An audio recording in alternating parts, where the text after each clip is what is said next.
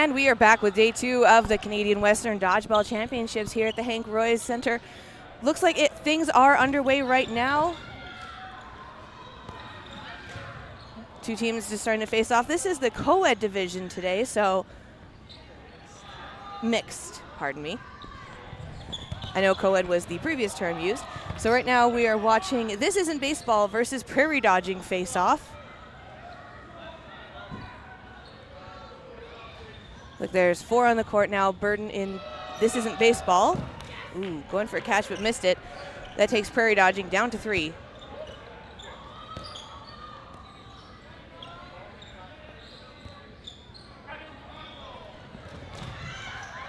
Nice shot from the center there on Prairie Dodging.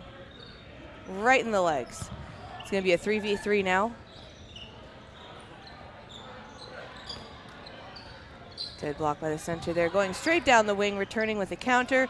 Just a little bit shy, but the ball remains on the court, giving burden now to not baseball.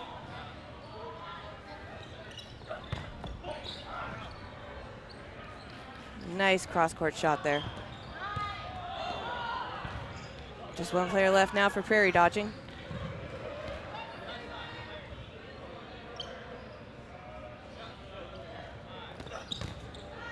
Nice big block up, but looks like it ended up being a hit. So that's going to be first point now on the board for This Isn't Baseball.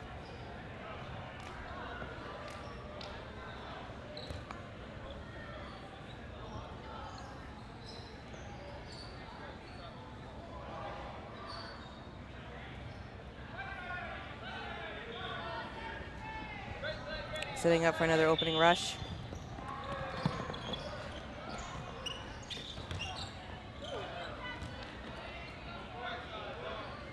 Looks like we got one hit off the opening rush right now.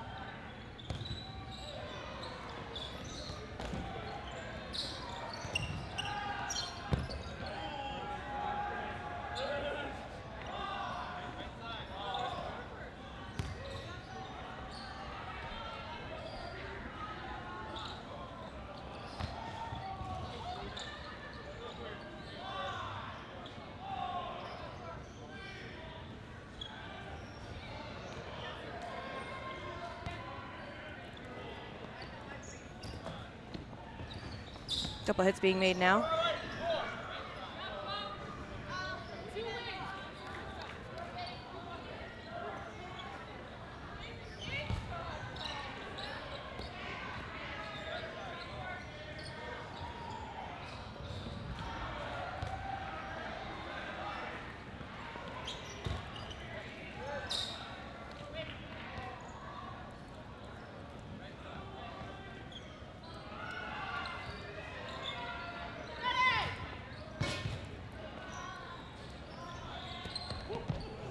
Oh, and that's a line out from the player on This Isn't Baseball wearing the number 55 jersey.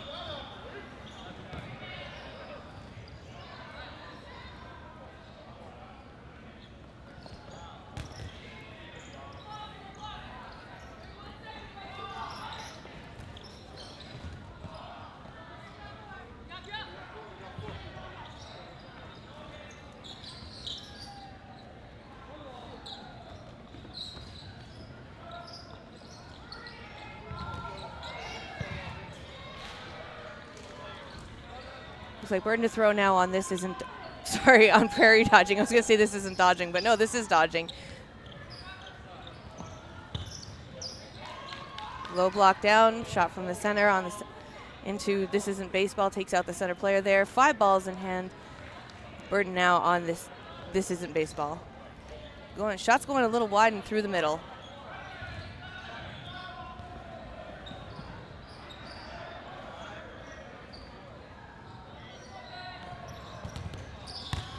Nice double counter there.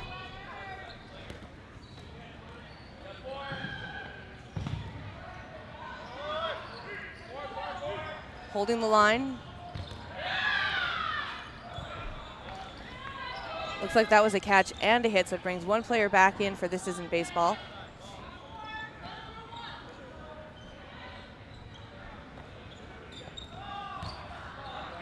Came up to the line with a little bit of trepidation there. Makes a shot, goes a little wide, misses the player, but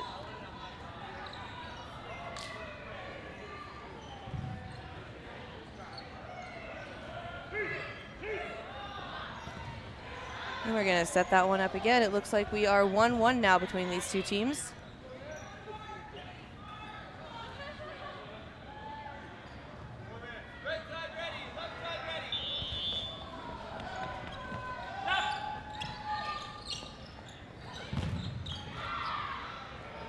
Nice hit off the opening rush there for This Isn't Baseball. They mean business now.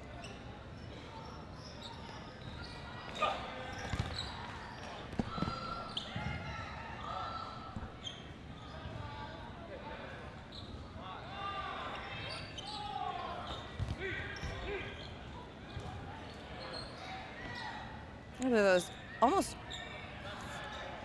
at least 3 balls being thrown over there at the wing for This Isn't Baseball. Manages to avoid all 3, making the play call, coming up to the line now. Catch from the wing.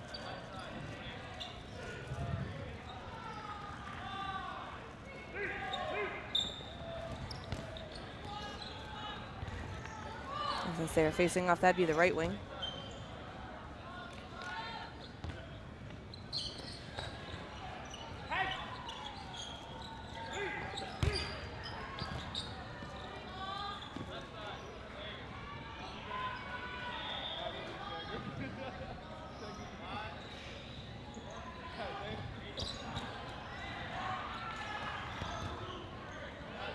Nice big wide shot there. That's going to bring 3 balls back in hand.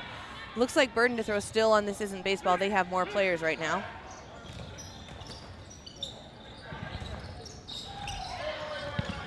Nice big dodges moving back, taking him to the activation line, or the back line.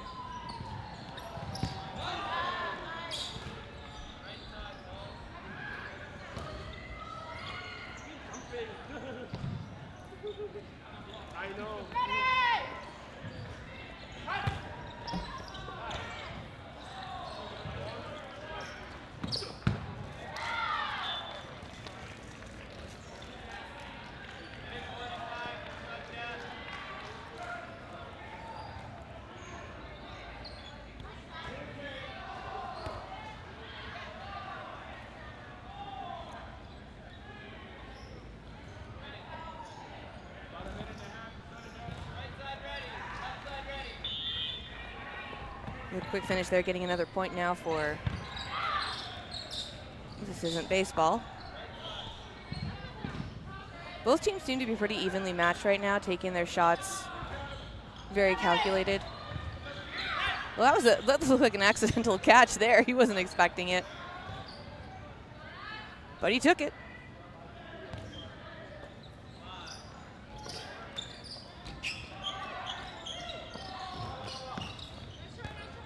After that catch, he seemed to be the main target, rushing out that attack line.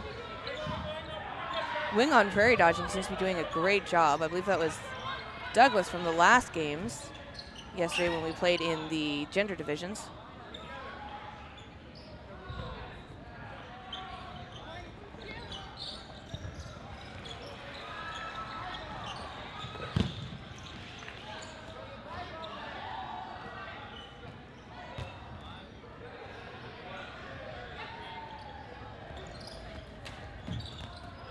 Nice dodges from the center there. They got 2 balls back on the court. 1 ball being thrown in now by the retrievers, 4 balls in hand. Burden goes to Prairie dodging with 3 players. They still have a full line up against This Isn't Baseball, going straight through the center. Nice rush to retrieve that ball, going up to the attack zone now.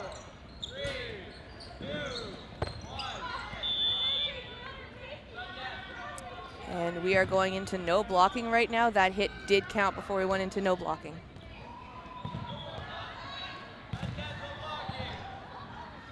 Teams resetting at the line.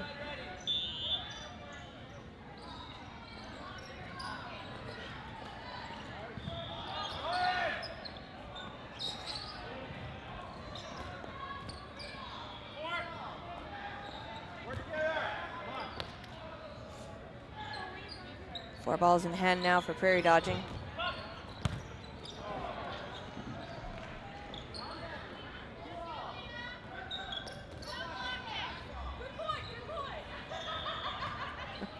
You can hear down at the court, they say no blocking, no blocking. Just a quick reminder.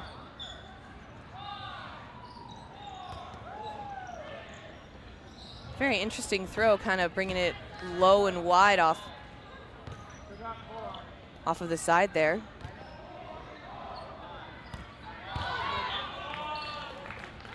But that counter shot after she throws gets her. Teams are going to switch sides, and we're going to change things up. Remember, this is a game clock running for the entire complex, so if the second half looks a little short, it's because we do need to keep time to make sure that everyone gets their full gameplay so we can start sending people off to the finals, which will happen a little bit later today.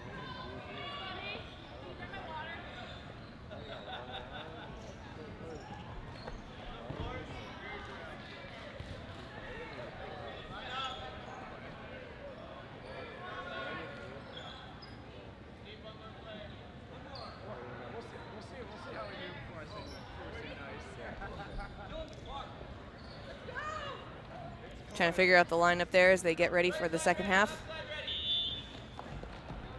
And there goes the whistle. Flowers coming in hot and heavy off of that opening rush, taking out the center player.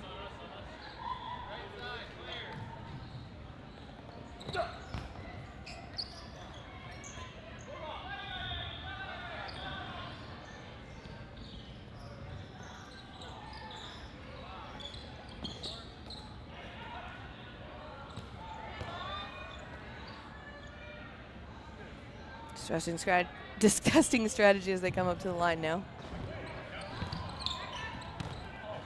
Oh, that was a hit on Flowers right in the, that was a toe tapper for sure. Jumping up to dodge that one. You see Prairie dodging, coming up to the line, 4 balls in hand. Ooh, taking out the wing. She could tell she was the target on that one. Luckily she got nice and low. Fortunately not low enough.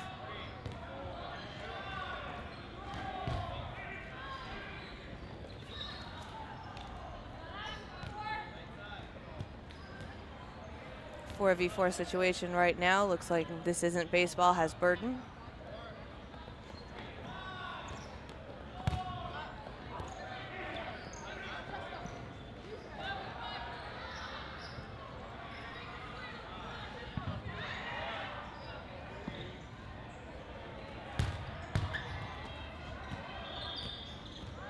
Wearing the number 55 Martin jersey, looks like they were the target for that one, manages to stay in.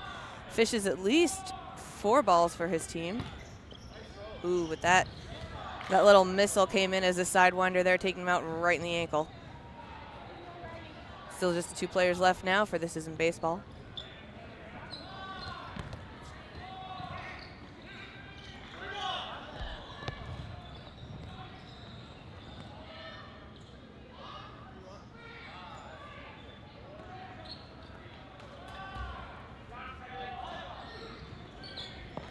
Well dodged by the wing, rushing up to the line, taking that counter shot.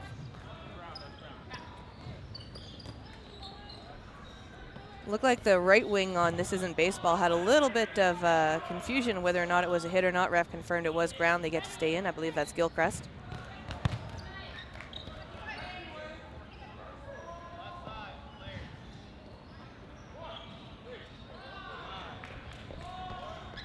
One before right now, giving away one of his balls, gets another one rolled back in. Just the player wearing the Martin jersey.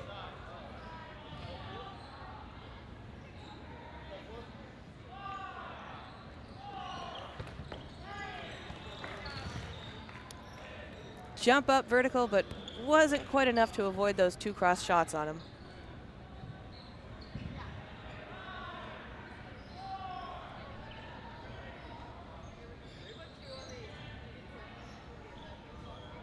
I see the clock counting down now. Looks like we have about 5 minutes left. This Isn't Baseball now has a 2-point advantage against Prairie dodging.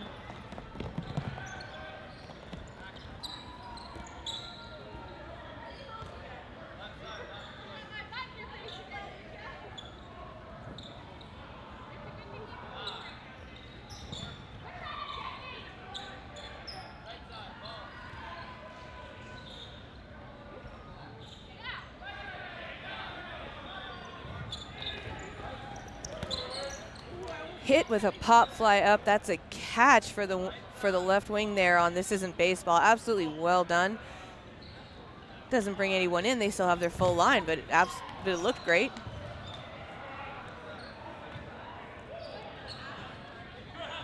Just messing with the ball retriever a little bit.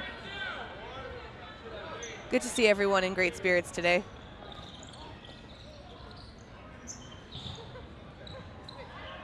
There is a competitive aspect to it, but as long as everyone has fun.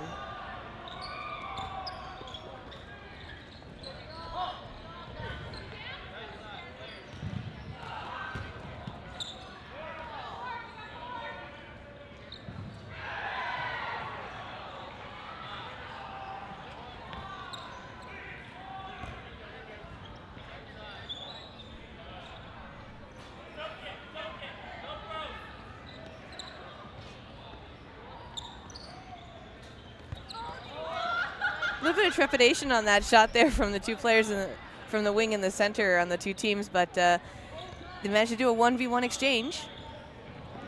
Still got those 5 players in now for baseball.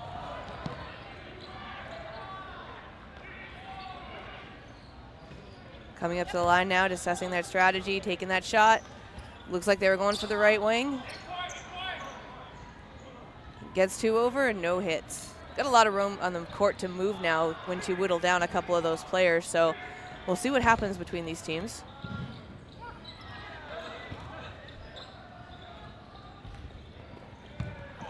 Going for the big catch, not quite getting it, but he did have that big catch in the first half though.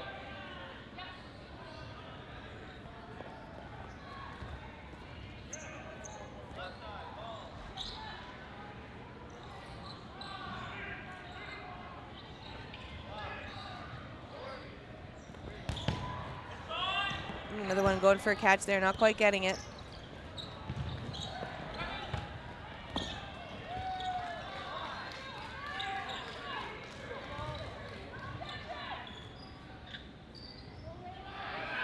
Managed to take that one down to a 2v2.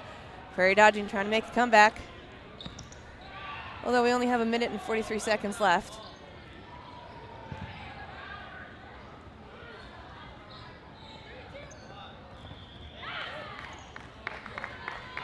Going for the block, not quite getting it. Passing the balls to his teammates, though. Teammate. Shot clock counting down.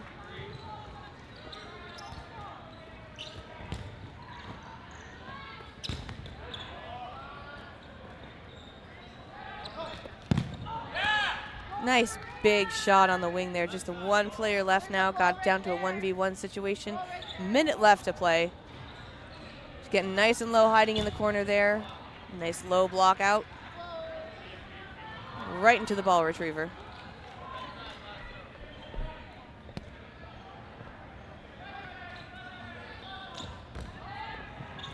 Going a little high, they get nice and low.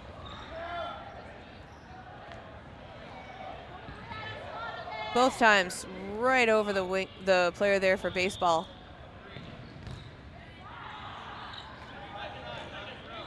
Blocks it down into the floor. She's backing up as far as she can go. Nice low dodge again. Huge whip off of that one. Goes for the catch, drops it down.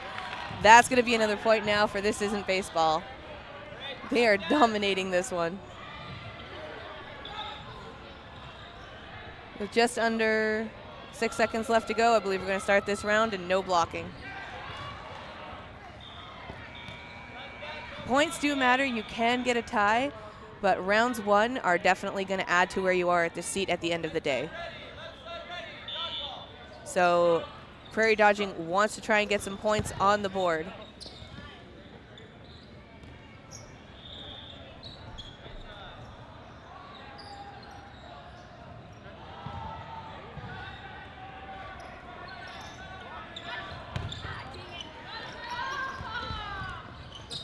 Nice big catch there from Prairie Dodging. Also the right wing on Dodging as well. I think that's Douglas, like I said. Nice huge jumps trying to avoid those.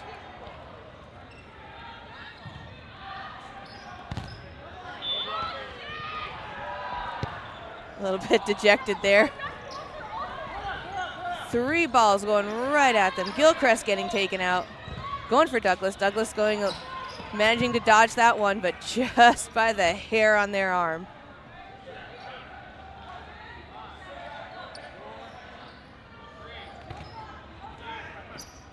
Burden now on baseball, goes for the catch, tips it into his hand, so Prairie dodging, gonna get themselves that 3rd point, closing the gap. This Isn't Baseball takes the win. Absolutely well done game. Again, very evenly paced, people trying to get used to each other. I think one of the things that they were trying to do is just work to their strengths, because they are playing, this is a mixed team, so trying to get used to each other if they haven't played before. Love the cohesiveness of the jerseys, and we've got some games coming up next. And coming up shortly on their screen, we are going to see who will be playing next. I know. Well, he made the jersey, so yeah. I know. So she was playing against. And there it is on the screen. It's going to be different area codes and the golden ratios. Stay tuned for that.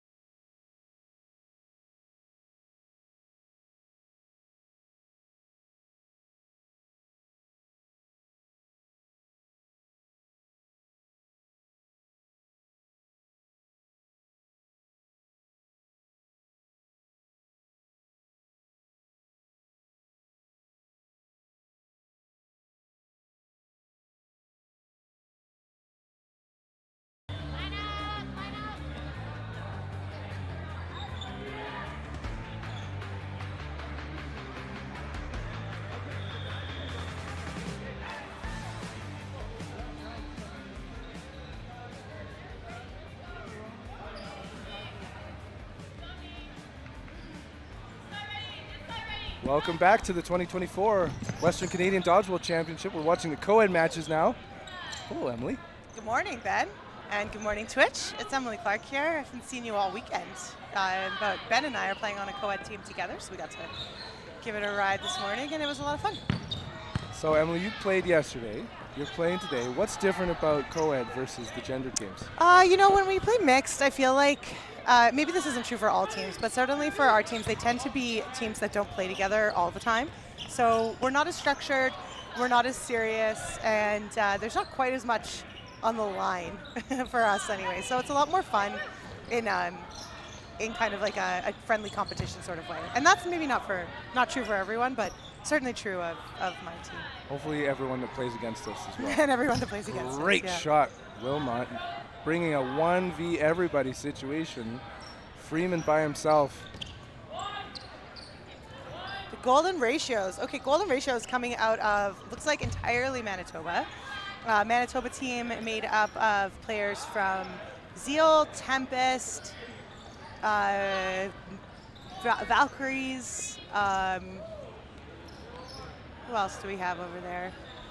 And then over here we've got different area codes, and as the name suggests, I can see players from Manitoba, Alberta. What I appreciated, yesterday Toronto. there was the 780s, and I was like, wait a second, I Nice. know that area code. Yeah, absolutely. And, you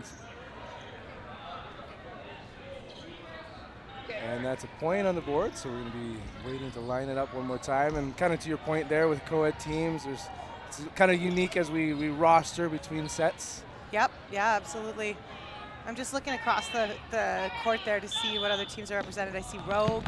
You recognize that Queen Bee jersey, don't you? Queen Bees, yes. For those of you who don't remember Queen Bees, that was a women's competitive team that was a bit of a Cinderella story back in Real Cup 2020? 2020?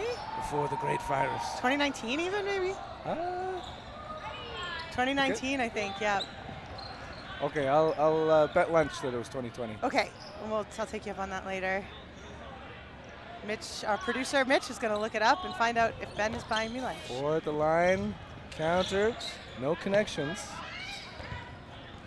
Kravitz hustles. Pump fakes in a very unique way to protect his teammate. Good work, Lai. Looking at these two teams here, it looks like most of these players represented in the gender divisions yesterday. Maybe a couple fresh arms on maybe 1 or 2 on golden ratios. And I actually don't think that different area codes has any fresh players. I think everybody had their warm-up yesterday.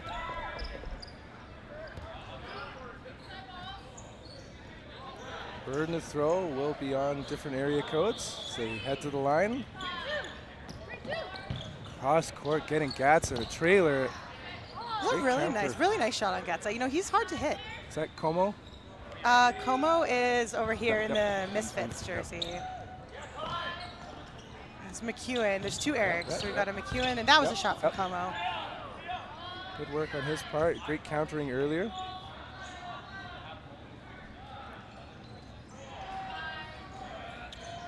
And they're at the line, cross-courting. Good ups, McEwen. Yeah, really nice ups for McEwen. McEwen was the recipient of a barrage of text messages last night trying to convince him to come out. And when he didn't come out, there was a targeted attack against his level of funness, which I admit ashamedly that I was a part of. All right. Back and forth, Como again with the counter and brings it in for a catch. What a nice finger catch there. You know, I'm scared that my fingers would simply break. But like shatter, yeah. But you know what you look to see with the catch a lot of the time, especially when those are coming in hard, is for your full body to get in front of it, and then you kind of absorb it with your body and trap it with your arms. But Como went outside of the center of mass there and grabbed it with his fingertips, and he seems all right. Queen Bees was 2020, and I owe Ben lunch. It's funny because it was your story. I know, it was my team. What can I say? My fans pay closer attention than I do. That's a great line. All right, just one player left from different area codes over here. She's looking to make a move. Como with the wind up and cross court, but did not quite connect. Birdie. 4 balls though, so different area code still has the bird in. Shot right on target, expertly blocked, And she she goes brings for it the in. touch. She does it. 2 balls in hand. That is not an easy feat. Takes out McEwen. Oh, that's not McEwen. That is his first name is yeah, I'll find him. Oh, that's no. At least yesterday he was. Boucher. That's no. I don't know. I don't know, it's Cote. I can't remember now. Good ups. Linford out of the 780 area code.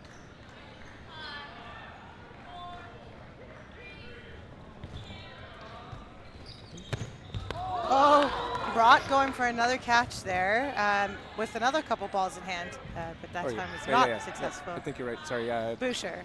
Boucher. That's Como. Como, yep. That was McEwen getting low. Some of you may remember McEwen busted onto the scene probably about 4 years ago at Competitive Men's, playing with the Golden Boys, which is part of where the Golden Ratio gets its name from, and or part of where the Golden Ratio gets its name from, and won MVP. It brings it in. Boucher, sorry. Linford. No, you were Como. Sorry. Yep. Como holding up the left wing is just unbelievable. Yeah. There's like the Another hits, the catch. counters, and the catches. Linford's got a really decent arm. She's got quite the throw on her. So in that one, you saw Como not risking his little fingies and getting right behind the ball, using his full body. And probably for the best, because you can only get lucky on so many of those fingertip catches. All right, so what do we have here? 2-0, I think, for Golden Ratios. 3-0 for Golden Ratios. Wilmot right up at the top there. He is not scared to hold the line, that man.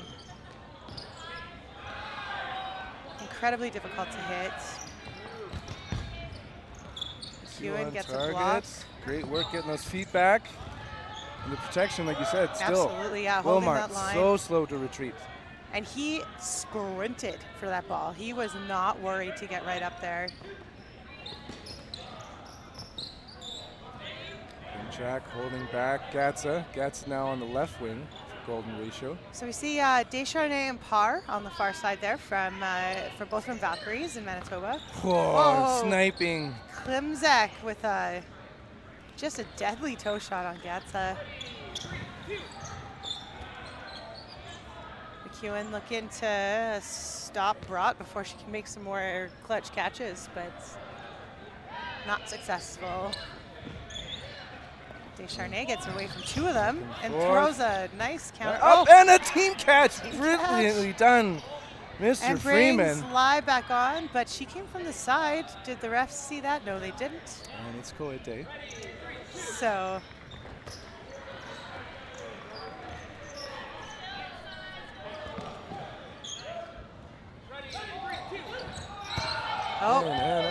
Klimzek getting looking for, I don't know if it was a block or if she was kind of deciding to make a throw, a counter, but it did not work. Oh, and Kravitz knew what he was doing there. Sends the hammer. Parr, Lay, looking for Sampson. All right, 5-3 now, and a good opportunity for different area codes to take their first seconds point. To go, and we're going to be at the end of the first half, and here we are. There we go. So we're heading into no blocking. I'm sure if you've been following us all weekend, you know that no blocking means that if a ball comes in any contact with you at all, including your ball, you're out. There are catches, so you can come back in, and this is the great equalizer. It's supposed to go quick. Takes away a lot of your defensive strategy. So this is a big time for different area codes. Going for the catch. Nope. The hero from earlier wasn't saved. Lay was looking to see there if she could make it happen. And now we're even up, 3-3. Oh, Wilmot getting himself and his ball out of the way. Sampson in his super speedy looking shoes. They'll be popping on camera, I'm sure. Absolutely. They match his tights. Oh, Jeffrey's looking for a catch. And Samson seeing the getting it. catch right there. 1v4. Gatsa joins. 5 balls to 1. Kravitz is going to have to get the heck out of the way. Or Oh, make he a catch. almost brought that first one in. You know what? He got Wilmot there. Like, he took a nice early shot, got Wilmot, and then, yeah, just couldn't bring it in time. So we're looking at a 3-0 lead for Golden Ratios as we switch sides for the second half.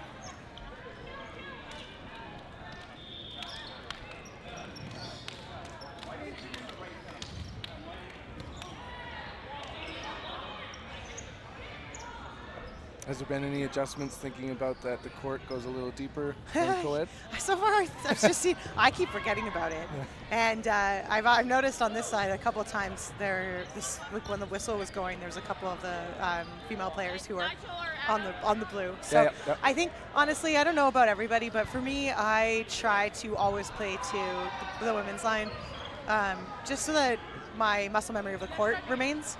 And it helps your reactions get a little bit faster when you've got those hard throws. And at the level of competition that we play at, some of the throwers that we play against in gendered are just crazy anyway. So, I mean, I don't think anybody would argue that there's a few female players who throw just as hard, if not harder than the majority of the male players out there. So we just kind of go with the flow.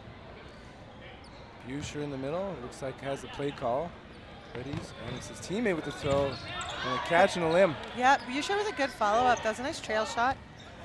Sometimes those players will make those trail shots. It's you first throw to get the player that you're targeting to make their move, and then the second throw is to find them once they've made that choice and they're a little bit more static.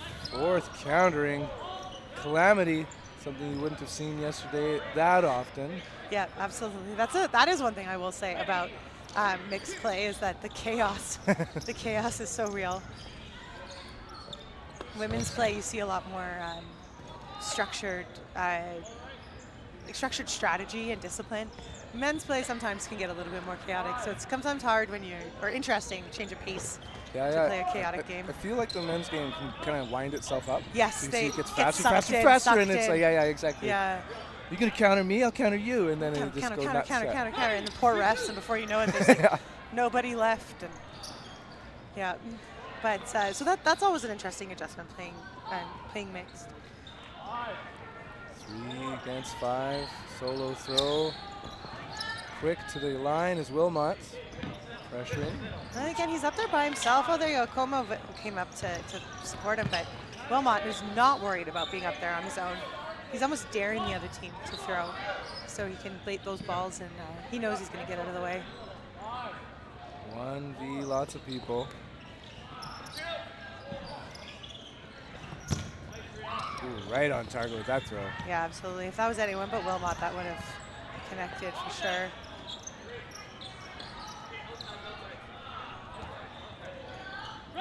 Yeah, 5v1 is a scary place to be. Head ups. Busher to the line. Pump fakes, and he's targeted and eliminated. Yeah, he was looking to get that to bait that throw, but he just wasn't quite ready to block it. Those situations, it's okay if he's throwing at you. If you're throwing back and you both get a limb, it's a perfect trade situation. And here we go. Renner Bourget really did a great job there. He brought the numbers down a little bit. He was working hard. That's not an easy place to be. You do have a lot of space on the court, though. Lots of opportunity to move. Nobody in your way, not stepping on any of your teammates. Less than 5 minutes to go in the second half. Let's see if we can get a point on the board for different area codes. Busher and McEwen taking the opening rush. I don't know if different area codes. I don't think different area codes has really had much of an opportunity to play together or even play against each other. I think that might be one benefit or advantage that Golden Ratio has, is that they're all from the same province, and so if not the same area code. Yeah, the same league. So they've all played against each other, played together. You can see there's 3 Misfits jerseys on the court. What was that? Busher trying to see if he could pop the second ball back, I think, with his ball for a catch, but instead he just threw away one extra. And I'm not sure about the rules there, because if a part of your body is the ball and you use the ball to boop it, but that ball hits the ground. Busha looking up at the commentary box like, it was worth a shot. And you know what? Survey says, we agree. It was worth the shot. Yeah. Good. Ops, McEwen. Como. Yeah, McEwen, he was planted. He was not getting out of that way of the ball. He was looking for a catch. But a little bit more heat on it than he expected, I think. 4 heading to the line. That's a hard on target. Yeah, Gatsa, I don't know if I don't have his little fact sheet nearby, but I imagine that man's been playing dodgeball for the better part of a decade and a half, and certainly knows what he's doing on court. Number 4 over here from Queen Bee's Par, actually a childhood friend of mine. We played softball together growing up, from when we were about 9 until we were about 24. So yeah, she's a really amazing softball player and just a really nice person, a really good friend. Here we go, hose. Oh, we read area codes. Coming up to the great work. Coming up to the box. Good there, catch, Como, as we focus. And looking for a catch. They didn't make it. Kravitz didn't get it. Busha right up to the line there, and she took that cross-court shot. It was a pretty good one, but she did get tagged. Someone just popped by to tell Ben that he smells nice. Boucher, and the trade situation works in their favor. And they're good to go. Right up to the line, and it worked for him this time. 5-0 now, golden ratios. Down to 2:02 remaining. And we're looking for different area codes to see if they can avoid a shutout here in the last 2 minutes of the game.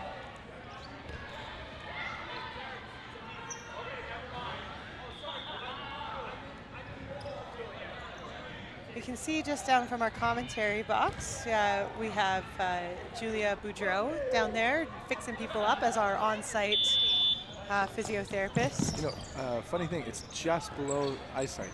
Oh, people can't see. So Well, it's the perfect spot for well, them. then let me describe it to you folks at home. Julia Boudreau's down there. Up they go to the line. Oh, Wilmot looking for the catch. Hard to make those catches right at the line, but you know that catch came from the back line, so you had the whole court.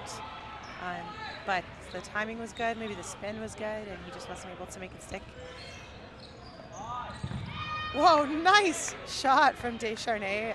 That looked like I thought she was going to throw a totally different direction. She was looking straight ahead to the left, and she released over to the right. Seemed to surprise Broad as well. And again with a well-timed shot. Descharnay representing from Valkyries at home in Manitoba. There are 2 Valkyries teams, one from Manitoba and one from Ontario. And Par looking for a throw, a little bit high.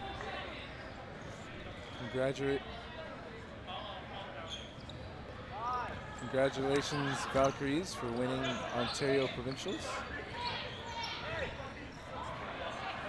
Valkyrie winning Ontario Provincials. Manitoba is Valkyries and Ontario is Valkyrie. I have a Valkyrie jersey, so I should know better. I have a Valkyries jersey. Up we go to the line. We've got our, and Descharnay with a block. And perfectly bounced back in court. Oh, and Freeman taking a dodge and blocking or screening his teammate who got tagged on the toes. Oops. Looking outside of that little jump. See, you want to avoid the screen, but it's nice to have that player hanging back because that ball is being decelerating once it's going past the and you know you can target. looking for a team catch. But it can be a little bit difficult for a screen, especially if you're a shorter player and you've got taller players in front of you. Yeah. Screen versus shadow. That's ends up being an advantage to a disadvantage very quickly. Yeah, you want to make sure you're staggered just a little bit so you have reaction time. Came in for that catch. Line of sight. Hey, Okay, well, do we think area codes maybe brings it in? Oh, Gatsa. Good so far. It's down just to Samson to see if he can turn this into a shutout for our golden ratios.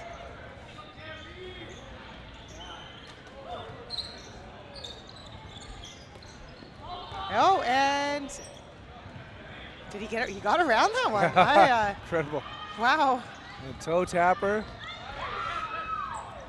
You know, Samson is a squirrely man. He's hard to hit. He moves quick. Got some curves to those too. Now 1v1. Yeah, there he goes. Oh. And he is lining it up. Some line. Waiting for them to pick up And the ball. a great tag, and it Went ends for the up ball. being a shutout. Good game to both teams. Thanks everyone for being with us here this morning as we watched our mixed matches. And Ben and I are off to play, I think on stream, so we'll see you in a bit.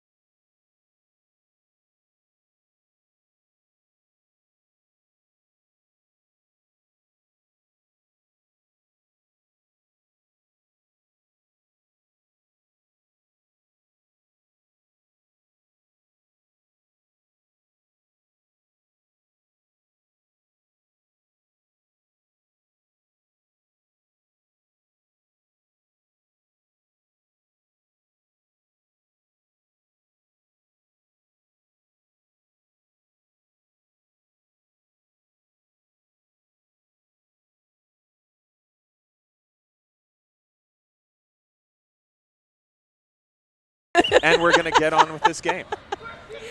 That's why it's the fun day, right? The reason why I'm never on the mic is because I don't have a filter and I don't think before I speak. Why did you let me have a mic, Mitch? Because you're working on that problem. I am the That's problem. the difference between you and me. I don't want to change. That was a sweet opening rush. A couple of balls being exchanged off of that first one, but I like how they got kind of low and were like, holy crap.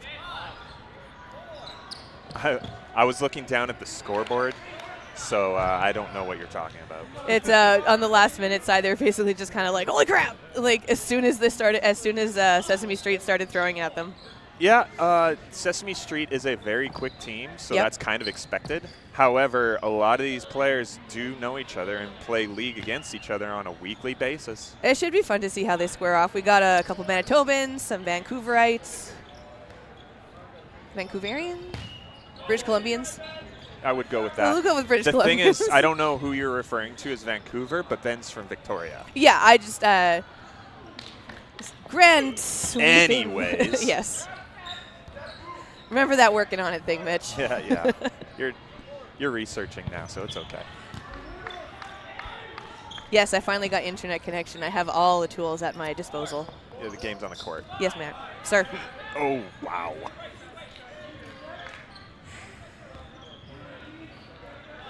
Ooh, all balls in hand now for Sesame Street. Tometa was the target there, but Treebeard returns fire and takes out Ferris on the counter. As much as he is a loose cannon, he knows when to throw now. Ferris did not see that one coming. I don't think Treebeard is a loose cannon. He just has low communication skills, but he is very precise at what he does. If he's not communicating where he's throwing, that makes him a loose cannon. Touche. It doesn't make it a negative term per se.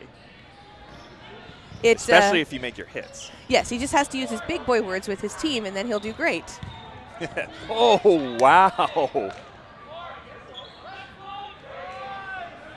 That was quite a counter.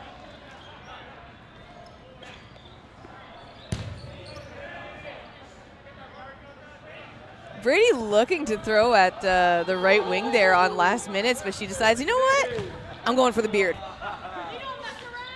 Beard is the most dangerous player on the court right now, especially if you leave him too long. I don't know. He's getting up there in years. He doesn't move quite like he used to. And he will fully admit that, which means I'm allowed to say it. Yes, but how many players in this gym right now would not be able to say the same? True. Very true. None.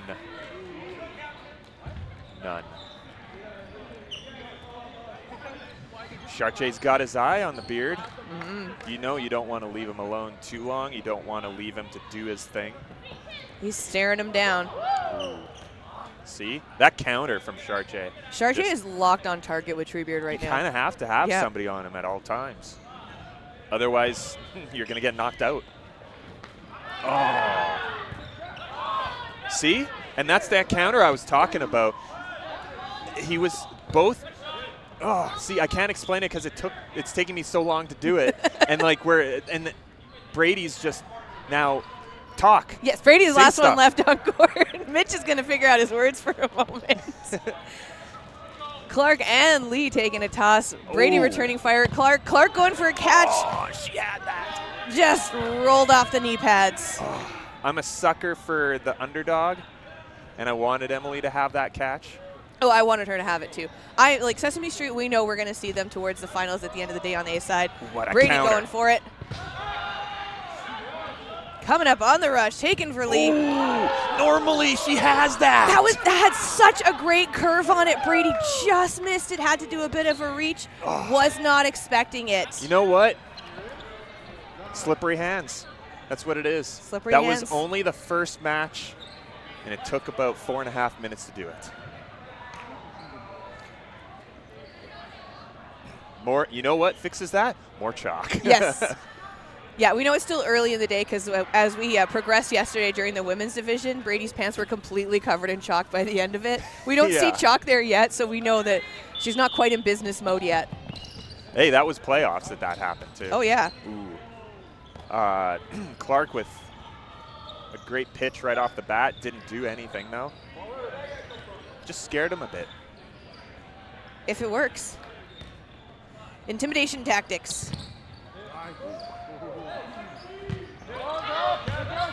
Pop fly catch by Mr. Ben Johnson there. Yeah. Yeah. Oh, yeah, he pointed at. Was he pointing at you or me? He was pointing at us. Oh, okay. Clip it. Oh, double. No, Rex, you reached.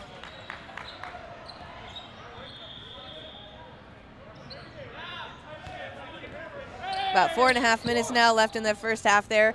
First point on the board went to the last minutes.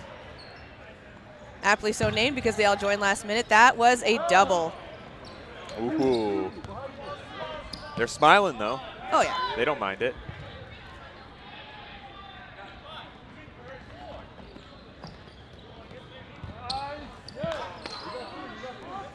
McDonald looking to go for a catch there. Had to do a little bit of a skip, pops it up into her, but doesn't connect. Just Morovic and Brady left.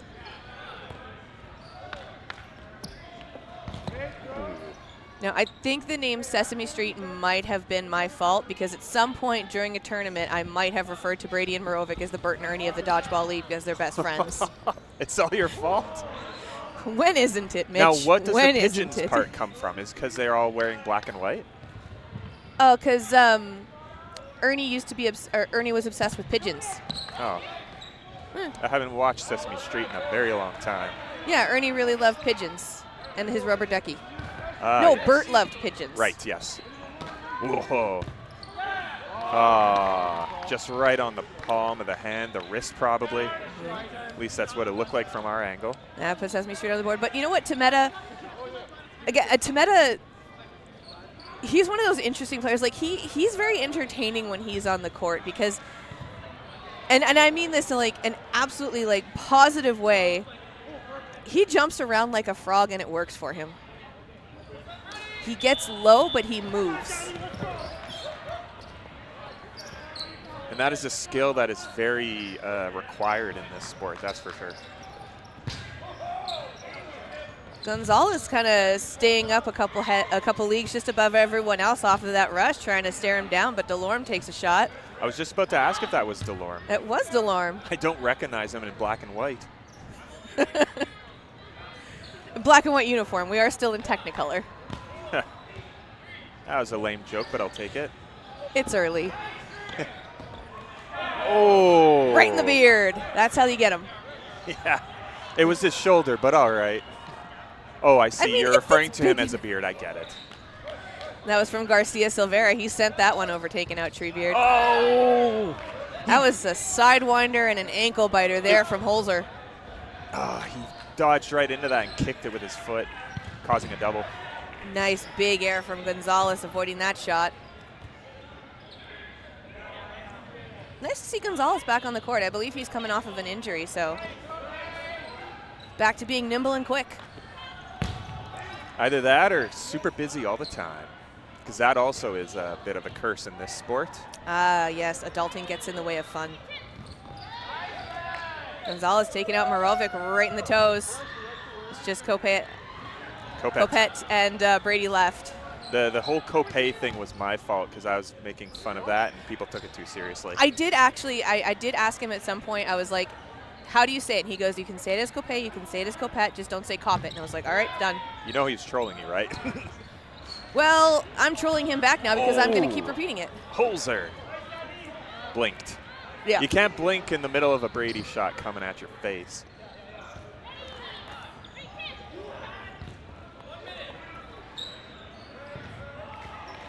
To be fair, though, I don't think I've ever seen that Holzer wide-eyed. So you can't really tell if he's blinking or just... He's happy to be here. Squint and a miss. Oh, they waited too long.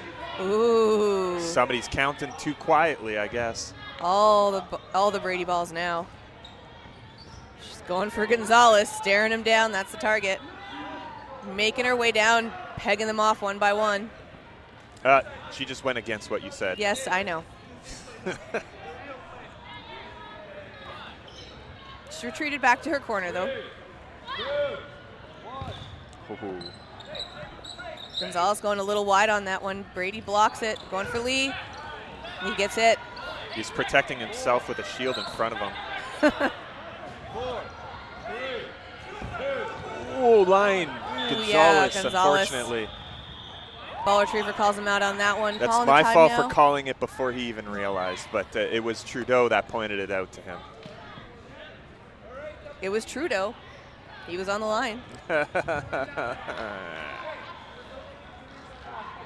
Anyways, going into the no blocking, we got a 1-1 tie right now. This is, honestly, this one's kind of anyone's game. I don't, you know, both teams are doing really well. They're playing really hard. Ooh, dodged right into that one. Probably hit it with his fingertips or something. It almost looked like he was jumping for the catch. Oh, there. what a catch!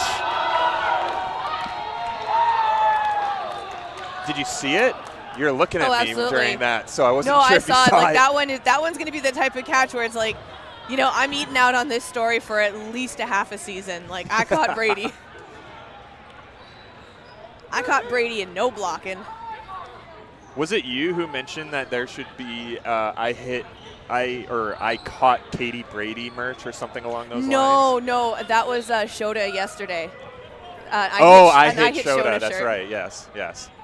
Well, that kid's becoming mean, popular in his own right. So if he starts his own merch line, who knows? I was gonna say, like, let's add it to the merch store.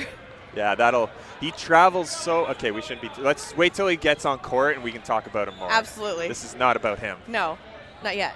We can eventually make it about him. Absolutely, but right now we'll focus on Sesame Street Pigeons taking on the last minutes going into that second half. Oh! Yeah, that was slide out. That was great. Kopet That was going almost down. a no-look catch. Kopet staring down Treebeard, but Treebeard takes out Kopet. Cross-court shot from C.R.E.A.M.I.T taking out Treebeard as DeLorme gets hit out. Whew. Those are some fast shots. This is an absolutely wild game for this early in the morning. This It's not is early wild. anymore, is it? It's early enough. It's 9:15 Central here On in a Saskatoon, Sunday. Saskatchewan, and Sunday on a long weekend. Oh my goodness, why am I awake? Dodgeball, that's Because the you answer. love dodgeball, Mitch. Oh, Garcia Cervera Yeah. almost risking his life for that extra ball. But Mr. Johnson wanted it, though. Oh, he kind of gave up. Yeah. Johnson was just like, He was trying to bring it into the bread basket. yeah. Bounce right in front of C.R.E.A.M.I.T. It's just Tometa left, going full Froggy style when he gets down up on those knees and up again. He's got the leg power. Greninja. He is a ninja. He is a Greninja, yes. All day yesterday, you keep making Pokemon references. This is the game for it with his Greninja. Yeah, it's his style. Just doesn't have the long tongue, which would be really weird. Okay, moving on back to the game now. It's a 3-on-1. Tometa went for the block, but Garcia Silvera takes him out. Second point now for the Pigeons. You know, I'm not going to call this a fault of Tometa's, but he makes him being hit the most anticlimactic moments because he's such an honest person. Even the most simplest of shirt skins or short skins. I felt and it he knows breeze he was past the hit. hair Yeah, on my exactly. arm. My leg hairs tingled. I know I was hit. I wish it was a more cooler hit, but honestly, he's such an honest player. It's cool to be honest in dodgeball. Cheesy thumbs up. Doesn't make any highlights when you're hit, though.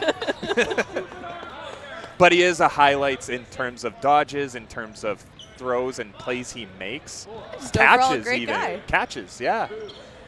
Ooh, last minute staring down Silvera. He was right up there in the attack zone for a while. Oh. It was You're going to have to explain to me what happened there. I think that was a catch by Brady. I'm not 100%. But Yeah. she went down and kind of brought it up and was just chilling there on that recliner pose. I saw her. Ferris going low for that one, getting hit out by Mr. Johnson. I saw the end result of it because I looked down, so I didn't see the whole thing. Yeah, it just ended up in a really cool pose, but that's where you clip that. Well, I did. Okay, good. That's why I was like, I'll see it later. Mr. Johnson's got 2 balls. He's putting his number on Garcia Silvera. Going for the catch, a little short right in the knees. Ooh. You gotta love the drop on Ben to try and do that, though. Holes are going for the drop catch, too. The thing about Garcia Silveira is he's always going for that catch, but he always dodges out of the catch if he needs to. You know how he almost does that matrix dodge. Yes. Right? And I don't know how else to explain it, but you see it every tournament he's at. He's playing that top type. I believe it. Yeah. Like, yeah, I was in Ontario a couple weekends ago, and same thing. Their provincials over there, he's not lazing about on the court. He's always top of his game. He's in and he's doing it here too, even though it's co-ed, and you can kind of like relax a little bit because it's co-ed and fun. Well, he can relax right now. Yeah, well, that's because he's not playing, taking a break. Yeah, exactly. I mean, that's different. He's no, lying. Look at him. He's shagging like the ball top retrieving. shaggers. I'm sorry. He's ball retrieving ball like retrieving. the top ball retrievers in the world. And yet, like, he doesn't give himself time to breathe, and it's absolutely amazing the stamina he has. I think that he's kind of in that mindset where it's like, I can't reset back. Like, I need to go at all times, because if I stop, I stop. Sounds like a drug addict in a way, huh? I'm sorry. Mitch with the filter. All right, back to the game now. Looks like Sesame Street Pigeons still got a 5-on-1. Ferris taken out. Not sure who did that, because I was trying to make sure we don't get censored here. Garcia Silveira is a dodgeball addict. A dodgeball addict. Nice save. Love it.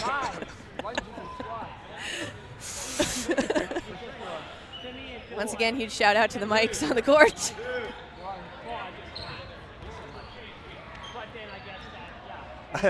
I believe the conversation between Garcia Silveira and Riel Wilmot is being heard on mic right now. I don't know what they're saying, but they're right by the microphone, I just realized. Yeah. Oh, Treebeard's a little slow getting back up there, but he manages to avoid that one. Still a 5v2 right now. Sesame Street Pigeons with that burden. Number on Treebeard by Kopet.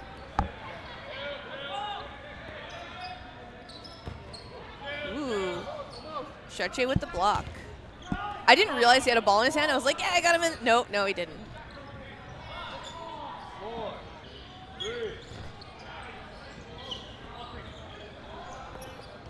Ooh, that's a thread in the needle moment right there. Yeah.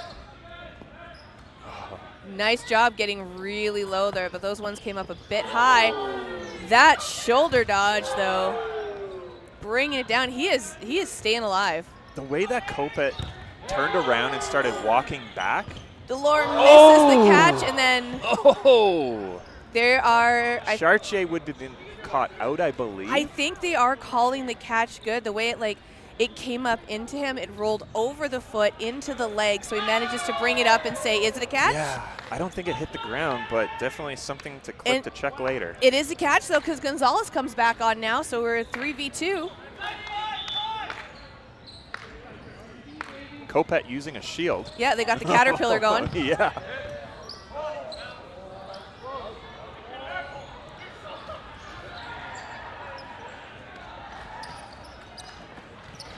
Kopet going after Gonzalez. Gonzalez, no, I'm good. I'm safe. Gonna love that when they have the balls in hand, they flip them up like, safe. Stop looking at me. Sorry.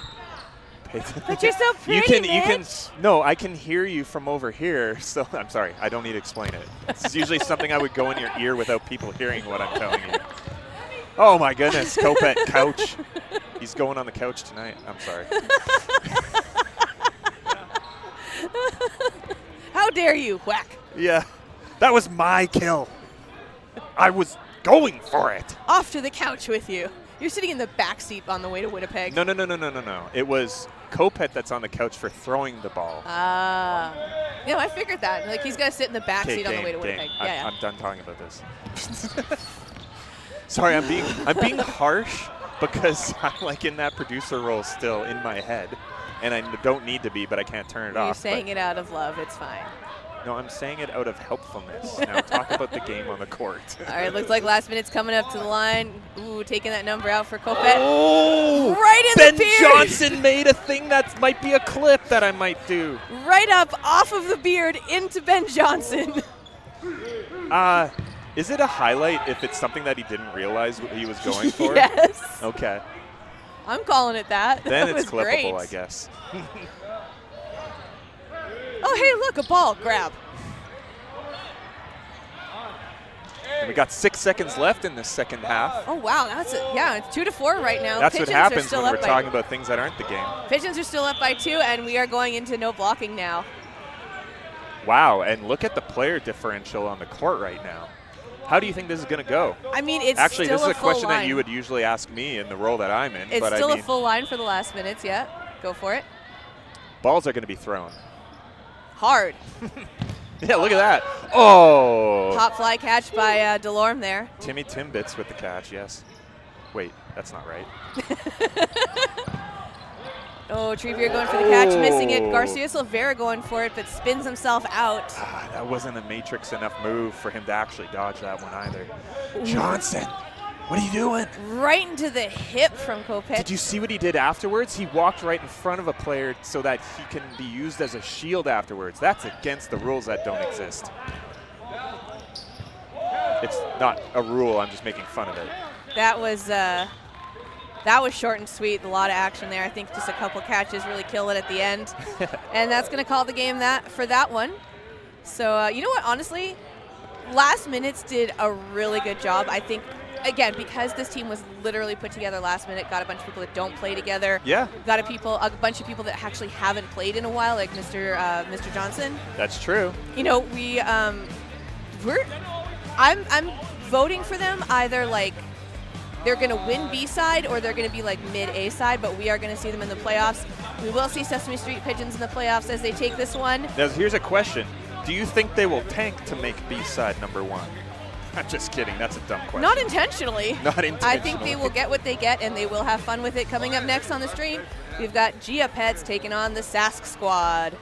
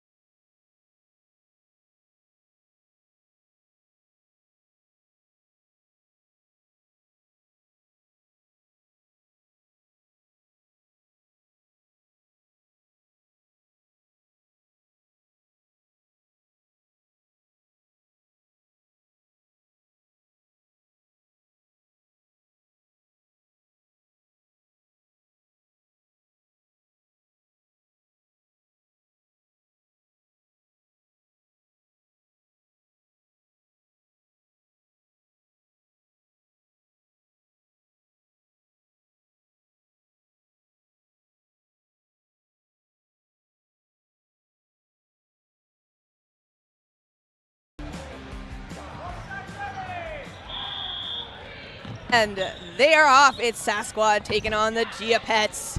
Obviously know who the SASK squad is. They are wearing the Saskatchewan jerseys. G.A.P.E.T.s, not sure where they're based out of, to be perfectly honest. Mostly Calgary. Ah, okay, that would make sense. So it's G.A.P.E.T.s after Gia Bader. They are the main person on the team there. And right now we have someone putting on a headset, and we are joined by Mr. Pete Decker. Hello, everybody. You gotta put your mic a little bit closer to your face. Okay. You want to eat it.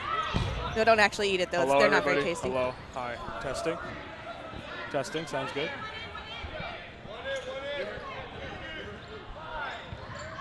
Okay, I'm basically eating it now, Ben. We told you. Okay. All right, so we got G.A.P.E.T.s. All right. We got the G.A.P.E.T.s taking on the SASK squad. SASK squad down to 2 players now. Okay, so we're here. Yes. This is, well, it looks like a little bit of some SASK people. The other team is all SASK mostly.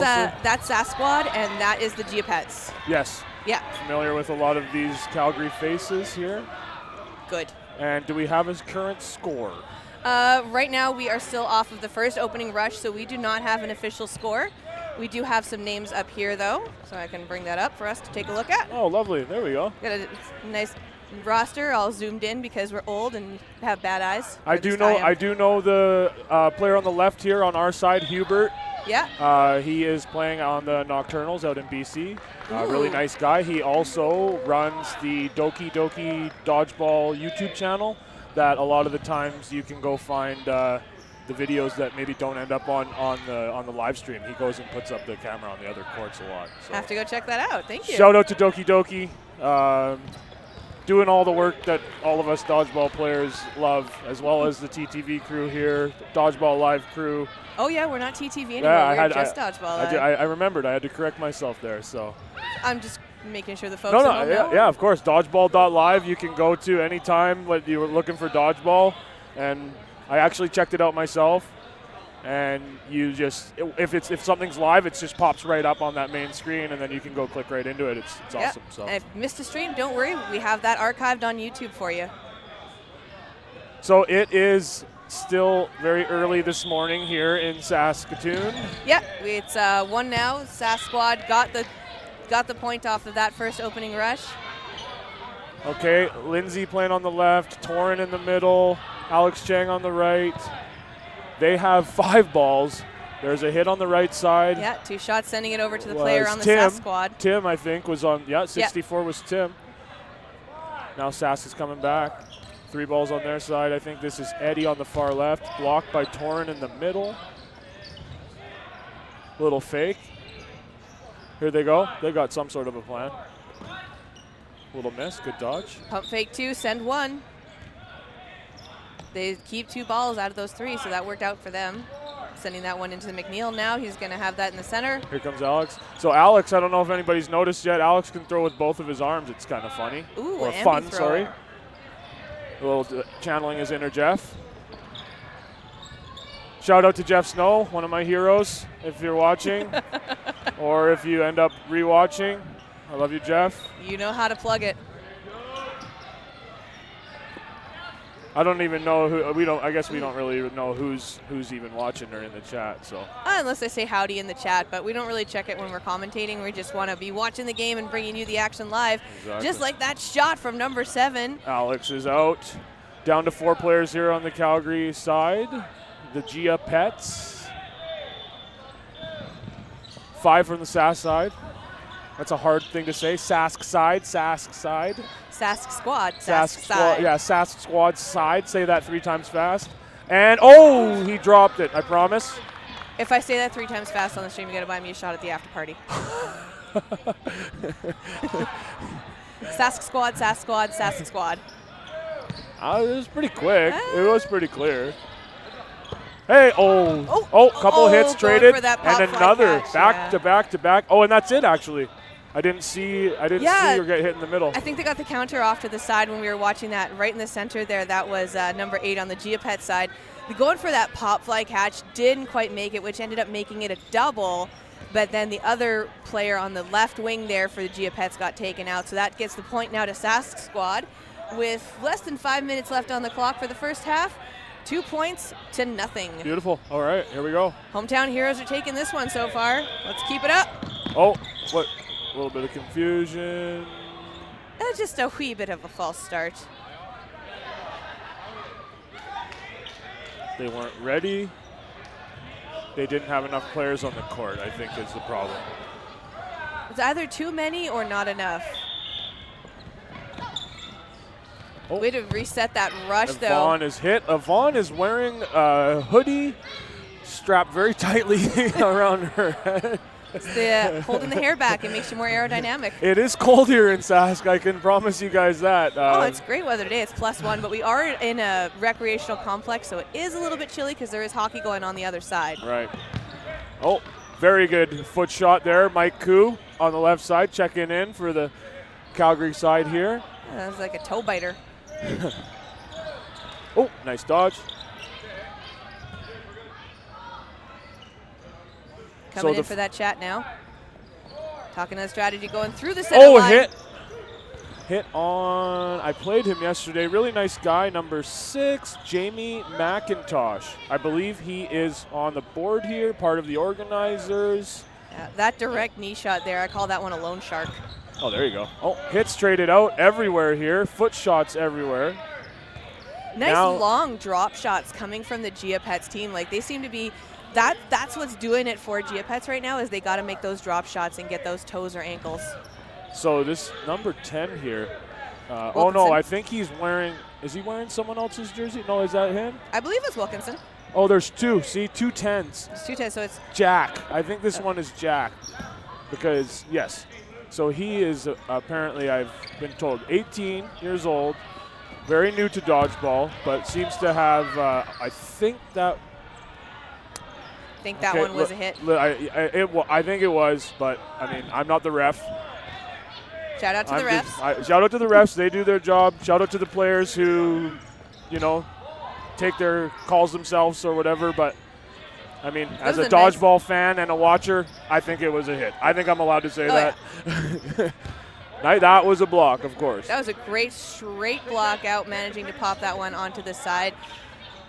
So what I was going to say, this is kind of exciting. So it's kind of exciting, but I was trying to give this Jack guy a little shout out. He's got this crazy underarm throw that everybody seems to be talking about. He's like a fast pitch player and 18 years old, so people are fairly excited about how he's come in, and we love that in dodgeball. We need get them while they're young. We need to get more young people into it, and so we can continue to grow the sport and stuff. So anybody out there watching, tell your friends. Try and start them young. Just try and start a junior league in the city. It's a great way to, keep the kids off the streets, get them to play dodgeball. Oh, yeah. Just want to comment, Hubert taking his out there. Yep. I personally didn't think it hit him at all, but there we go, a display of honesty. Got to appreciate that. Yeah, it's what we need in this game. It goes a long way. Otherwise, you might end up on a random page that calls it out. And you know what? People will clip that, too. Not even just like someone on social media taking it, but someone will clip it and be like, hey. It flies around in group chats, you know what I mean? Like, this community's so small and everybody knows everything. So dodgeball gossip flies as fast as the balls. You got it. So it's honestly, when I started dodgeball, they said, when in doubt, just go out. And I think that people should really just live by that. And, I like that. Everybody would play, games would go better. All right, so we're down to 3-on-3 right now. Burden to throw on SASK squad coming up to the line. There's that whip you were talking about from Jack. And quite crazy. Like it comes out hot. It's not like it's not a fluffy one. It's not a fluffy.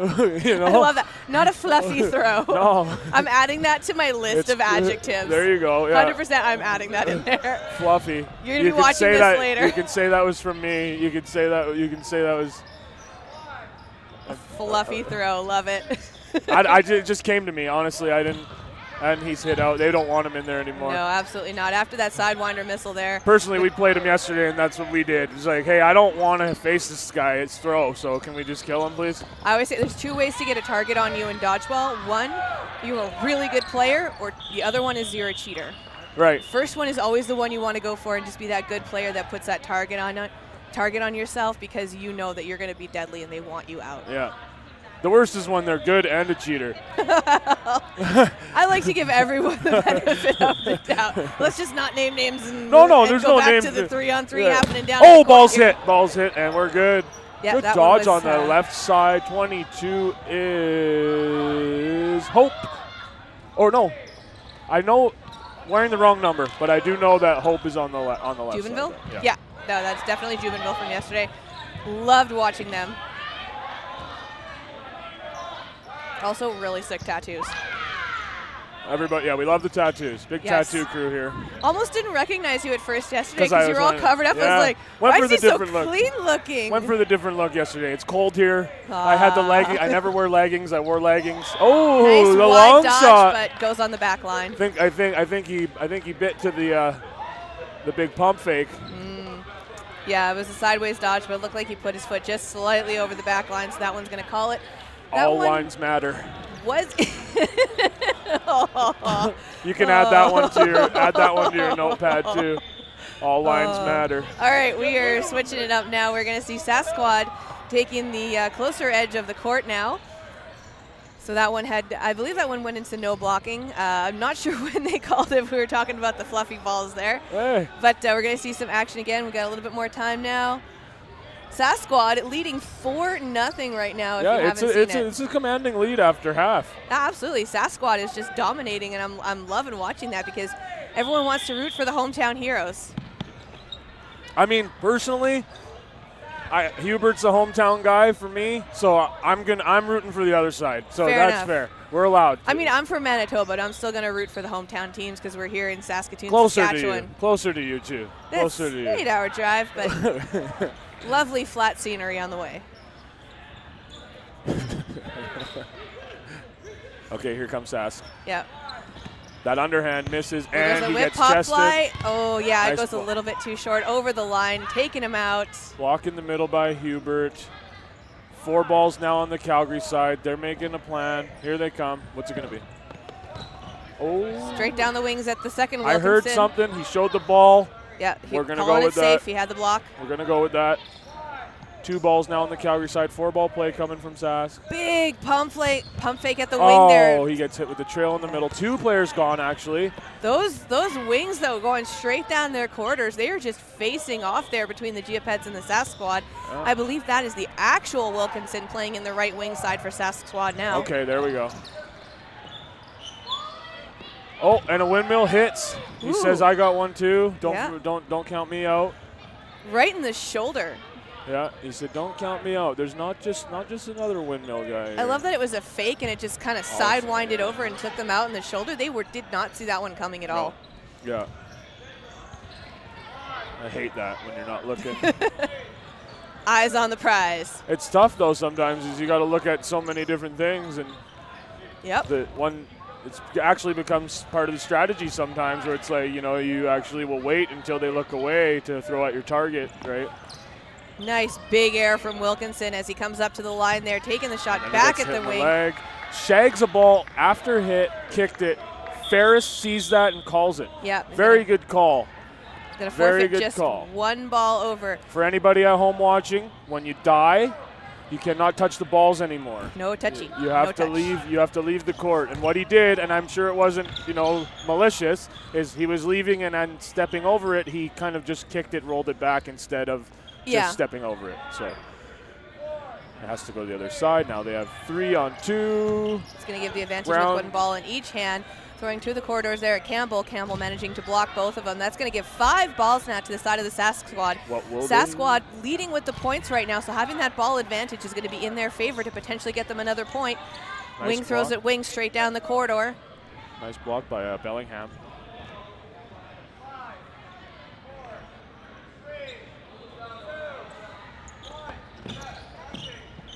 Ooh, very close to the front line by Lindsay. His toe almost slipped out. It's important for bodies at this point in the game. Quick on the retreat. Absolutely well done for that. Good block. Nice big block by Campbell. We hear a whistle. Oh, they whistled all the balls over. They didn't throw in time. Oh, so again, that burden is going to go now to the SASK squad. They got 2 players. They got 3 balls each, thrown at the 3 players on the C.R.E.A.M.I.T side. And he dodges both. Yeah, they were going for Elliot there. Lindsay, I mean, sorry. I think it is Elliot Elliot Lindsay, Lindsay. yeah. Either or. Well, I mean, last names are usually what you see on the jersey. So. True enough. True enough.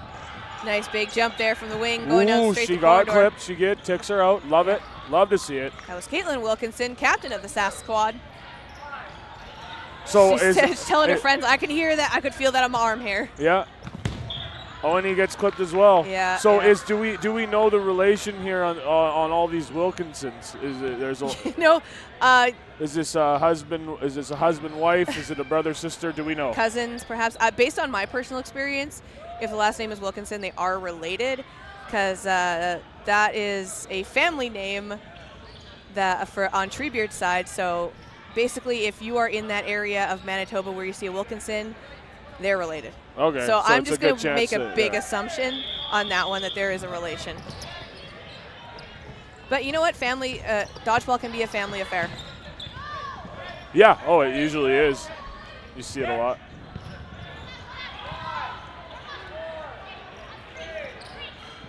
All right, we got that full lineup there still for SASK squad. SASK squad had, I believe, 5 balls in hand, sending 2 over, taking it down just to 3 now for the C.R.E.A.M.I.T. Are we missing a ball? Oh no, there it came in. Yeah. There's that whip 2 again. miss. Mike Koo pressures. Big hit in the middle. Nice cross-court shot there. Oh, not looking, and he goes through his legs. Yeah, it's safe. It was ground.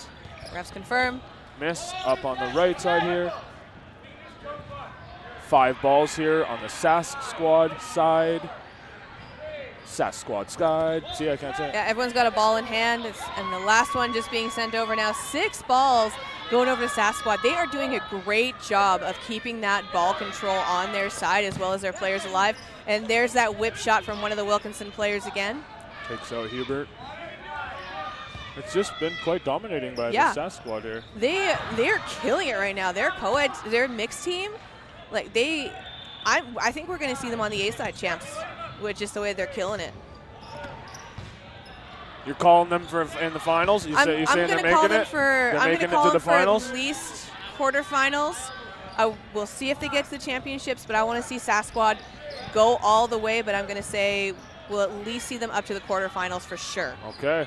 You heard it here, guys. No pressure. Stay tuned in. Stay tuned in if you want to find out. Root for those hometown heroes. Come on. Nice low Mike Koo whip shot gets the again. clip. Wilkinson, big dodge over to the side. 4 balls here for SASK squad side. 2 Picking players. up that wing position with Campbell on the other side. Oh, loose ball on the court. Maddie's going to kick it away. 4 balls in hand now, again with that ball control.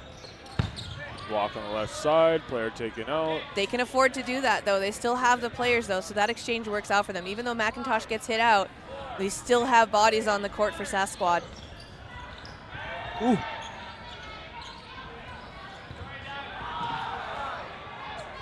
Okay, ball shagged in finally. Here we go. Retrieved.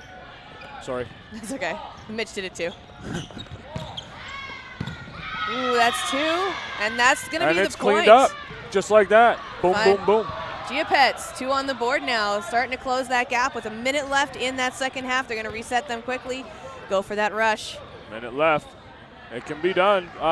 It's got to be quick. It's got to be quick. They got to get this point really fast.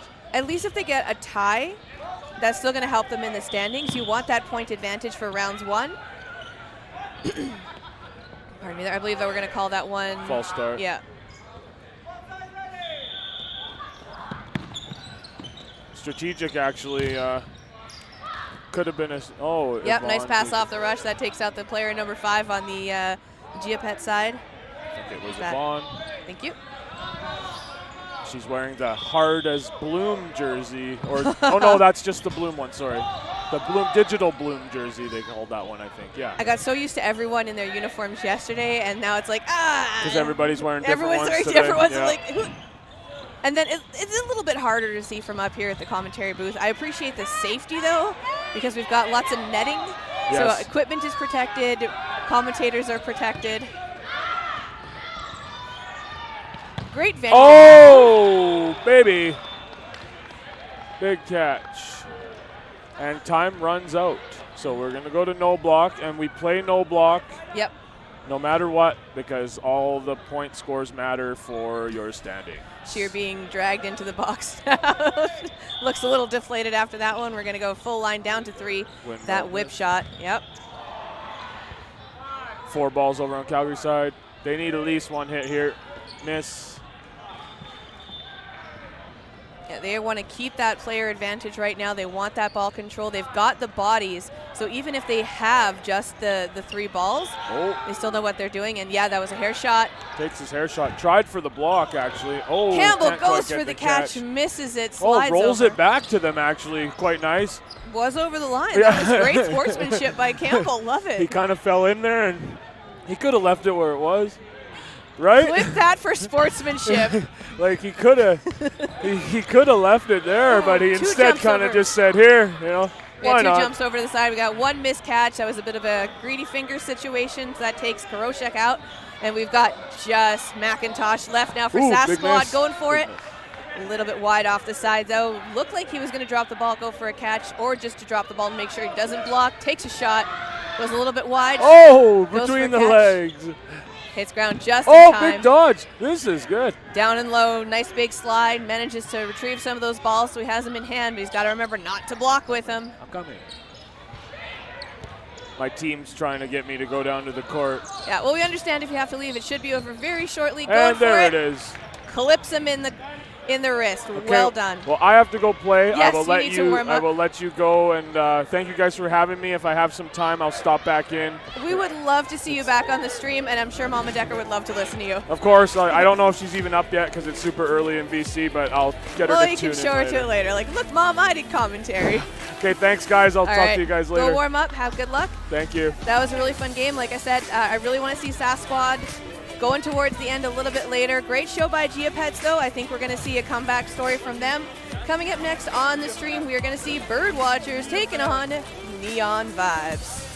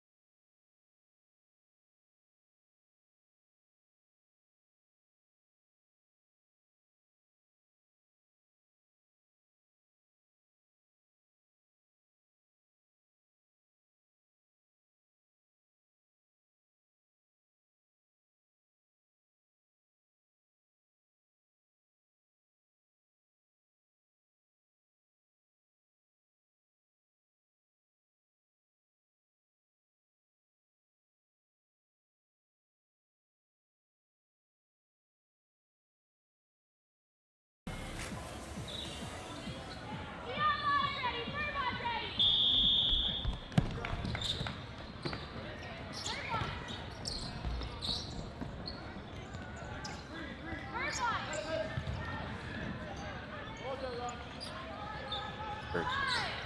All right, we're back. We're taking on Birdwatch, going after.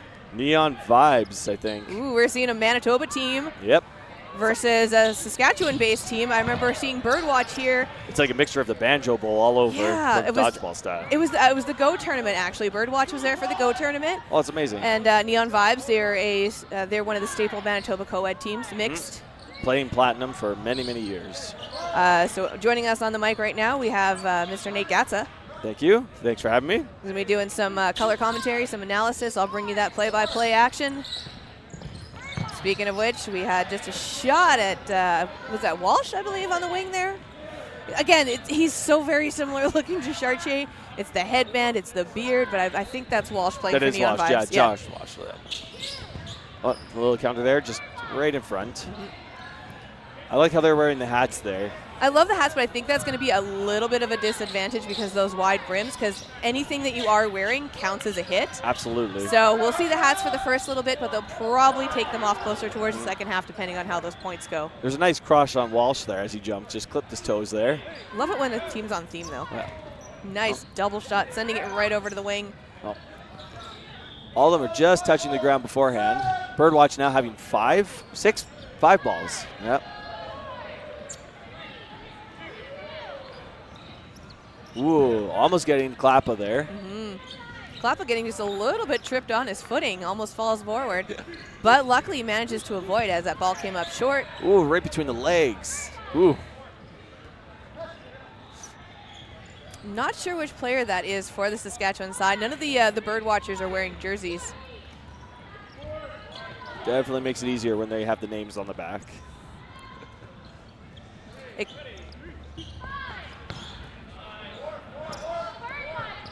Oh, that's all. Oh, that is amazing. Yeah. Okay, so actually on further inspection, we have on the roster, it shows which hat which player is wearing. So let's hope they keep their hats on till at least we learn who they are.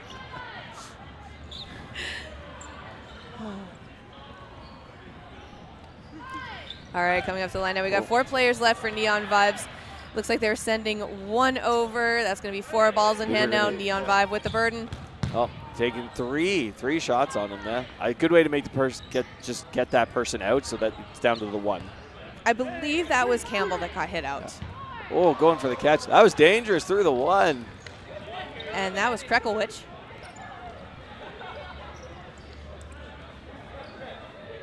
Good first round going to Neon Vibes. Yeah, Neon Vibes, again, like I said, a staple Manitoba team, so they've played together in many capacities over the years. They're definitely one of those units where it's, you know, a very secret society when it comes to being invited onto a team like that.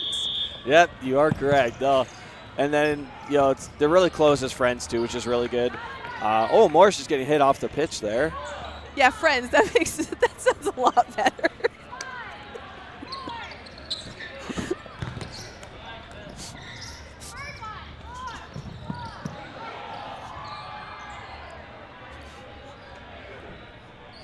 All right, Birdwatch coming up to the line, making those play calls. Sending 3 over, going for Klappa. They had his number on that one, but he stays in. Fancy footwork from him. Got some nice height there. Whoa, 3 balls. Taking out. That was Campbell with the red hat. Yeah. Now, are they going to do the same thing? So I know in the pink shirt we got Bird. Oh, first not making wearing the a hat. catch. Yep. Campbell. That's LaPlante in the purple hat. It's the only one who's not wearing a hat could be Toth that was in the black hat. Or in the black shirt that we were talking about earlier that we confused with Campbell, so our apologies there. It looks like Burden now going over to Birdwatch. Birdwatch ready to send it, going for Woo. Did he catch that? You know what? I think it might have been an ankle shot. They couldn't really tell 100%. The ref is calling it a hit. Calling it a hit on him, but Woo stays in. I thought he might have gotten Woo out there, but I think they were debating whether it was a catch or a hit. Okay, yeah. So it was a 1v1 exchange, but Woo stays in. 1 player left. And that was the pink hat. That's Ferris. Ferris? Yeah, that's Ferris being eliminated for the Birdwatch team. So that's going to be a point on the board now. Neon Vibes, 4.5 minutes in the first. That took a while to get some points on the board for that one. Yeah, that's I think it's 2-0 now, and they're roughly around 3-minute rounds right now. Yep. Yes, we came in. Oh, that's a nifty little flick there between his legs there, just for the pitch. That is pretty cool. Very accurate, too. I've seen some really interesting different opening rushes. So the good thing about tournaments like this is you learn different styles and you bring them home with you. You try them out, see what works for you. Yeah. Oh, man, they're taking out 2 people there from Neon. I love watching other teams' ingenuity. So it manages to change it up in other provinces. That's what tournaments like this are about. Absolutely. And people adapt, and they'll take them back to their own provinces and then test them out. All right, so look, we've got 3 left, but we still have a killer lineup of 3. We got Moto Sandoval, we got first, and we've got JC Morris. 2 veterans of Team Canada, and Moto Sandoval, honestly, he could be a Team Canada vet if he tried out. He is just that good. So it's going to be a hard lineup for Neon Vibes. Birdwatch has their work cut out for them. Ooh. Sandoval is a beastly catcher. Ooh, and the catch, the rebound. I mean, that's how you get a catcher out. Disarmed first, and then a block from Bird goes straight up into Campbell. Birdwatch looking to get a point on the board here. They're going to go after Morris, but Morris knows how to get nice and low. Good Bird shot. Brings it in almost like flipping it like he's bowling for that strike, and he managed to get Morris out. Yep, right just on the outside of her knee. Yeah. Just a little wide outside of the ball, so she's going for that block, but a little too short. A little too wide, sorry. I think that was a really good round for Birdwatch to get because you don't want to be down 3-0. This makes it a lot harder to come back. That kind of win is a confidence builder. It's good to see that for Birdwatch again because you want to root for the hometown team. They're the ones putting this on. They're the ones that have done the hard work. So, let's root for them to get the points too. Absolutely. I'll root for Manitoba when I'm in Manitoba. Yeah. Oh. The double on, I'm going to say Crawford. Okay. Yep. Ooh, just missing the foot. Neon Vibes likes to do the 2-5 defense.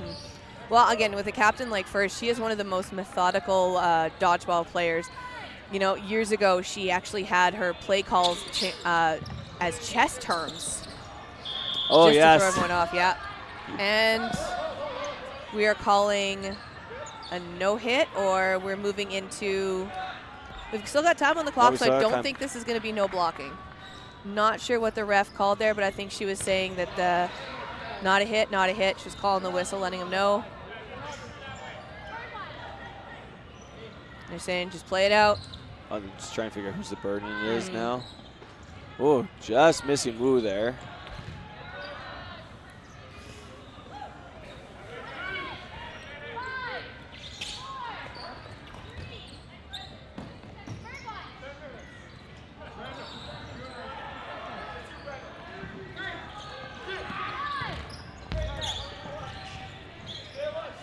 Campbell with the dodging. He got hit out, but he had some pretty cool moves.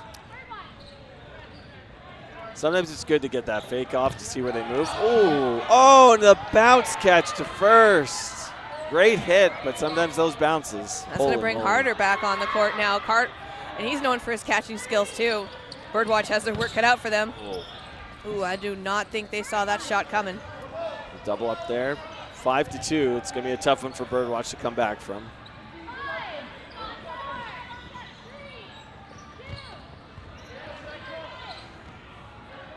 And that was Morose getting hit out. I don't think she saw that one coming. That was quite the heat seeker on it. Ooh. Walsh, another heat seeker, taking out Krekelwich.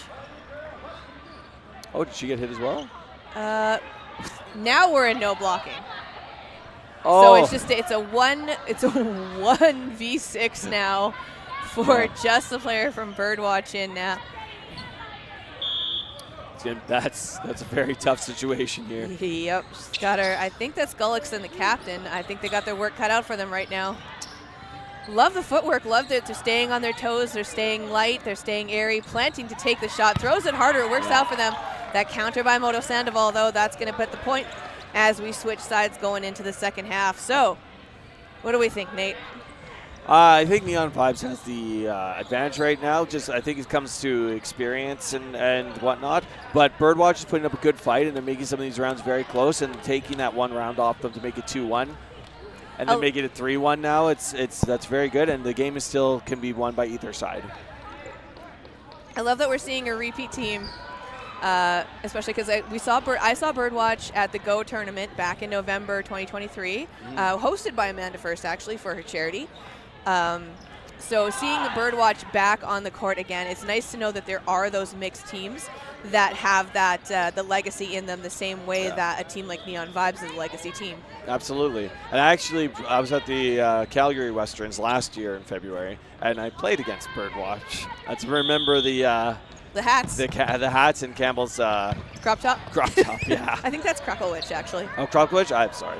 No, it's Campbell. Campbell, sorry. I was right. Red hat. So we got Kruckowicz and Campbell on the roster, both in red hats. So it threw me off. My apologies. Oh, big hit from Campbell on Clappa there. We can just call him Postman Pat as well. That's his nickname here on the roster.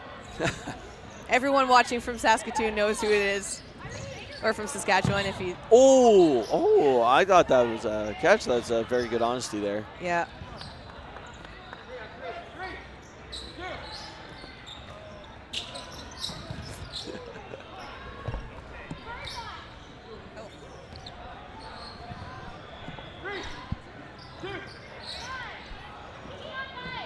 All right, so Neon Vibes has the 4 balls, but 1 less player. See if Birdwatch can breathe the ring. Campbell jumps, dodges, taking that shot. Some reaching there, but doesn't look like anyone's got hit out. It was a block by First, pop fly shot. Wu looked like he was going to go for the catch there, popped it up with his ball, decided right at the last second, not a time to die. Campbell staring him down though. Oh, very close. Lifting that right foot was just the right spot. Campbell on the retreat. Wu sees it, tries to go for that shot right down the corridor on that counter, throwing him off. Oh, nice little thigh hit there. Yeah, that was Ferris. Oh, and Campbell getting countered as well. Trying to go for the catch last minute. Little bit of a slippery finger situation. Wasn't able to connect with it. It's going to be a 2v3 now. Now we're, 2v3 for turn. The tides can turn very quickly in dodgeball. And ref making a call. Oh, it's a countdown error. The shot clock ran out. That's going to be 3 balls each now for the players. Big opportunity. So we've got Gullickson and Kruckowicz left now for Birdwatch. If they double up on a single person would be a good move. And they get the hit on Wu. They had his number on that one. Ooh, doubling up again on First, but she manages to evade them. Yeah, First has amazing dodging skills. We'll see if, a little pre-counter there from Kruckowicz. Nice big block from First going out for that. Oh, the block, it just clips the shoulder. Good honesty.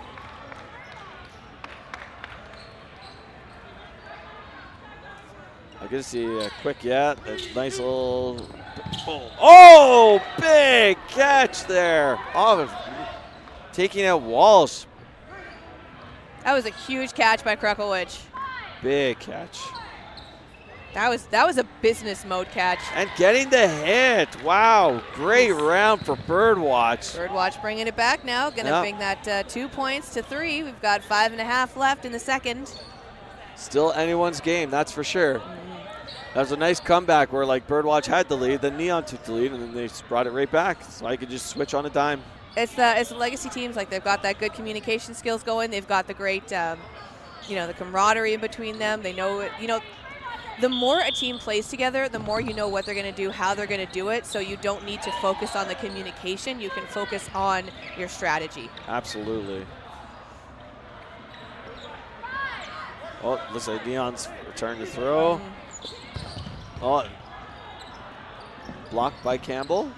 Bird, though, staying up at the line, trying to entice them to send a couple balls over to give the advantage to Birdwatch. Very well done there. Threw those balls a little high. Now Neon's got the 4 balls. Let's see which one's going to draw first blood here. Oh, and a big catch. It goes to Birdwatch.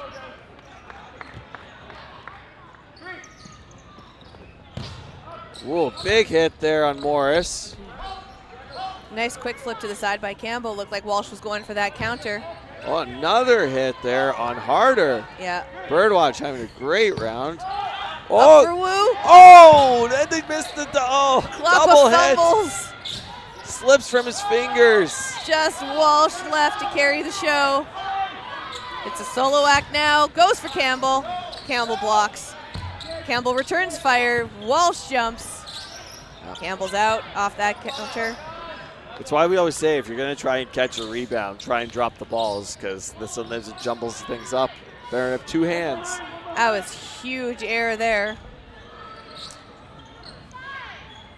Walsh's turn to throw. Just misses the shoulder of LaPlante. Oh, and a big hit there. Wow. Excellent accuracy from Birdwatch that round. Bringing it to 3-3. Ooh. So we can still end these ones in a tie. That does count for standings, but the more rounds won, that's going to put you higher in your seeding going into those semifinals. So that's something that both teams have a hard focus on right now, is getting those rounds in. Absolutely. They're averaging about 2 minutes and 40 seconds a game right now. So considering that there's 2 minutes and 40 seconds left, this probably will be the last round. I think the ref fault started themselves on that one. So they were saying, nope, my bad. Sorry about that, folks. Luckily, though, everyone has a really good attitude about it. We are in the mixed division right now, so this is more of the fun games. You know, they still get the bragging rights, but it's not necessarily as serious as yesterday's division was. Yeah, some people take it very competitively, and some people are just here to have a good time. Oh, the catch! Oh, no catch. Catch is good. Oh, they're calling it a catch? Yeah, he had the catch. He tossed it over to his teammate and then fell out, but they managed to get control of it after the toss, so that catch is going to be counted as good. So that one's going against Neon Vibes there. Very big turnaround there for Birdwatch. Well-made call, though. Absolutely. A really good effort from LaPlante to get that catch to keep the toes in. He just flopped on his stomach for the sacrifice there. Absolutely, and playing on a floor like this too, like I know that sometimes it's flooded as a rink. It's an indoor hockey rink as well, like floor hockey. So that's got to be a hard floor to play on. You've been on it. How is it? You know what, surprisingly, I found it very bouncy. Like there's like some give to it. Okay. So you actually, it's a little softer than like those wood floors, or you know, in some places like Barrie, they like to play on concrete floors, which is just a pain. But the courts 1, 2, and 3, I find, have a lot more grip to them than 4, 5, and 6, which are actually really slippery. Okay, good to know. I was curious about the floors the other day because we noticed that they're getting really dusty, so I was wondering if that might be adding to a bit of the slip factor going on, because we did see some footing mishaps yesterday. So I'm just wondering if the floors, you know, they looks like they were wiped down a little bit, but not 100%. That's another hit there. It's just 2 players left, Moto Sandoval and Wu. They are a deadly combo against Birdwatch. 54 seconds left. We are going to go into the no blocking if they are not able to get that point before the counter. Oh, so close on catching that rebound. Good job on the recoil from that one, deciding at the last minute, and it's not worth it. They weren't able to bring themselves over in time. So, you know, it eliminates a player, but they still have that player advantage. Oh, throwing 2, that gives Neon 6. Oh, right off the side of the arm there, that hit from Moto Sandoval. 20 seconds, they're gonna double up on ball. Maybe a 2v2 into no block. Oh, catch. Not a catch. Bird goes out, and that's a hit. So we're going to start full round going into the no blocking with 9 seconds left. I think what happened with that one, he was wondering if that one was a catch, but I believe that was the second ball that hit him. Yeah. And by that time, the first ball had already been died on air. So that's why we didn't see a catch bringing him in. So that's why we're restarting it now in no blocking at end of the second half. Well, it's going to be a close game here. This is both teams have been playing really well. Birdwatch is doing phenomenal to come back. See how the Sun Death goes. Big catch by Walsh right off the bat. We got to remember here, no blocking. Oh, another missed catch over there, and then that brings Risky it down move to trying to catch with ball in hand, too. Absolutely, yes, absolutely. I agree. Generally, people drop the ball when they do that. Oh, hit on Klappa though. Oh, touching the foot there. Yeah. Campbell's approaching. Looks like Birdwatch has 5 balls now, doubling up. And You just can hear catching Bird one. just go ham, go ham. Campbell takes out Morris in the hips. Now it is down to 3-3. We are back to a tied game. Woo. Nail biter. We got Wu and Moto Sandoval. They closed it out the last round. We'll see if they can make lightning strike Oh twice. my goodness! Is that all Woo. 3? Ooh, All Wu goes 3. into first, and Moto Sandoval gets taken out. That's going to be a point on the board now. This one's going to be a tie. Tie 4-4. Birdwatch and Neon Vibes. Those are going to be 2 teams we need to look out for. What do you think? What do you think we're going to see from them going into the finals? Where do you think we're going to place them? It's hard to say because the schedules really make a difference about depending on who you're going to play. I personally think that this was a really good comeback for Birdwatch, and them getting that tie. That's a huge point to take away. Both teams really well evenly matched in terms of skill, in terms of progress, like in terms of, you know, time on the court, everything. Absolutely. Like they were constantly exchanging 1v1. So it was always anyone's game at any point. You never knew what was going to happen. Absolutely enjoyed watching it. Well, thank you. I think you have a game coming up. I do. So we're going to be watching out for that one. But next up on the stream, we're going to see Happy Birthday Princess Natalie taking on different area codes. That's coming up shortly on Court 1. Thank you again, Mr. Gatza, for joining us, and My good luck pleasure. on the rest of the day. Thank you very much. Thanks for having me. Hopefully we'll see you back. Talk to you later.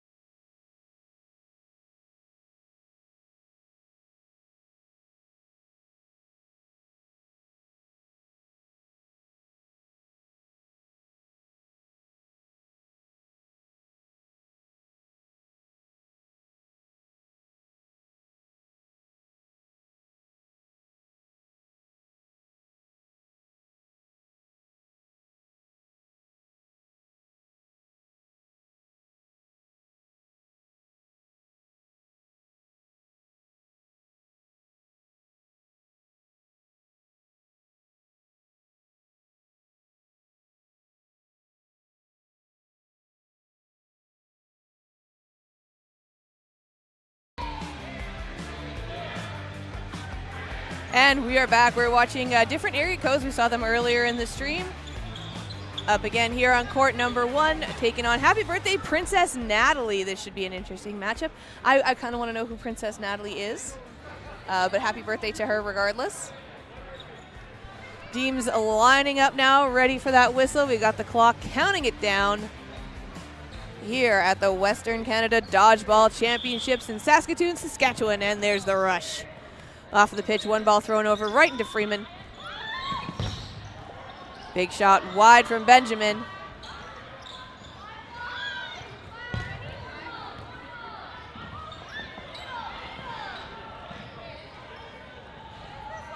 Broat coming in, taking out that counter on the wing. It looks like both teams still have players in right now. It's a 6v6 still. Going for the catch. Didn't quite notice it, kind of caught her off guard there, but that was Wozniak, sorry.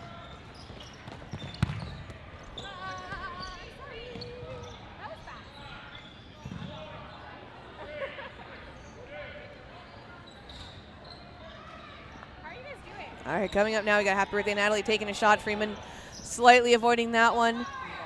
We'll see that cross-court shot there coming in from Happy Birthday.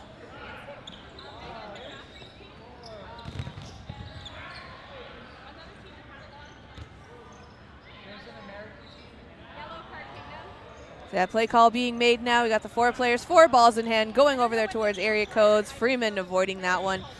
Ball being sent back to them. Now we got a 4v4 situation, making that play call, going up to the line. That shot, pump fake being taken, counters everywhere. Going for Lai, going for Broat. Broat gets out.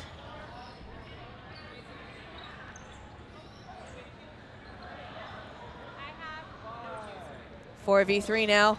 They were going for Freeman. Freeman managing to dodge that one, gets a ball in hand. Play call being made. 4 balls now for the Burden.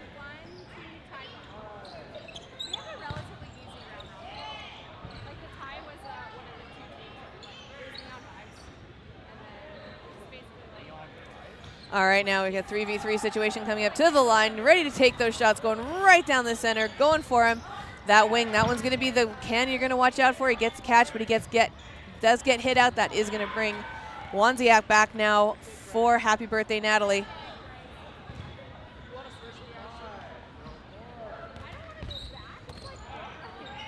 Freeman with the block. Looks like Kim Zach was going for the shot there on the wing. Slightly misses. Play call being made now. Burden on area codes. Right in the bread basket. Perfect catch there from Wozniak.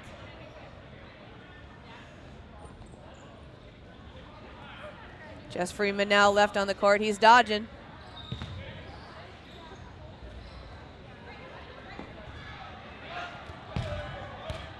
Big pop block up. No one to catch though. He's got to catch those balls on his own. Revive at least one of those teammates. It's a 4-on-1 right now. Taking that time, waiting for that shot clock. Throws at the last possible second. Just shy of the wing there. Slightly misses. Trying to think of 2 terms at once. Takes another shot, going for the wing there. And that's right in the toes. Another loan shark there, right in the knees. He had some oomph behind that one.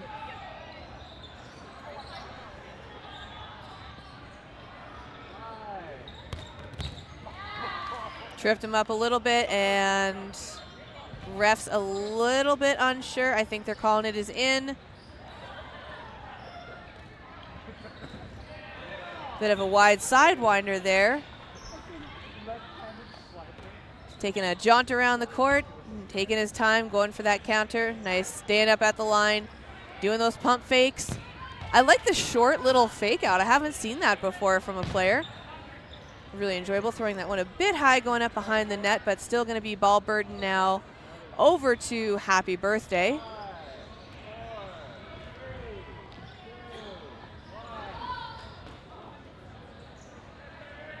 Freeman stays in. This one's going to be a long round, and I believe this is still the first round. We have got just 5 minutes left on the clock now. Like that, 2 balls in hand, throws the ball out of the non-dominant one just to kind of like fake them out. Interesting strategy on that one. Kind of tapping the balls together, saying, bring it on. He's baiting them. He's enticing them. He's dancing around the court. Definitely got those boxing moves going on. Like, not a boxer, but almost looks like he's in the boxing ring.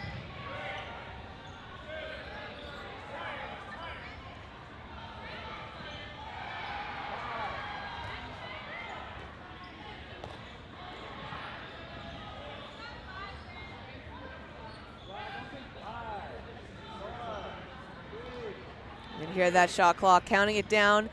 Going for Wozniak. Wozniak a little bit wide on there, but manages to get that ball back. Still the burden, though, on Freeman to throw. Freeman winds up. Weird side shot there. Not an invalid throw. Goes for the catch. Slightly misses, but absolutely enjoys the time he had. Showing off for us here on the stream. That's going to be first point on the board now for Happy Birthday, Natalie. You couldn't ask for a better present than winning a dodgeball tournament.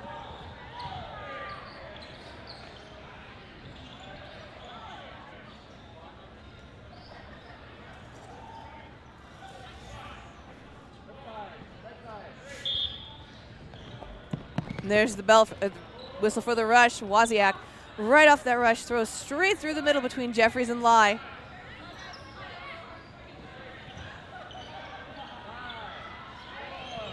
Coming out now, burden on area codes. Taking the shot at the wing there. Managing to bring 2 over. It's Happy Birthday now with burden coming up. And there's that kicker right again through those center points. Was not expecting that counter from the player in the 41 jersey on the Happy Birthday Natalie team. Well done.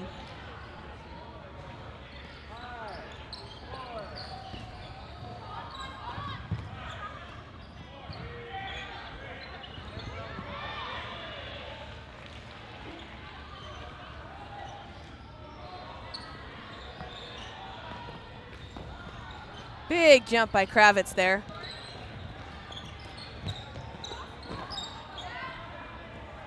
Nice counter from Kravitz as well, throwing it over into the wing. That's going to take it down now to 5 players. 5v5 situation. Another couple big jump dodges.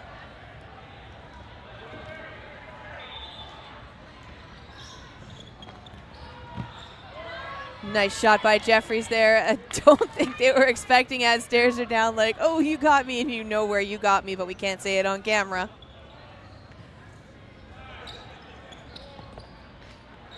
Going for Wozniak. Wozniak stays in, has that ball in hand, holding it up, protecting the face. Calling that play call now.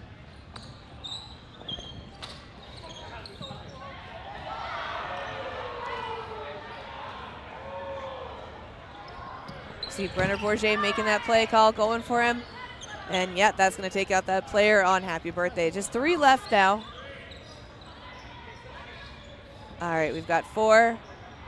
Making that play call, it's Kravitz telling him who to go for. Kravitz looks like he's going to take the shot, goes for the wing.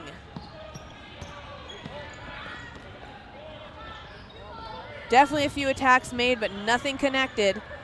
We still have a 4v3 situation. These teams are doing pretty good at holding their own against each other. Still have 1 point on the board now, minute left on the clock.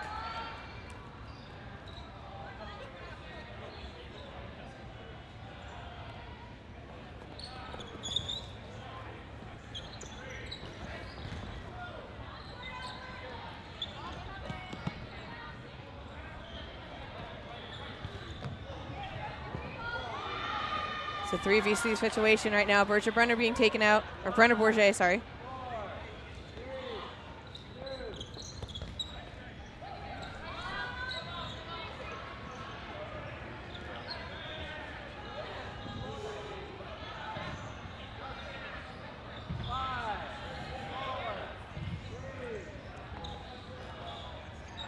It's Lai going out right in the, that was a toe tipper for sure. They were not expecting it.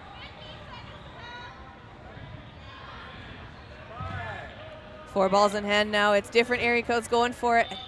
That one goes a little bit close to the feet, but not in the feet, but that does take out one more player now, just down to one. Jeffries for area codes. Happy birthday, Natalie, again. No better present than winning a dodgeball match. Shot clock being called, and we are going into no blocking. So it's just Jeffries left for that no blocking situation. Looking to end it real fast, takes a coast-to-coast shot. Big wide topper there going over him, right in there. Both balls sailing over. Jeffries manages to stay in. Jeffries gets 2 balls in hand, coming up to the line now, taking that shot right off the back with no one to catch it. That's going to be 2nd point now. Happy birthday, Princess Natalie, as we go into this half. Different area codes still has a chance to get a point on the board. I think they know what they need to do, just work on making those throws a little bit faster, bringing up those counters, and I think they'll do a great job. The Happy Birthday Princess Natalie has been doing an amazing job so far. They know what they're doing, they know who they're chatting with, they know where to throw, they know who to target, and as long as they keep up that pace, they'll be fine.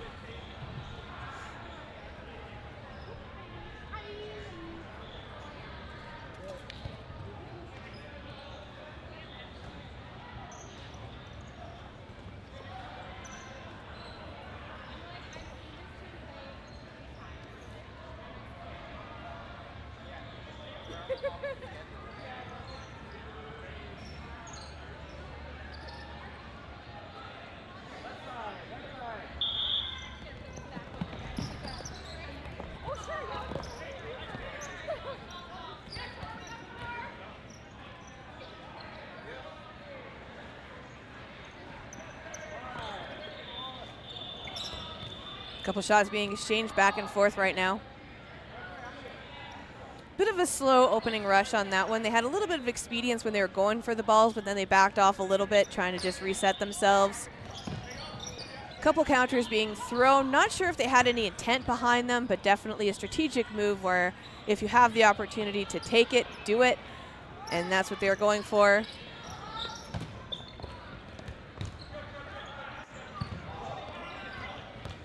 Geis going up there, trying to get that ball taken down. Benjamin. Looks like they managed to stay in, though. Benjamin retreating to the back line, getting a ball in hand as she plays the wing there. Play call being made, going up to the line. It's like Wall wanted to go for a catch, didn't quite make it.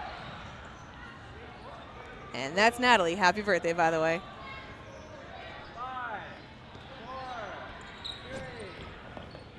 Shot clock being going down right into the center. They bunched up a little bit. That does take out Brenner Bourget.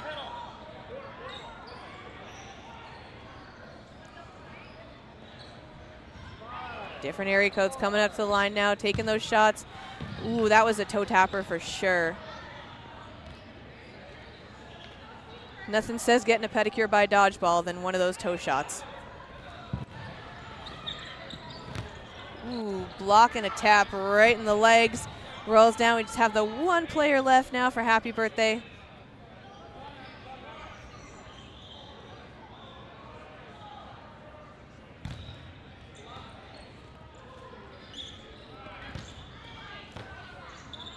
Like, yep, I'm out. We're done. I like that they just stopped dead air and they're like, no, we're just going to put the ball down and call it a day on that one. Another shot, another point on the board now. Looks like this is turning slightly into a shutout game. We have about 6 minutes left on the clock.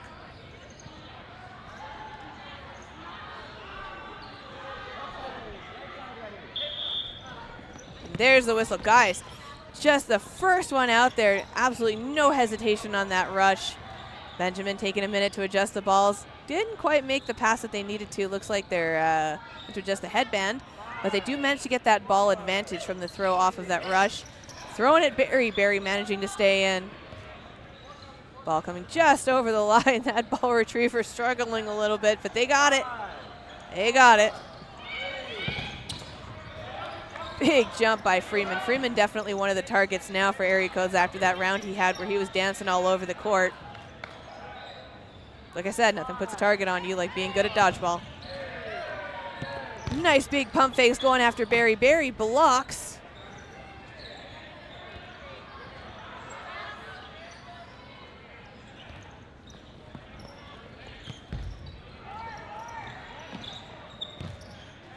Benjamin going down for the block, but getting hit out by Buzan. Still a full lineup for Natalie. This could be their round, except ball control now lies in the hands of Area Codes. Area Codes sending 2 over, going for Barry. Barry managing to avoid both of those shots. Couple pump fakes off of the counter, trying to make them retreat to the back line. They stay in the attack zone for a while there. They were trying to call his bluff.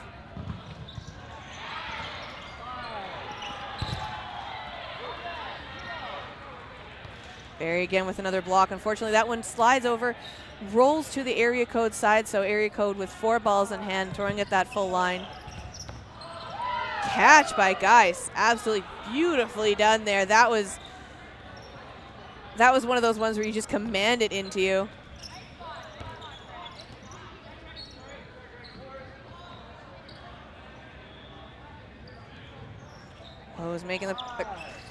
Area Code's making the play call. Oh, Barry did not see that one. He was looking for it. They were saying up, up, up, but it went over right into the ball retriever.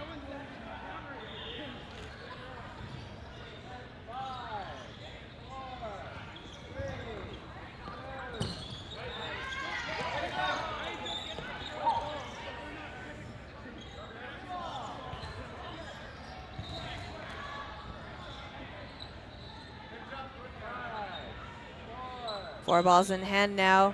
Area Codes.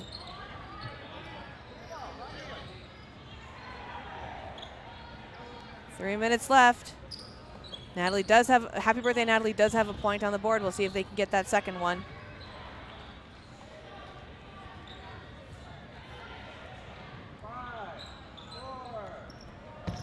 Nice shot at Wozniak. Wozniak catches that pop fly. Was just lie left, but they managed to take them out, so that's going to be a second point now for Natalie.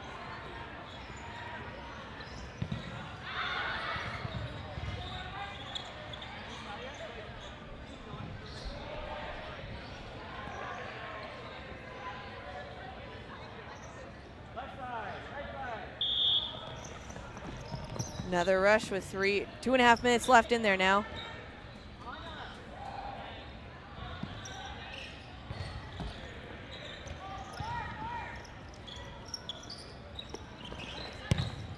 Ooh, right into the feet there, kicks it over.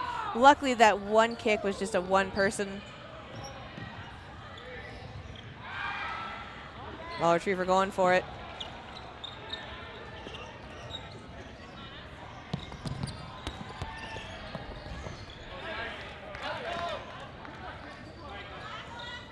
Brenner Bourget getting hit out. Looks like we have about, the ball control is in the hands of Area Codes. Area Codes going for Buzan. Buzan going for the block, getting nice and low, not low enough, and that takes them out, making that a 3v3 situation right now. Sending 3 over, going for it, gets the counter, that wing.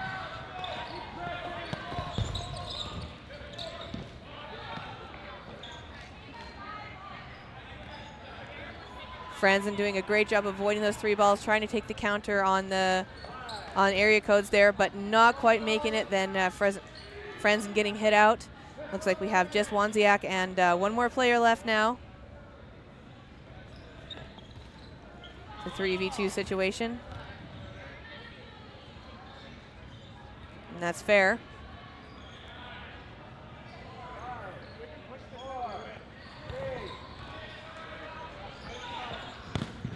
Oh, Wozniak, that was a disarm there from the player on Area Codes.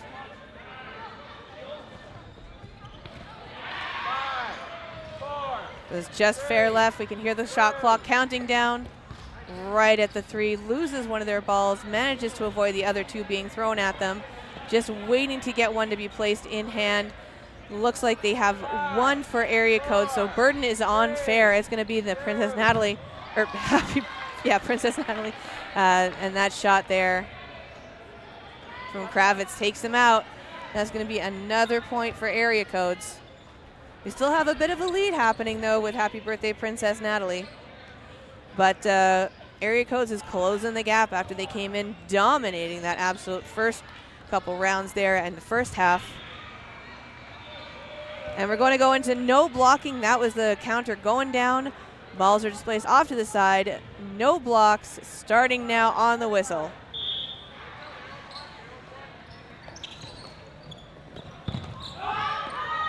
Absolute pandemonium on these exchanges, going completely ham. Geist just misses it, goes over to Wozniak. Wozniak retrieves it, coming up to the line, taking that shot.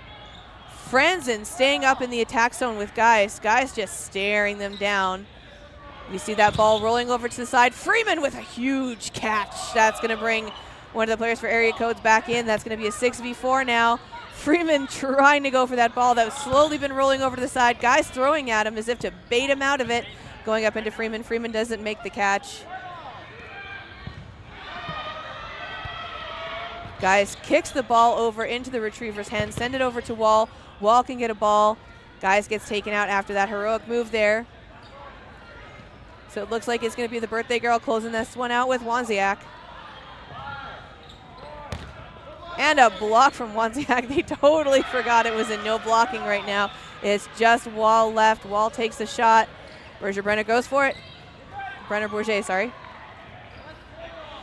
Wall manages to avoid that shot from Brenner Bourget. Goes for the catch, doesn't quite make it. That's going to close this one out. Wall's going to sit there, contemplate their life choices for a quick moment. That was a great game, though. An absolutely fun one to watch. Really enjoy seeing these co-ed matches.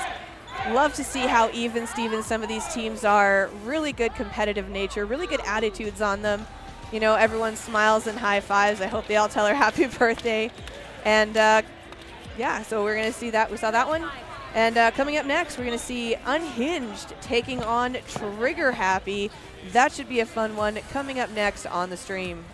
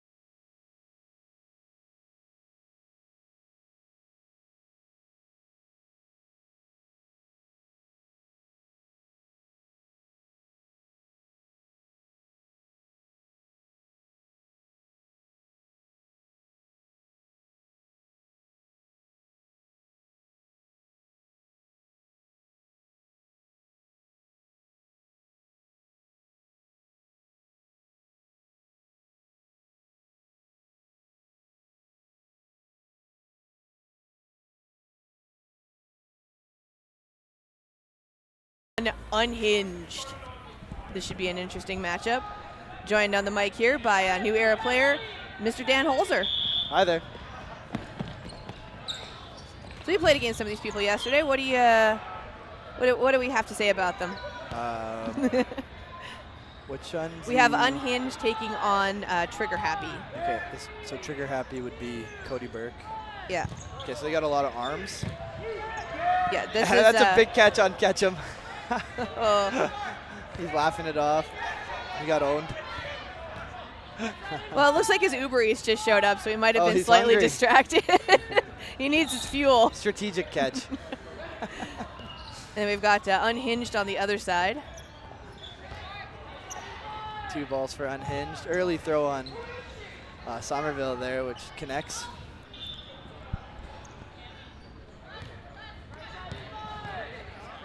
Oh, all right. You're my way, bro. There's a mic down at the court, just in case you're wondering what we are picking up right now. Luckily, everyone has managed to keep their colorful language outside of the mic area, so that's been nice. And we're going to see a nice shot from Decker sailing coast to coast right into the back line there. He had a target in sight. Yeah, Decker's a phenomenal blocker. Good counter there by Burke. He was showing off a little bit earlier. He's like, look, I'm going for it. I'm going to do the rush. I'm going to make Mama Decker proud.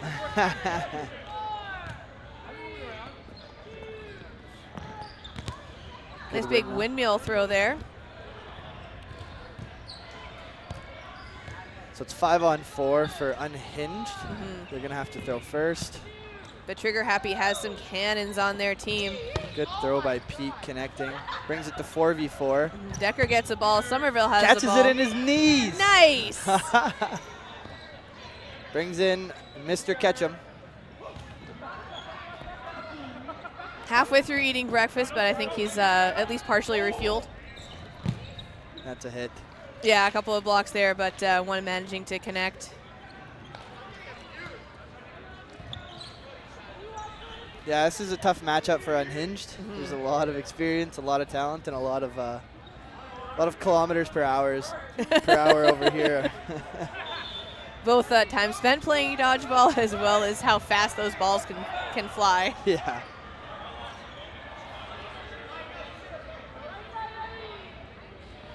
Waiting for everyone to line up for that rush, and there it goes. Whew. Quick whip there. Estabrook's trying the peon.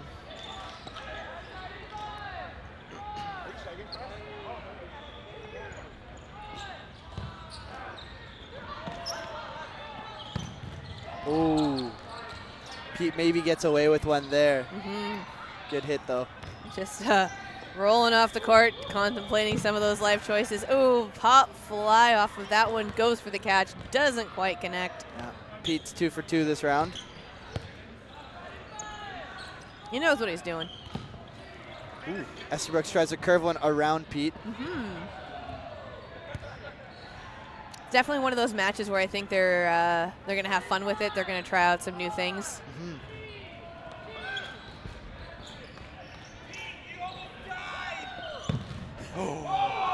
Going for the catch, almost taking Decker out. Decker runs back to get his ball.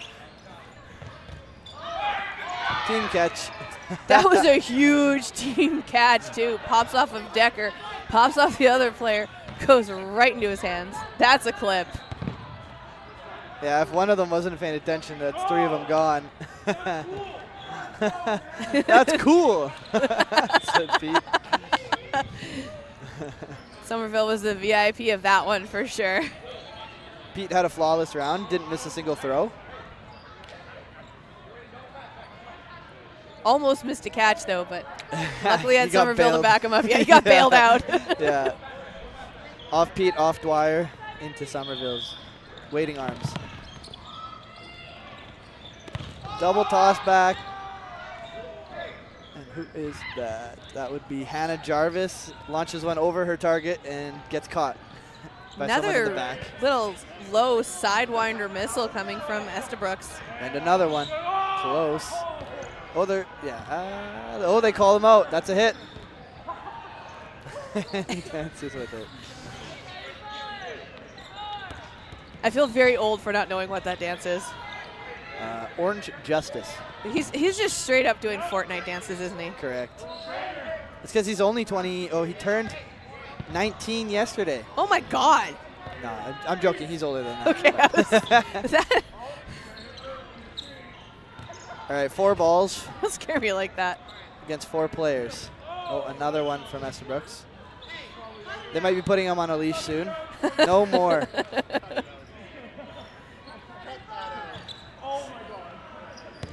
Ketchum gets a tag on the unhinged right guard. Mm-hmm. Let's see if Unhinged can take advantage of 4 balls here. Unhinged yet to get on the board. 4 minutes left now, 1-0. Burke takes a counter, connects.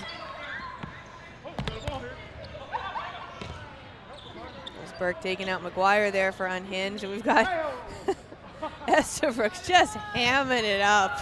Yeah. Goes right back, almost into Burke, gets hit out. Pays for it. Little humbling, little humbling. Not really. All right, Unhinged with 3 balls. See if they can stay alive. They do. Come back and make a play with 4 balls here. Hopefully they can get a hit or 2. See a good potential for it. Oh, Dwyer takes the early. Going right through the legs there from Burke.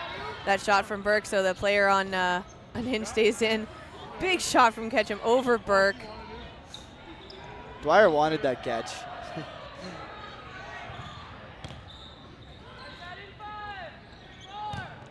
Oh, Ketchum trying to be cheeky with a one-hander. Oh, the backhand on Ethan Somerville. Oh. Eye on the ball when you retreat from someone like Burke. Going after Burke. Burke she is making plays. Let's go.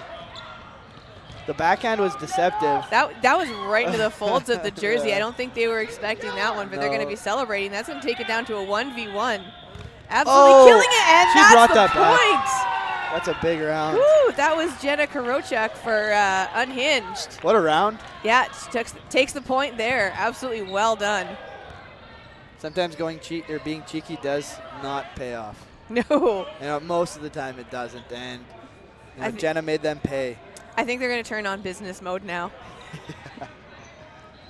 They might have to. It's only At least casual Friday business mode.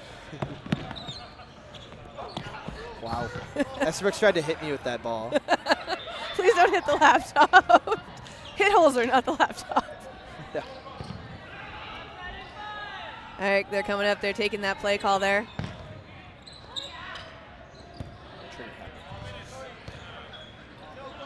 Four balls for Unhinged. Let's see if they run a 2-ball play. They are down a player, so sometimes you only want to throw one, but they make it connect. So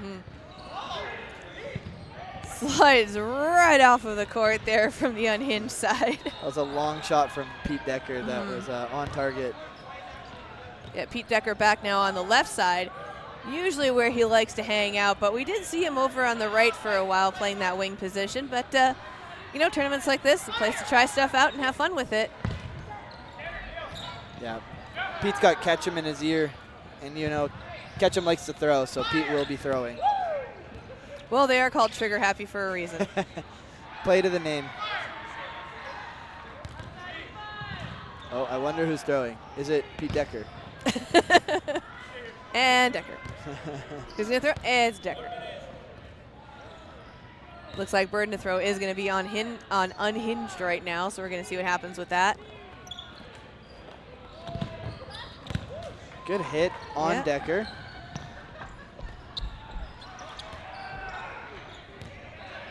All right. See Decker calling it out. Come on, guys. Avenge me. We got this. Taking the shot there. Ooh, don't think they saw that one coming from Somerville.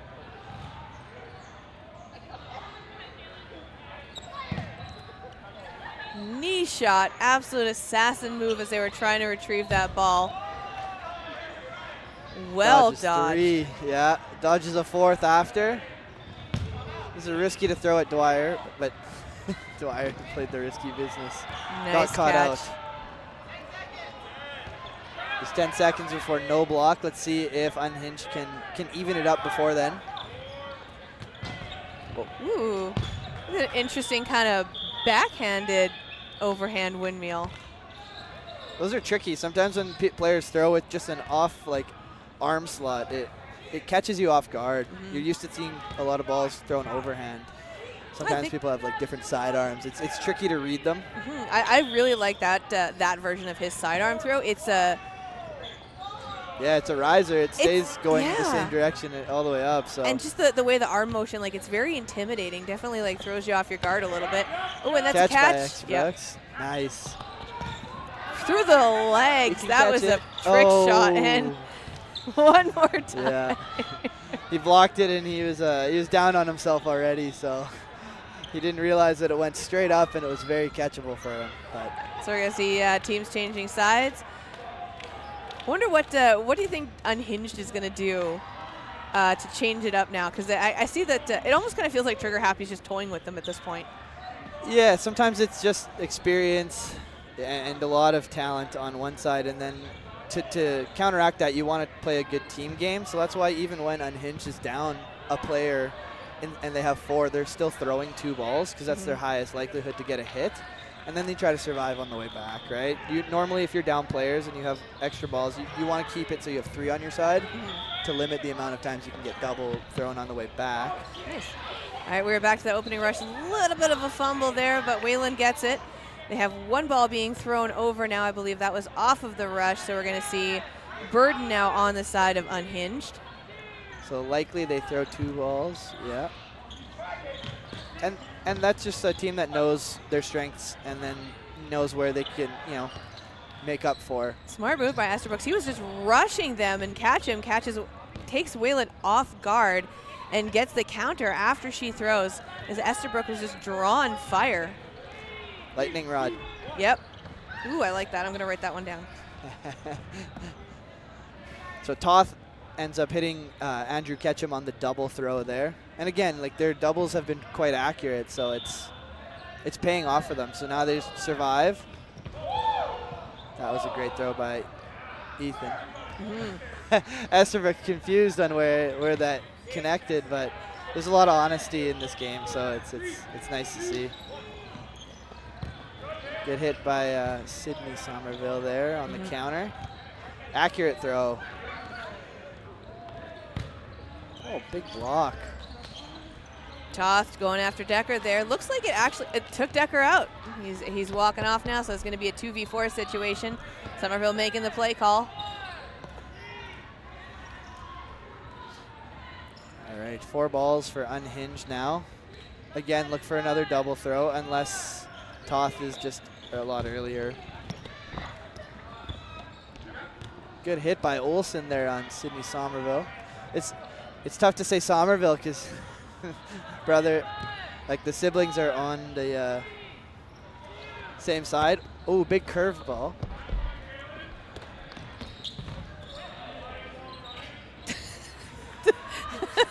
This Esther. Whoa, behind the back. Was that? That was something. That was like the distracted ball and then another little one. It's like, follow the ball.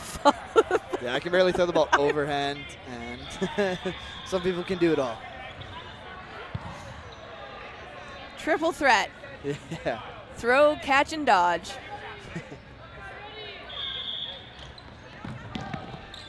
Let's see what they do here. A little slow off the opening rush. They weren't too sure what they were doing. Pascal goes for it. Pascal manages to grab the balls. I think there was a bit of a miscommunication on that side, but at least the ball still went back to the Unhinged side, so they aren't completely ducks in water.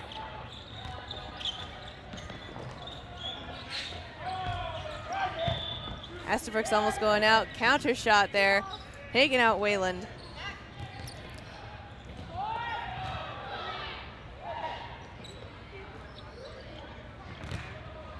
Nice block there. That was Karochuk. 4 balls in hand now. Burn to throw on Unhinged. 5 balls. Ooh, close one. Olsen with a nice low block, sending it straight over there to Karocek, getting some balls back now, so they have that burden. Oh, there's that third one, need to be thrown over. Olsen, ooh, grabbing the shoulder a little bit. Think he's getting a bit sore. Yeah.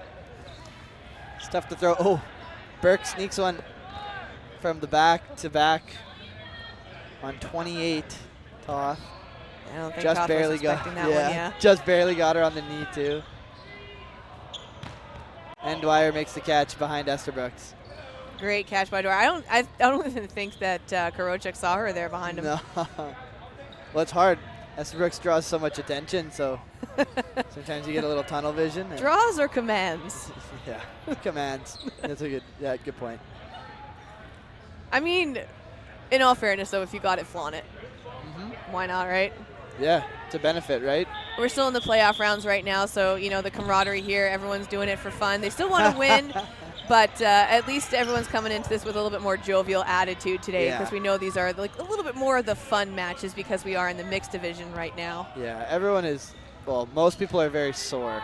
Everyone's just excited because we're not going to be here as long today. The hotel has a hot tub, and there's an after party tonight. Yeah. And it's a long weekend. I can't wait. All right. Trigger happy with the throw. Nice block by Karocek going down there. Going off the counter shot from Ketchum, trying to make the catch, but ends up taking her out. Toth removing themselves from play. Looks like, I honestly thought that one skimmed right past them, but they're making the call that they were hit. And that ends the round there. So another shot on the board from Trigger Happy. 3.5 minutes left on there. Unhinged still has a point on the board, so they are still going to get those. You know, it is still going to matter in the standings for them, but, you know, considering the lineup for Trigger Happy, this is going to be a hard team to beat for a lot of the players out there today. They padded that roster. Yeah, you can say that. I mean, they're all friends. Like, yep. No rules against it. Oh. Toth was not expecting that shot. It moves a lot in the air too. It comes, stays low for a bit, comes up and then to the side. And here it comes again. Definitely an interesting shot. I really like it. You might know when it's coming at you. Seems to be a wind up for it.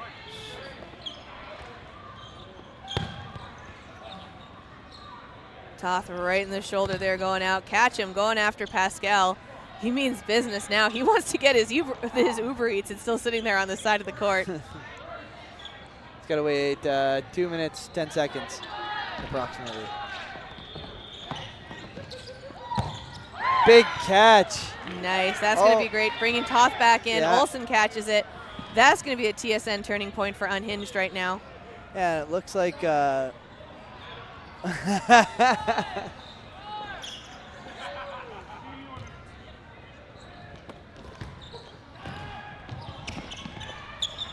nice shot by Olsen there. Somerville with return fire. Two Olsen catches pops up catches. in the round.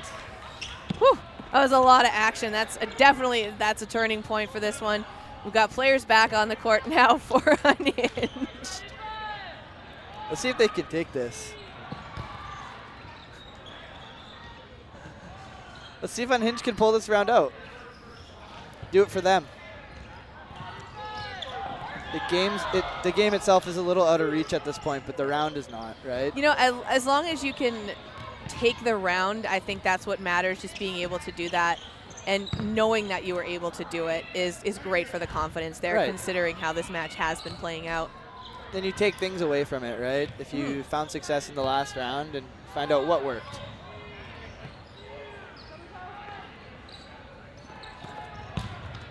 Like the McGuire coming in while Toth was trying to draw the fire. Toth jump dodge there.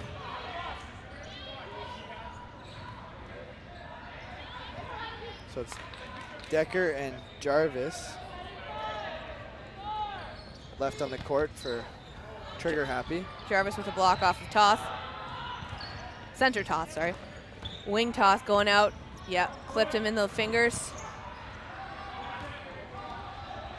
It's 20 seconds left. We'll see if Trigger Happy wants another round. Try to push the pace here. Just Olsen left. And we're going to hear that whistle very shortly. Good throw from Jarvis there. They do get their bonus round here. Less than 10 seconds on that one, so where the round is going to start with full lineups on each side going into no blocking. They are going to play the round for no blocking regardless, because if they do win it, that does give them that second point. The rounds won do matter in the standings. That could put you either on the A side or the B side once we get to those semifinals. Yeah, it's a big deal. Plus and minus is, it ended up breaking a tie between 3 teams yesterday. There you go. Yeah, there was a 3-way tie for second in the men's division, I believe. Yeah. Ketchum ran up to the line, threw all 3 balls, did not connect at all. Looks like it's Esterbrook's turn. What's Esterbrook's going to do with all 3 balls? Oh, he threw 2 at the same time. Holy. Didn't see that. Hannah Montana, he sure Gets did. 1.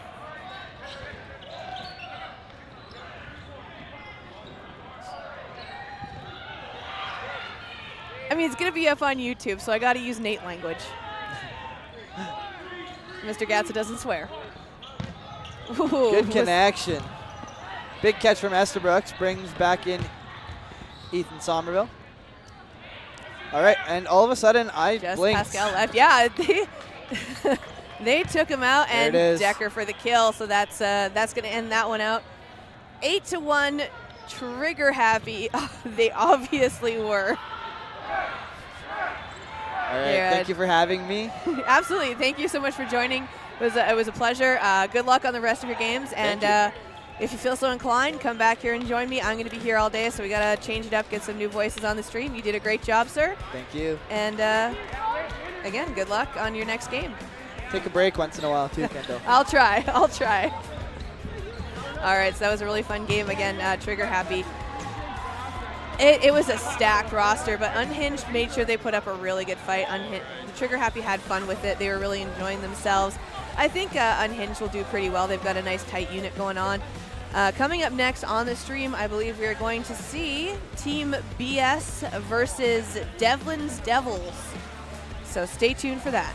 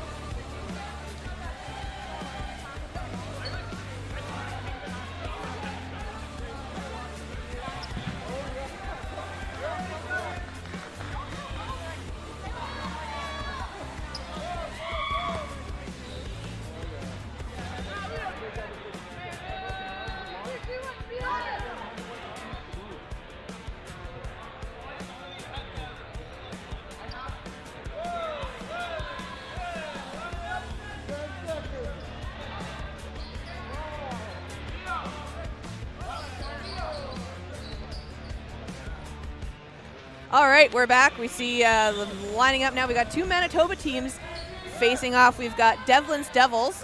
I'm assuming that's Theo Devlin's team. Taking on Team BS. The booty shorts. Oh my God, that explains so much. Yep.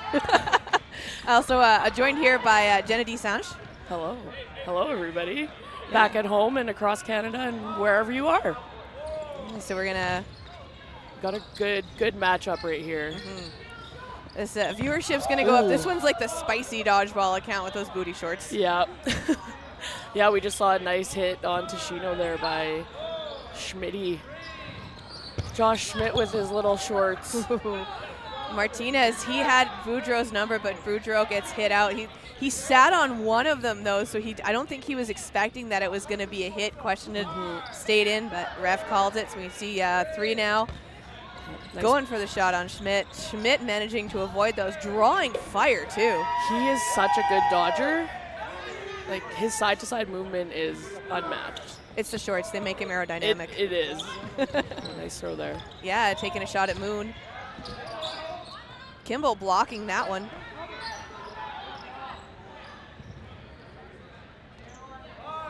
He's got some 4v3 here happening.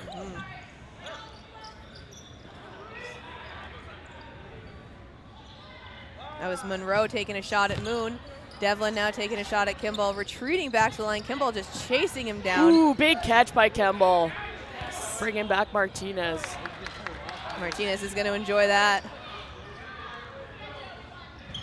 Devlin with a long shot over at Schmidt. Schmidt blocking it. That was a coast-to-coast there. Yeah, they got to put 2 on Theo here. Oh, He's yeah. a great dodger. Ooh, good block by Devlin. Blocks all of them. Takes out Kimball. Goes for Schmidt. Schmidt manages to move. Martinez rushes up on the attack, going after Devlin. He had his number. Schmidt with a big block up.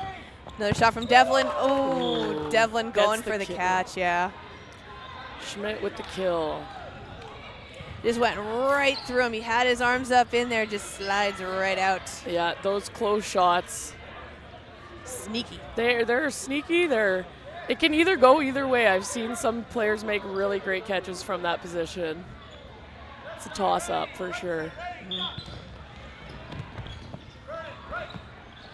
It's a great rush by both teams. They're both really quick. That was a fast and wide distribution for the Team BS side, and Kroshak absolutely smacked it right out of the park on there for the attack during the rush. Sends it over to Duchamp. Duchamp. Foot finder, feet finder. Yeah, it takes out Jackie Natalie right in the toes. Kimball can't get out of that way. Yeah, Tashino with a tushy shot. Right in the BS. I don't think Kimball's shorts are short enough though. No, he needs at least 2 more inches up. Yeah, same with Vinish there. He's got the tights under his shorts. Oh, Schmidt lines out. No catch. It is not a catch because Schmidt lines out. He connected with it, but his foot was on the line. Couldn't stay in. Even the ball retrievers for Devlin's Devils are enjoying that one. You can see Trudeau cheering. That's a tongue twister, Devlin's Devils. I know. It's almost as the SASK squad. That's another team that was just like, oh my God. I like it though. Keeps me on my toes. Keeps the tongue nimble for the remainder of the commentary that we have today. Yeah. We got about 4 more matches before we head into those semifinals. It's going to end that one off. Kroshak gets knocked out. That's point on the board for the Devils.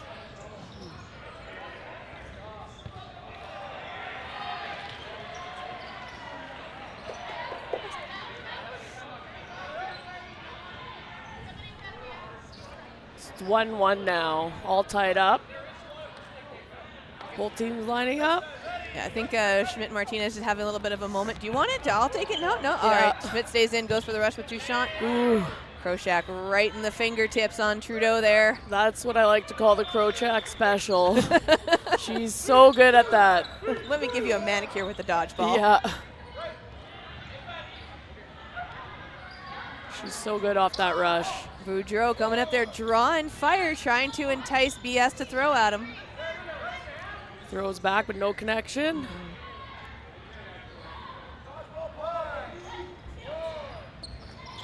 Nice low shot. Brillinger gets down, misses it. Kimball going for the catch. A little bit of a greedy finger situation there. Kind of fumbles on the footing. Oh, good protection there by Krochak. Getting Almost in front thought of she was Schmidt. going to screen him, but Yeah. turns out it was worth it. Yeah. Ooh, close one. Oh, Yeah, they're calling that. Chung took it right into Boudreau. Yeah. Oh, those are so unfortunate. Boudreau's like, what happened Yeah, here? blocking it right into your teammate.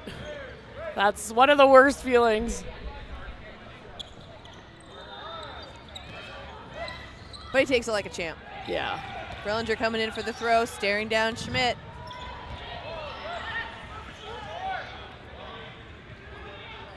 We got the booty shorts on one side, but we've got Brillinger sporting the tank top. Showing off those guns, taking out Vinish.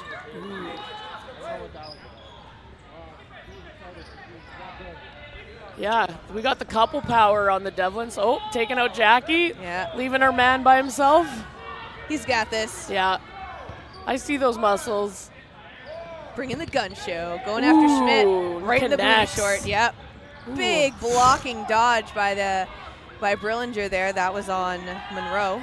I don't understand how some of the guys do that and they get so high and spread their legs. Nice shot by Monroe. Some people are just lucky like that. Yeah. Sorry. Monroe, I think she's from Seattle, I believe. We'll have to double check that one. And then Martinez is also a U.S. player on this BS team. Yes, he is a. I want to say I remember talking about it with Ben yesterday. I know that one of the U.S. players was from Arizona. We had a couple from Seattle. Yeah. I think Joe Martinez is from Dallas, actually. Oh, nice. He's actually, I know everybody's probably familiar with Elijah Hashimoto. That's his stepdad. Oh. So the whole family's playing dodgeball. Deep in the heart of Texas. Yeah. Oh, Team BS falling down there. See if they can come back. Yeah, they were in business mode for that one. They got some good arms and some good blockers by Kemball and Vinish. Yeah, Kemball was actually, he just hit out Boudreau. He had his number. He went for him and took him out. Oh. And then takes out Trudeau, goes after Devlin. Devlin stays in, managed off that shot. Vinish. Sidewinder right in the elbow. Tashino finished him.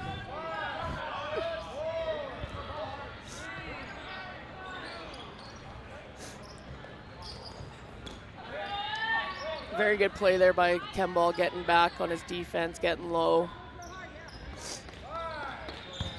Up with Kirsten Moon. Still burden on Team BS. Ooh. Nice dodge by Devlin. Kemball coming up, trying to take the air, doesn't quite make it. Calls himself out on a little skim. These are good. Majority of the teams, like we got the Manitoba players for Team BS. We've got a couple of we've got the Vancouver, we've got Texas, we've got Seattle, but it's pretty much all Manitoba players on the opposite side. So this is kind of an interesting matchup in terms of who knows what about who. Yeah, the only person not from Manitoba on the Devlins team is Morrison. Out of, I believe she's from London or Hamilton. Oh, right.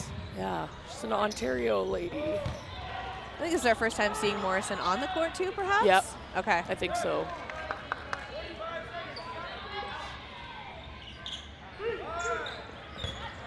Ooh. Vinish with a block going. Almost blocked it into Duchamp there. Yeah, almost. Very close to the tiptoes. Yeah, good throws. Ooh. Doesn't even break his stride. Yeah. Vinish just like, nope, that's no my ball. sweat. No sweat.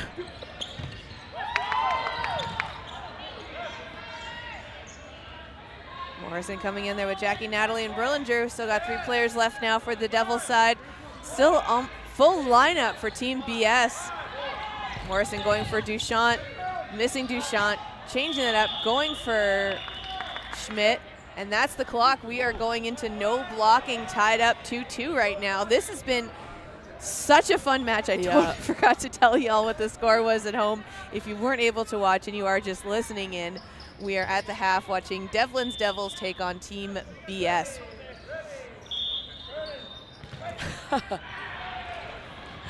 Thanks for reminding us, Mitch. Good note. Thank you. Got producer is just hanging out. My bad, folks. That's okay. It's Mitch. Ooh, Vinish gets finished on that one. I think out of everyone who's joined me on mic, he has not warned anyone ahead of time. He loves doing that to people. He got me. Yeah, still in no block here. Dushan.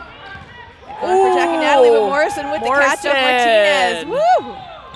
Ooh, and then Trying gets to make it by Schmidt. Yeah, Lightning didn't strike twice there, but we bring Devlin back in, and he's got staying power on the court. He is nimble. Oh, yeah. And he is a cannon. Yeah, he's got a great throw, and he can get down. Oh! With that catch from Schmidt, though, that was... Can't get past that. No. Yeah. 3-2 going into the next half. Schmidt was in business mode from that rocket shot off of Devlin. Yeah. This is a great matchup. Great game. All right, we see Trudeau coming in now. This looks like they're lining up. I think we're gonna see. The lineup change just a little bit. Trudeau's stepping on that back line now. Rips off his pin. He's like, "Let's do it." He's fired up, ready to go. This is a pretty good one. I think, Team BS, they're up by 1 point only.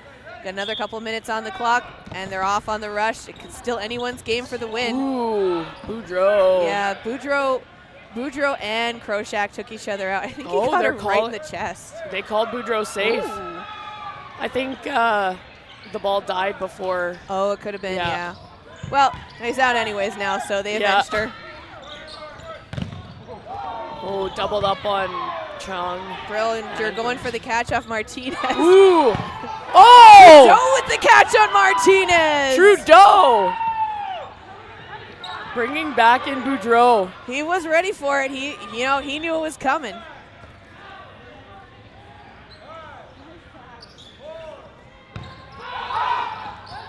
Big pop block up, though. Boudreau wasn't able to catch it in time. Yeah, big hit for BS there. Going down 4 players versus 2 here. That's super important.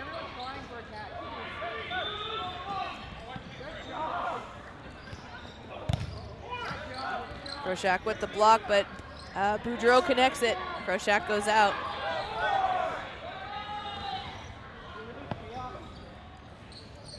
Just Natalie and Boudreau now left for DEVLINS Devils.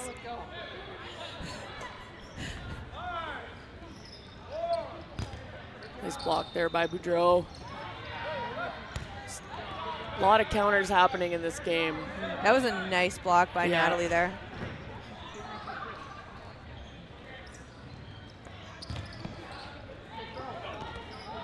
Boudreau blocks, but he's hit. Ooh, just pouting a little bit as he walks off the court there. Morrison and Kimball going after Jackie Natalie. See if Jackie can close it out here. Plays smart, keeps herself on the retreat. Yeah. I think that she needs to play a very guarded game in terms of skill level. She is still relatively new, but it's great to see her on the court enjoying the game. But yeah, I think she needs to play a very calculated defensive strategy right now. Absolutely. Yeah, she's been improving so much too over the past little while. Oh, absolutely. More practice, we will see her up there, and she will be for sure giving them a run for their money. Force to reckon with. Went like that. I'm writing it down. Yeah, she's been a part back in Dodgeball Winnipeg League. We've been running a women's kind of mentor season this year, and she's on one of our rogue mentoring teams, and she's doing fantastic. Nice block there by Morrison. Nope, yes, that was Morrison. Yeah. I almost thought I had it wrong for a second. My apologies. Yeah, Morrison with the Canada jersey. She's on Team Canada cloth. Nice. Yeah. We also have Moon on Team Canada cloth this year. I believe that's how they got on team together. Oh, there you go. Little connection there. Ooh, double. Yes, Yeah. Trudeau takes Trudeau himself calling out. himself, yeah. Well played, Trudeau. Well played. A little ricochet there. All right, we got Schmidt coming up to the line. We Nice got that. cross. Yeah. That was Monroe trying to take that cross-court shot. Yeah, those left-handed crosses are something else. They're hard to read. Martinez going for Tashino. Ooh, big catch, Martinez. Oh, never mind. He was out. Or what's going on? It was a good catch. Like Martinez was locked on target for that one. I think he was in, and Vinish was coming in, but then the hit was because they collided with each other, and that's why Martinez stays in. And Vinish just makes a guest appearance on the court. Ooh. That No was mercy from Kemball there. no mercy at all.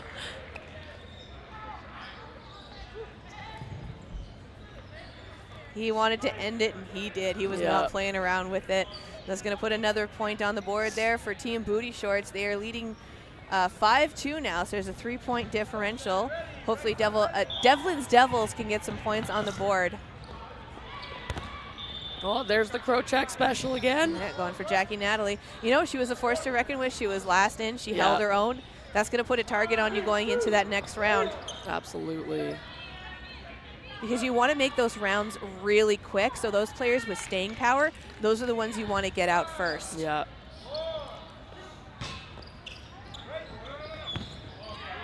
Chung going for Kroshak, just past it. Oh, takes out Kroshak, and then return fire on Chung takes him out. Great throw there by Monroe. It was a good trade. Tashino going wide over Monroe. Tashino had her number, though.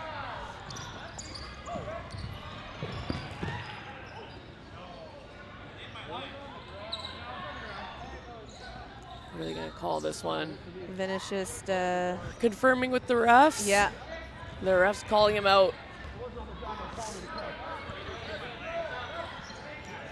I think it hit his leg and might have hit the ground in there. It's hard to see a little bit from up here. I think the refs have a pretty good vantage point from where they are. But the good thing about being up here, though, from the commentary table is we get to see all the action. Yes. The refs are the ones that make the call. We just gotta repeat what happens. I say we gotta show you, but like it's hard to show. We are showing you. But we gotta tell you as well. Show and tell dodgeball, folks. Show and tell. A verbal showing. That's what we're doing. Ooh, good counter there by Tashino, taking out Monroe. Giving Devlin's the player advantage. Devlin's nice, done. Tashino was looking for that one. He's really quick on that. He's one of those players where he can turn around and find the ball and then turn back around and not get hit. He has that really good court awareness. So, you know, it's one of those things where it's like you will see other players do it and it's like, ooh. But with Tashino, it's like, no, he gets a pass. Yeah, and he has great reaction time. Martinez had his number, though. Yeah, Team BS able to take him down to 2 players. Morrison staying in. Devlin going for it, but Kemball catches him out off the pop. Catching out his own teammate from men's. And that one is end of the second half already. This round is going to start in no blocking, so we have less than 30 seconds. By the time we get everything lined up, it's going to go into no blocking. Yeah. We're just going to start it there. Well, we'll see if Devlin's Devils can take this point. I'd like to see them take this point to close it off. Like, me too, yeah. You know, Team BS has a good lead, but I want to see them close it up and just make it a 3-point difference instead of 4. Yeah, that point differential too it matters a lot in this tournament. Boudreau sending one over. That was a full money send from Boudreau as well. Oh, Kemball knocking down his own teammate. You know, it worked for Kroshak, though. She got nice and low. She managed to avoid those shots. She Yeah. used it to her advantage. Didn't get stepped on. Nice one by Brillinger there. Goes over, come ball right into Kroshak. Boudreau is the target for that one. Yeah, Schmidt takes out Boudreau, goes into Chung. That was a double.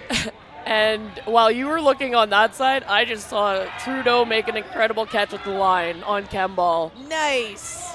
Maybe 5 feet away. Whew.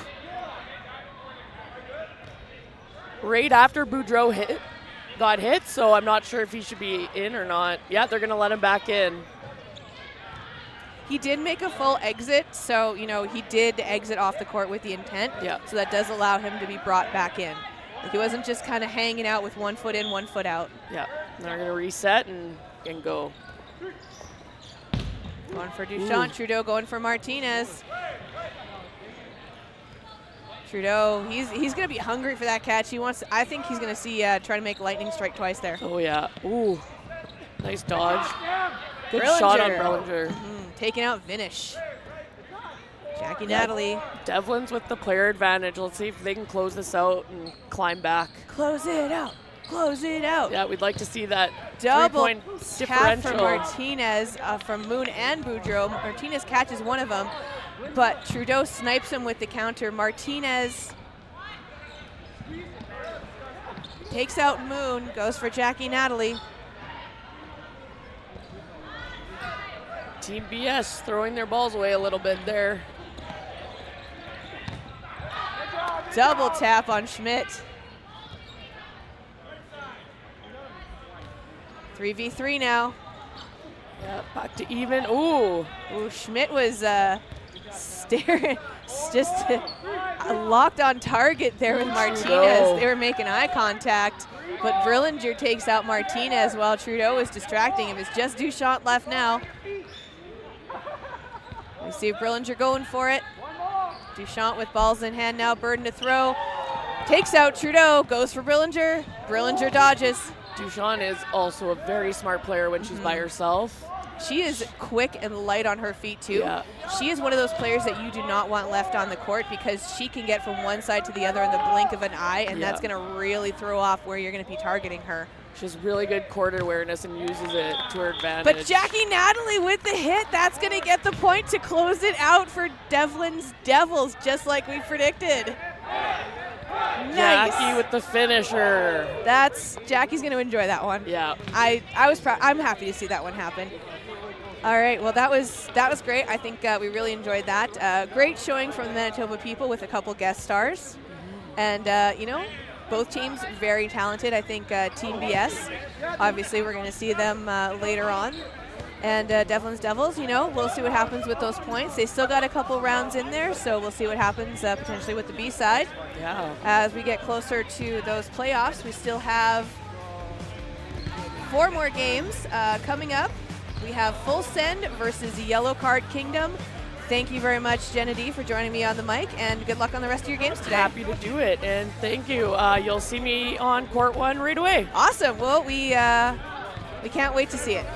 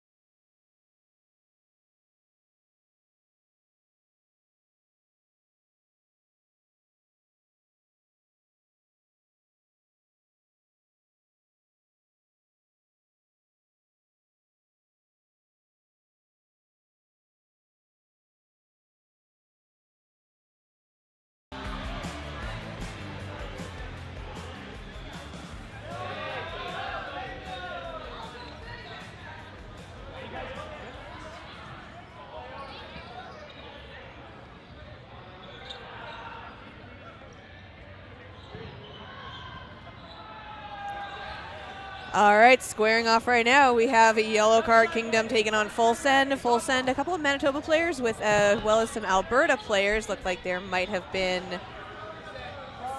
false start. Then we're gonna reset.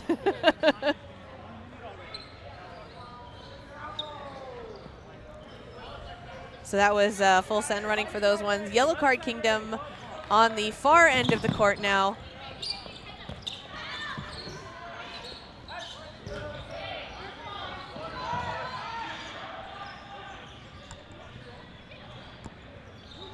Patry just coming up short of that one.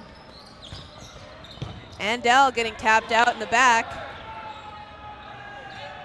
Up and over.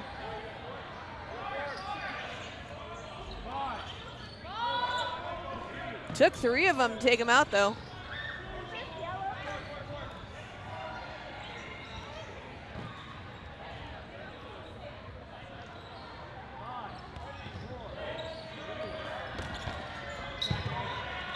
You see Heather Irvin playing. She's on the wing now. I believe she is the coach for Team Canada Men's. We saw her in the blinged out blazer yesterday.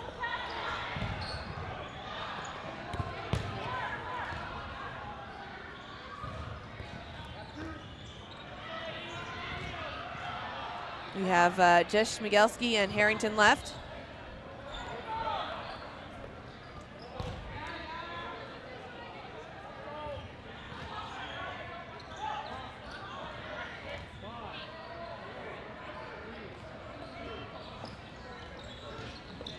Harrington going for Yule there, taking Yule out. But, fancy footwork from the wing there on the Yellow Card Kingdom side to try and take that counter off of Harrington.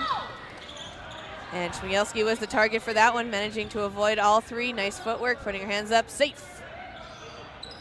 Looks like Patrick going for that one. Block. Managing to sweep those balls over for the team now. 5 on 2. 2 balls sent, takes out Schmigelski, just Harrington left now. And that's going to be that one for Yellow Card Kingdom. First point on the board.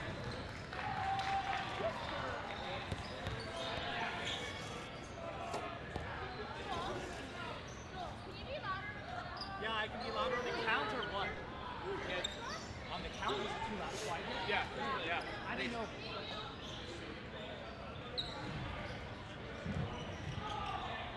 Left side ready, right side ready, dodgeball. Ooh, Korniski right off the opening rush takes one, but gets hit out as well.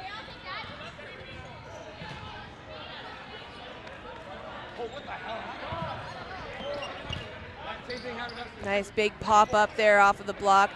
No one to catch, though. Smart move by Yellow Card Kingdom, keeping balls in hand.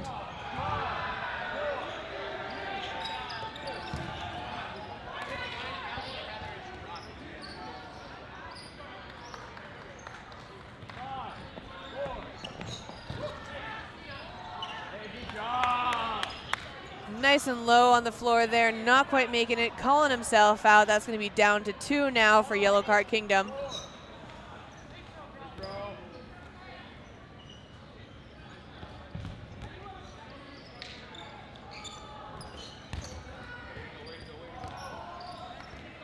Jacqueline with a couple nice low windmill shots there.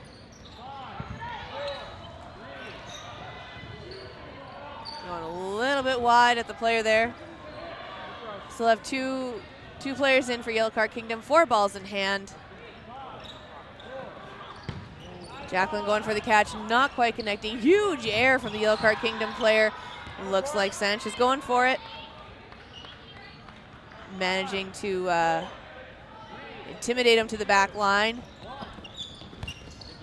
He's going to reset, going low, pop fly up, and a catch, and that's going to be it for that one. Point on the board now for Full Send. I think it's going to be a lot of back and forth between these teams, but a little bit early to tell. I can see the skill levels there.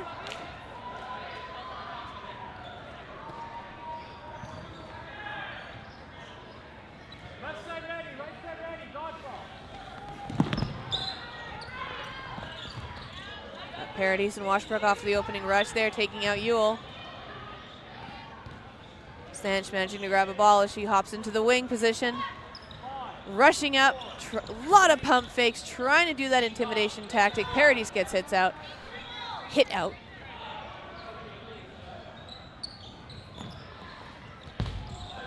Nice shot from Pacheco, a little bit of a sidewinder on it.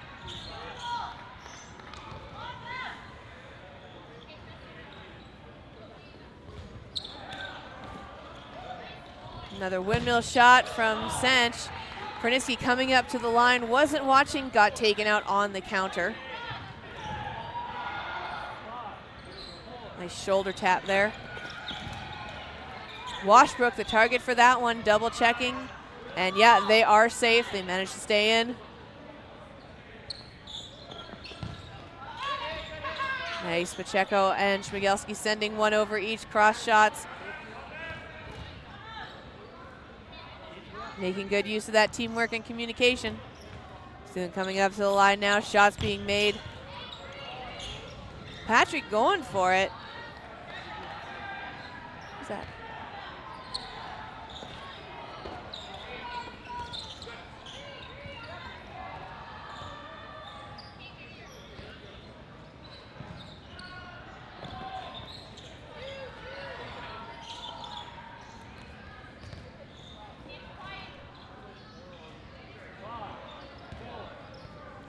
Four balls in hand now. Oh, we're going for Pacheco. Pacheco managing to stay in. Sanch getting nice and low, managing to avoid that one. Parkey getting hit out.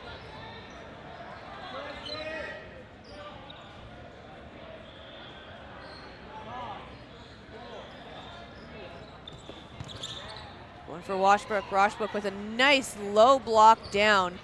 Doesn't even break his stride on that one.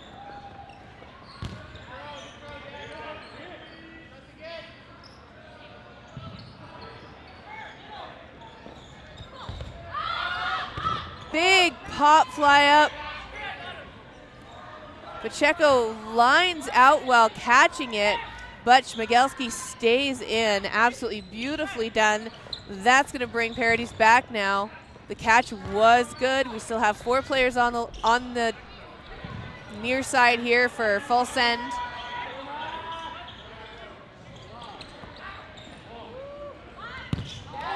Westbrook going for the catch, doesn't quite make it. Paradis getting nice and low off of that counter. Going for the kneecaps. Takes out. Paradis couldn't tell if he was taken out or not, but it doesn't matter because Schmigelski came in and finished it.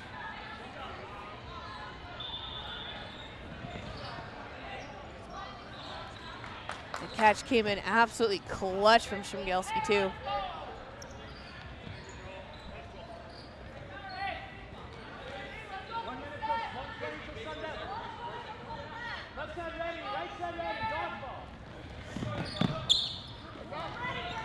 Hear the whistle now, and looks like, oh yeah, that's Washbrook going out right off of the opening rush. Was not expecting that one, but they do end up with 6 players still on the side now for Yellow Card Kingdom.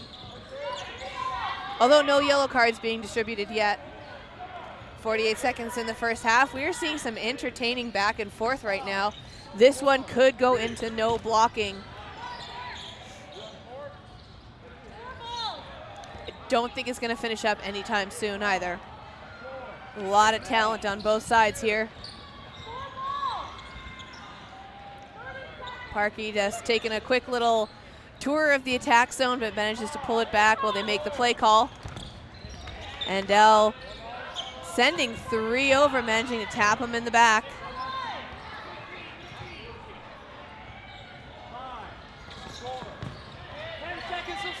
Ewell was getting into catching position, but it looks like that was a finger tap. Hear that clock going down. We're about to hear the whistle. And Pacheco double checking. Yes, he did get hit out. That ball, oh no, he stays in, sorry. He was double checking if he did get hit or not. I think it was ground. Then it popped into him. Then it went up into the nets. So Pacheco stays in. No blocking now. Finishing off this first half. PARIRIE trying to finish the job on Pacheco since he gets to stay in for that one. Pacheco making the play call now. Harrington going for Irwin, takes her out right in the knees.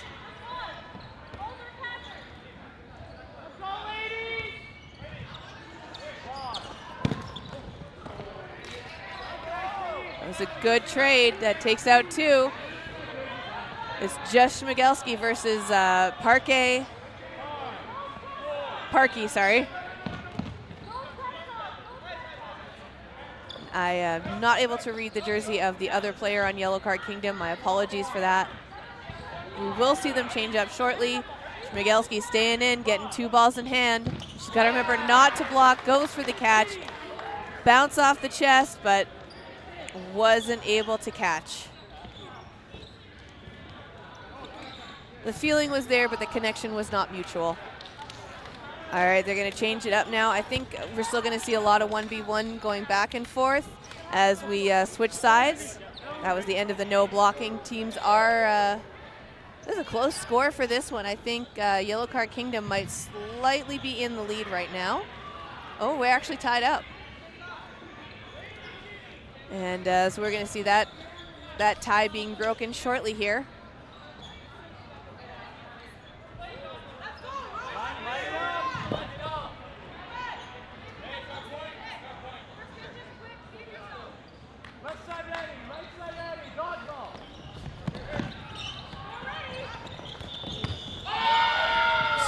Pernitzky with a huge catch right off of the opening rush, and he makes a dance back to the back line there, enjoying the sweet victory from that one. Pernitzky trying to make lightning strike twice. Looked like he was going to go for the catch there. At the moment, at the last second, he drops his hands, goes off to the side. They managed to take out that player, though. Yellow Card Kingdom coming in hot and heavy off of this one, but we see Sanch with a bunch of pump fakes, and that's a trade off of Sanch and Irwin. She's got a huge smile on her face, though.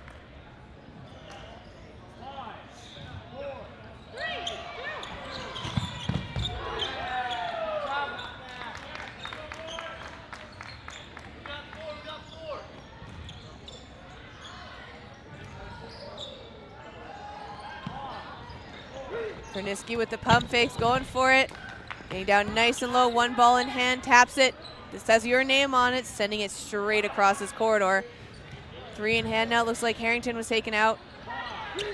Just Pernitzky left now for full send, tries to make the catch. Not able to grab it to make it final, and goes flat and lines out. Going to be another point there on the board for Yellow Card Kingdom.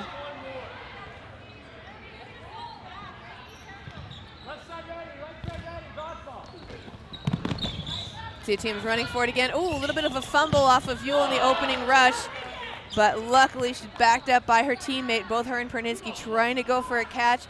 She fumbled the ball that was passed to her, so she decided to compensate with getting a catch. Didn't quite make it. Ended up with a trade anyways.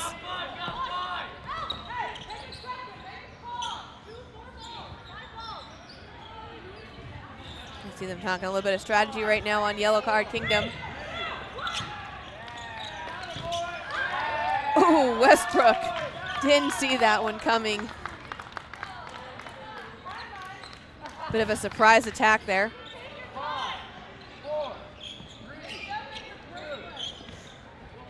Nice shot through the middle. It's just Sanch and Schmigelski left, wearing each other's jerseys too. That's not confusing at all.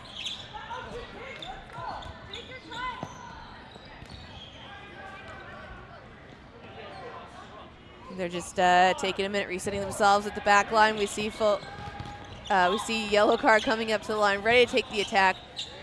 Huge return from Sanch with that windmill throw.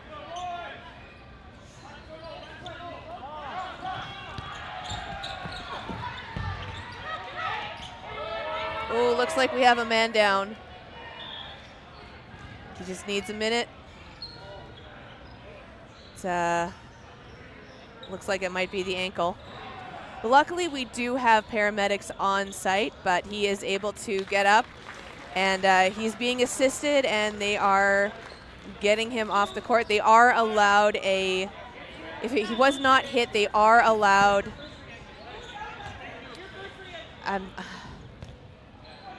a substitution due to injury. I think he's going to take a minute and sit that one out. Like I said, again, luckily we do have paramedics on site in case of injury. We also have a registered physical therapist here as well. So every athlete here is well taken care of to make sure that we avoid any type of serious injuries, or in case of immediate medical care, it is able to be received. Huge shout out to the people who are able to provide that today. The game is now going to continue. Shot at Smigelski from Parkey, taking her out. It's just Sanch left. And that was, whew, that was a full money send there from Yellow Card Kingdom, taking the point. 3.5 minutes now.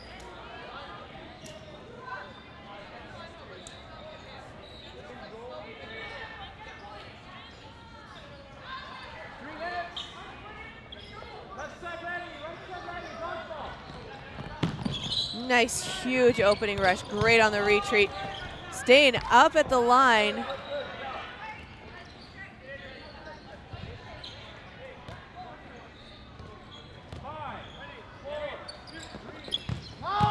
Ooh, Westbrook, once again, wasn't expecting those two.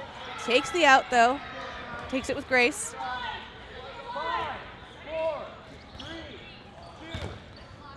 Hear that shot clock going. Double tap, I think. And I wasn't expecting that. Even if it was a double tap, we weren't 100% sure about it. Does not break his stride, but he does end up getting taken out. It's just Smigelski left now for team full send.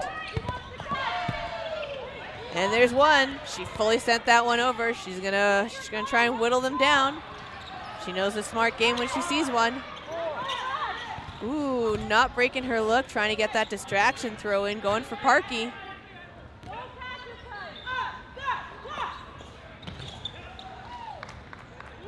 Looks like that was either Parkey or Ewell that takes her out on the hip while she was jump dodging away.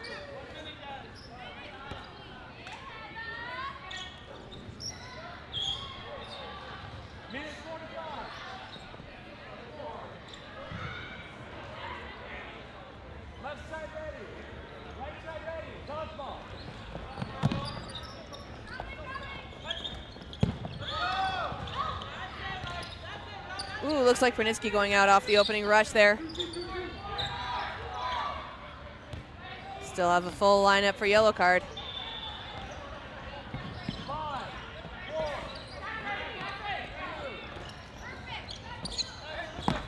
Nice. Huge air right between the legs. Jacqueline was going for it too. Sanch going for it. She runs away screaming. Absolutely adorable. Greg's like, do something cool. I'm like, I'm not that cool.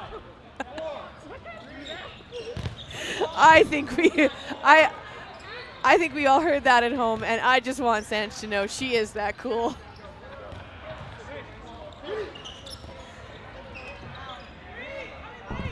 I think she's cool. Thanks, Mitch.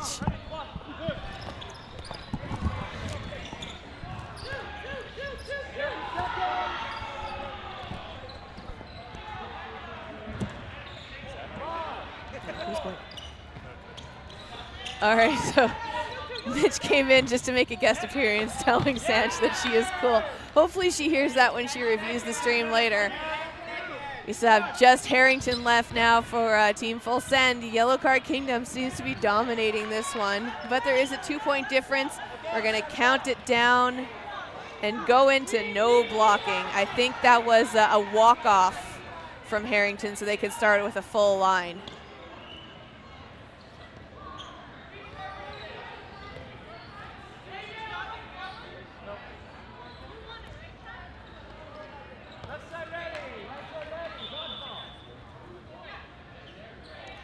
Now as we're getting that score updated for you, we do see that Yellow Card Kingdom is leading now by 4 points. They have 6. Full Send has 2. Full Send wants to finish this one off strong and make it a 3-3 difference. Pacheco going for it off of the opening rush. Pacheco just kind of doing a log roll over to the back there.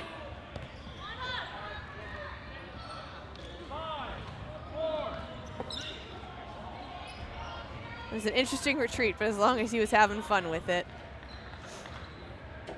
This is no blocking situation. Sanch going for the windmill. Pacheco following up, doesn't manage to make a connection. Oh, oh. Paradis looking to catch that one, drops it, just takes a look like I need to contemplate my life choices. Although great catches though, Pernitsky got one. Pop fly. Not sure if that counts as a catch or not though, but it is a hit.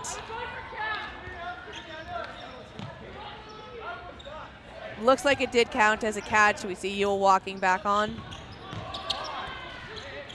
Nice little sidewinder there from Westbrook. Westbrook managing to turn sideways, avoid those two being thrown at him.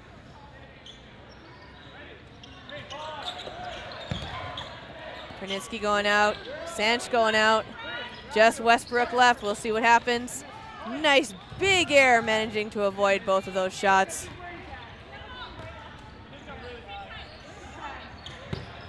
Parkey going for the catch, doesn't connect. Westbrook stays in. Ooh, but that one ends it. All right, so that one was Team Full Send taking on Yellow Card Kingdom. Yellow Card takes it 7-2. Slowly whittling our way down the line here for those playoff games, for those spots in the playoffs right now. We're still playing those matches. I really enjoyed watching these two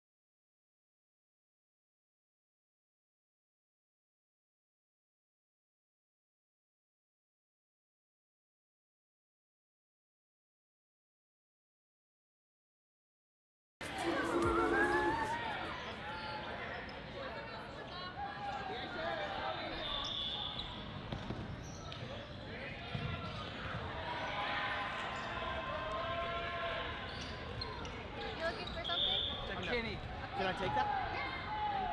My hands are wet, so I don't want to like.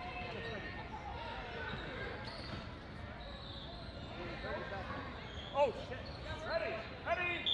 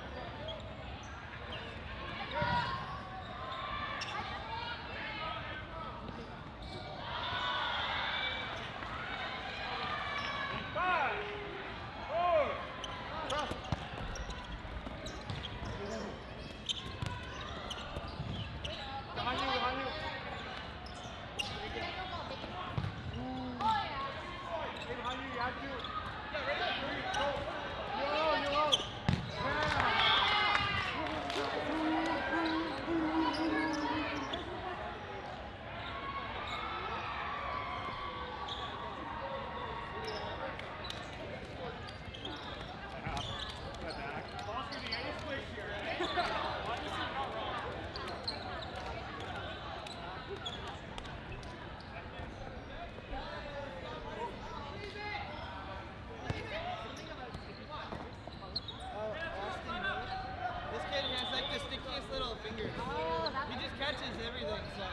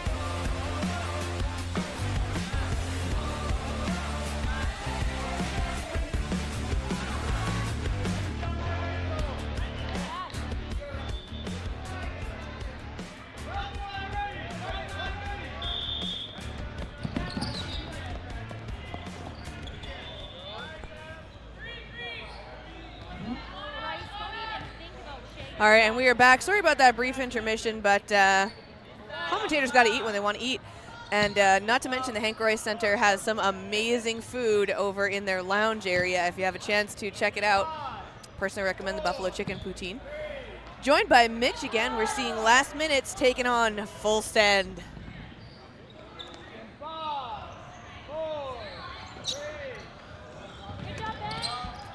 He's getting mic'd up, and he'll join us there shortly. Why you gotta rush me? Wasn't.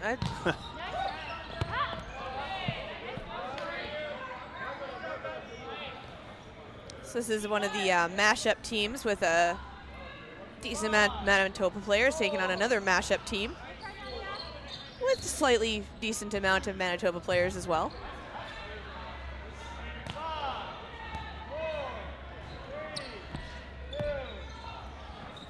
Ben Johnson sending one over.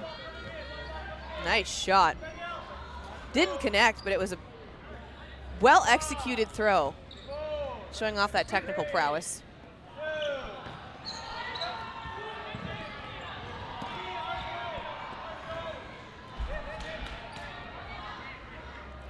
Treebeard coming in, holding the ball. Looks like he's making that play call, so Clark and Tameta can see it. I was just about to say, too, it looked like he did make a call, but it looked like Tameta and Clark made their own call as well. So maybe it was just he's holding, you guys do whatever. That could have been it, yeah. But hey, communication. Yeah. Does he communicate in your relationship? I'm sorry, I shouldn't be asking that. This is why I'm not allowed on mic. Never not answering that, Mitch. Yeah. We don't need that on stream. Nice bounce. Yeah. Down in Schmigelski, but luckily they get the rebound back, so they're going to keep that burden. Johnson gets it. Yeah, he's his first time back playing, Johnson is, for a long time. He comes out of retirement just to have fun with friends. Absolutely. I'm glad. You know what? He's making new friends, too. Great to see it. He's got skills. He's got the technical prowess. He did miss that catch, though, but... To be fair, I think he was friends with everybody on this team beforehand. Yeah, he played on a team with some of them called Old Balls back in the day. I it's a team love name. those Why are you pun laughing? It's literally a bunch of old guys playing with balls. Anyways. It's a great double entendre. What's that mean? Moving on, we see Schmigelski and I believe that was Jacqueline, sorry. It took me a second to find her on the roster there. Yeah, Christina Jacqueline. I believe these two have been teammates for years, I want to say, on the Edmonton Thunder side of things. I believe so. We got a couple Edmonton Thunder's jerseys. I know we're not seeing Schmigelski wearing hers, but Sanch is.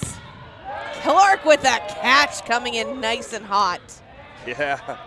Shout out to those aliens that might be listening, right? Yes, yes. In case I believe that was Clark's. She literally wants to shout out the aliens that are watching right now.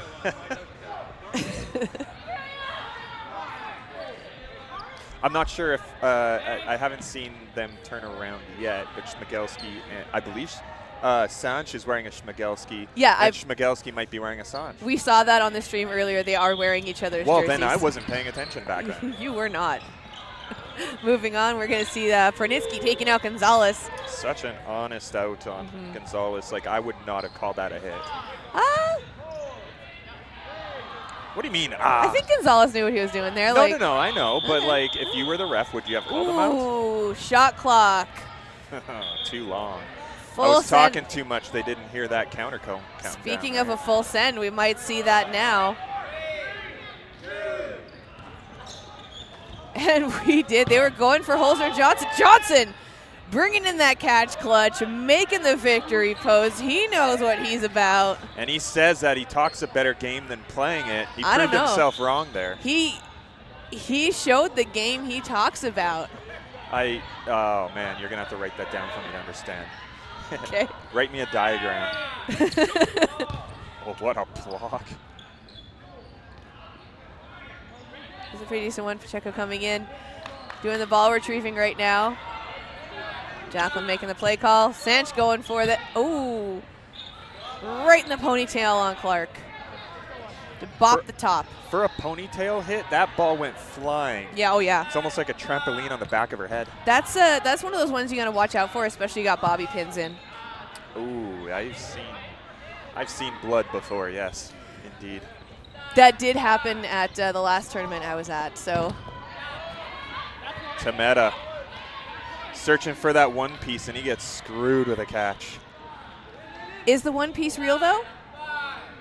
I never watched. I regret that. Oh! It just sailed right over into Washbrook. If he, oh man, he could have caught that if he was in the right position. I don't know. That seems like a cliche thing to say. He was like turtling. Yeah. Not in the position for a catch, but he could have caught it. Yeah, like if he had looked up and caught and noticed it in time, he could have caught it. Sanch just holding the line there, trying to throw them off. Shot clock counting down.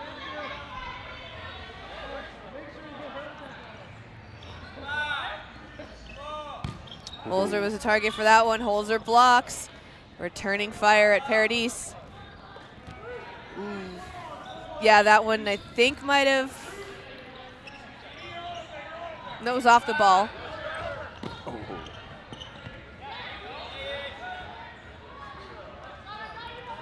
Sanch just holding down the line there, going straight down her corridor. It looks like she was going to tease on Holzer a bit. Holzer sends one coast to coast, going just past Pernitsky. Beautiful sail on that one. Oh, man. Now that you said Pernitsky, I actually recognize him. I was like, I don't know who that is, but it turns out he's Pernitsky. Yeah, he's wearing a local jersey for Team Injuries. It's possible that I've never seen him wear pink, so I didn't realize that was him. That's fair. I think that's outside of the norm for his color scheme. Is that the clock counter again, or? No, he hit the line. Ooh, yeah, Pernitsky. Hold it, Nate. Pernitsky definitely likes to toe the line, like gets his toes right up close to the line. He's very adventurous with his with aggression. Just Holzer now.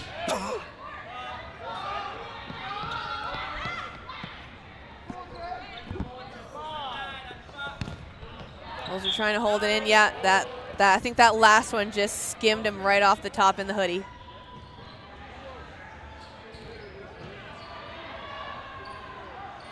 You got the fact sheet, Mitch. Yeah, Any you other want to read interesting it or what? information about the last minutes? Well, the last few minutes, there's been 2 points. Oh, you're talking about the team. Well, Mark Holzer, he plays baseball. That's all he wrote. I like the like I play baseball. Good. I think 25% of dodgeball players play baseball. Really think 25%? I think it's a bit more, potentially. We got a 1-1 tie going on right now. Full send going on against the last minutes. We got a minute and a half left in the first half. Just before that, no blocking round starts. We'll see what happens with the last minutes. They can pull it together. They've been doing a great job. Like, even with the losses they've had, it's only been by 1 or 2 points. So they've got the amount of wins for, like, per round. They're keeping the numbers up and high. I think they're going to be on the high B side. That's what they were talking about shooting for. Sanch's got that deadly windmill fake, and like, there's no way you can grip on those balls enough to actually not let it go by accident. But they're trying. It looks like they're trying to get her out first in this round. Almost like a death grip with that fake. You need big hands to be able to do that. Oh, right on the toes. Sorry, that's your job. That's you want to say what I just said? Right on the toes. Nah. You can beat me. I'm just kidding. No one can. You're an international man of mystery, Mitch. No one can compare to you. International, I guess. Full send, or not full send, managing to avoid that one ball being sent over. Pernitsky dodging that one, but that's going to take ball advantage now over to full send. Looks like they're going for Holzer. Holzer makes the catch. We see the catch is good. Clark should be coming back in. It was a pop fly one. I believe so. So, no, because there was 6 on the court. Clark never played this round. Oh, you are correct. So he didn't walk off. Who was that? Holzer? No. The player who got hit didn't get hit before Holzer caught. Ah, okay, that would make sense. Or got hit. Also Wasn't walked off yet. It was very quick in succession, so like there's no right answer there. And the clock went for no blocking, so we are in the no blocking round. Beautiful catch by Pernitsky. Looked a little scared of it at first when he was going for that it. is classic Pernitsky right there, where he kind of leans into it with his shoulder, but there's enough padding there that the ball will just float in his face and grab it. He just kind of looked like he was spirit fingers trying to catch it. If you're looking from afar and you're a new viewer, like it looks like an amazing catch, but he makes it look absolutely easy to do. Fair enough.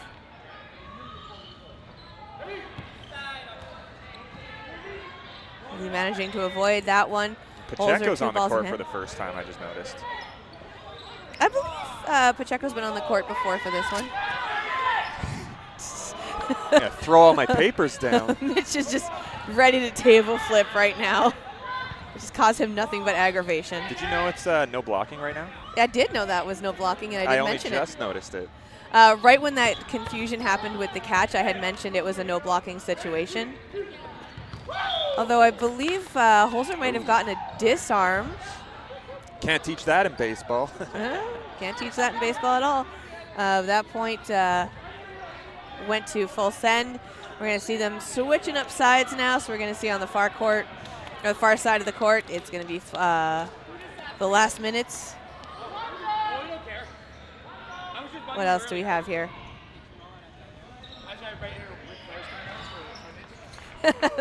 This is exactly what Ben Johnson said. Better at talking a good game than playing it, but I think he's having a great showing this weekend. I tied that into a comment I made earlier. I know. When he shocked himself. He had that amazing catch. Yeah. He was like, oh. And just like that, I've got balls in my hand. Also, a fun part for Emily Clark is, other than waiting for the... Oh, that was a pop fly off Tameta Clark, saved Ben Johnson in that little sequence there. Nice. Where it hit Tameta. Johnson tried to catch it, fumbled it a bit. Tameta then caught it. That was great.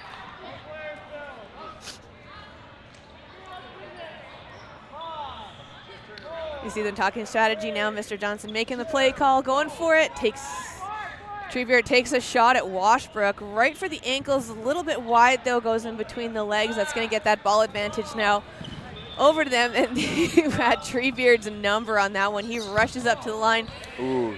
Trade off of Jacqueline though, yeah. So they still have the numbers game for the last minute side.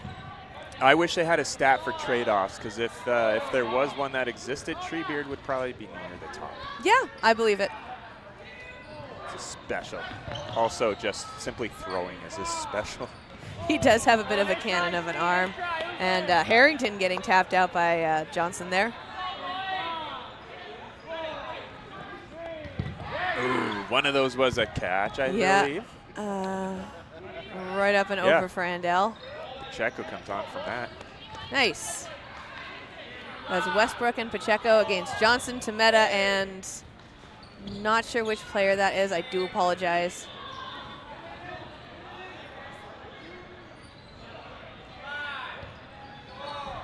Johnson making the play call. Tameta going for Pacheco. Pacheco in the Mergler jersey. Oh! I'm sorry for yelling that loud. No, that was fine. But if there was any more curve on that, that went right up Ben's butt.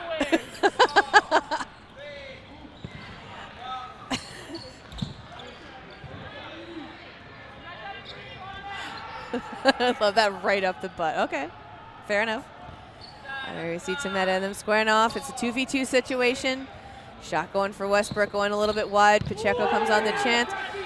Westbrook takes Tameta out, though, on the counter. It was a nice 1-2. 2v1 now, sending it over. No connection made. A little wide on the shot there.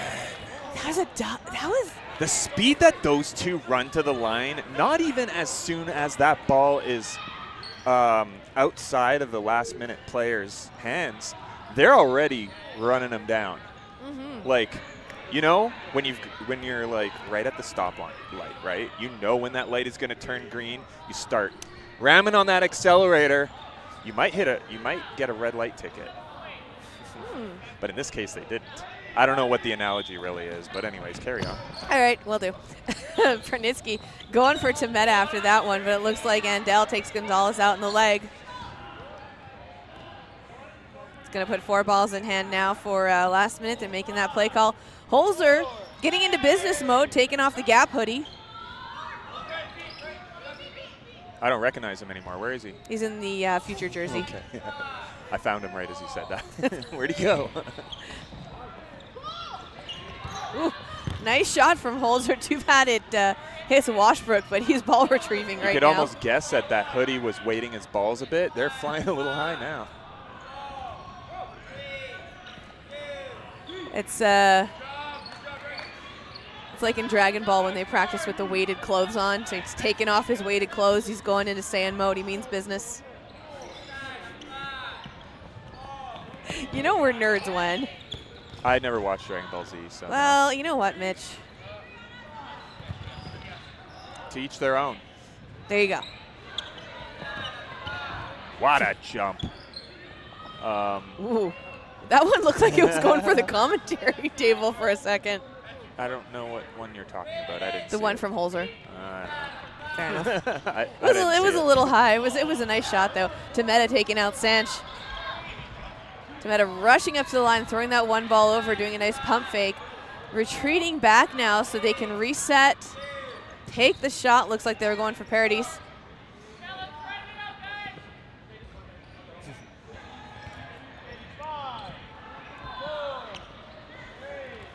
Prunitsky going for Temeta. Temeta returning fire at Andel. Andel tapping out Temeta in the toes. Little T for 2 there, right in the ball of the foot there.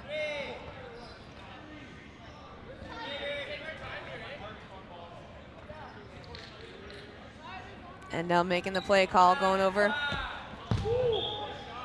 Whew, a bit of a sidewinder missile there from Andel onto Clark. She was not expecting that one. 2 minutes left on the clock right now. Clark wearing one of my most favorite Z Warriors jerseys. Favorite in terms of like a really cool hoodie design. Not so favorite if you're trying to read them on stream. Oh no, it's absolutely impossible to read those numbers. Yeah. But they're really cool. They are really cool, like aesthetically. Love it. Yeah, I like hoodies. Me too. I'm sure Holzer does too because his balls are going flying. Put that hoodie back on, You're boy. talking about Holzer's balls, Mitch. I'm talking about Holzer's hoodie. Calm down. Oh, get it right. Just got that one player now left for the last minutes. I believe that is. Wanted to reach for it. It was called. That was Danielle Newman. Yeah. But the whistle went before the attempted catch, so I'm not sure exactly what.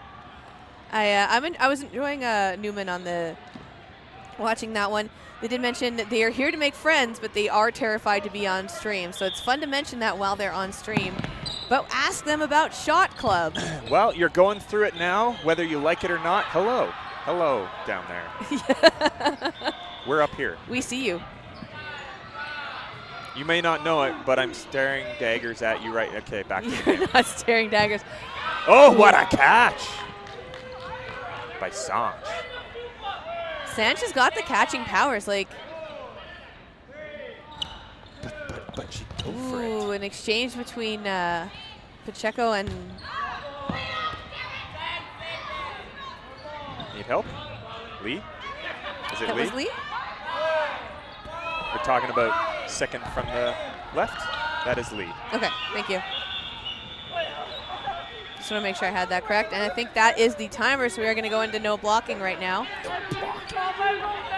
Full Send seems to be dominating the score. It's 1-4 right now. But you know what? Last minutes, they're having fun with it. They're enjoying it. Last Minutes was meant to be a fun team, as they were put together last minute. Literally. You'd think they were a bunch of misfits, but they're definitely having fun on the court. You know what? Misfits can have fun. Most of them are Manitoban, though. Another too, so high they know. shot from Holzer. I told you, it's that hoodie. Yep. Oh! Whoa! It's not going to stop him from catching, though. Holzer redeems himself, though. Hoodie or not, he's good at catching. Yeah.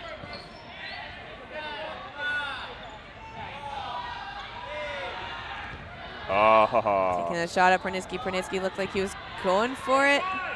He wanted it. Yeah. It was just too low to the ground.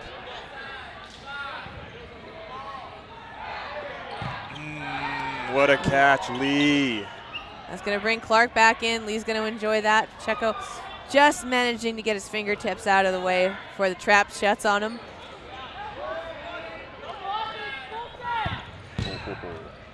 Pacheco takes out Gonzalez, though. It's Josh Migelski and Pacheco left now for Team Full Send. They got 4 in line now for the last minutes. That was actually a really good counter on Pacheco's part.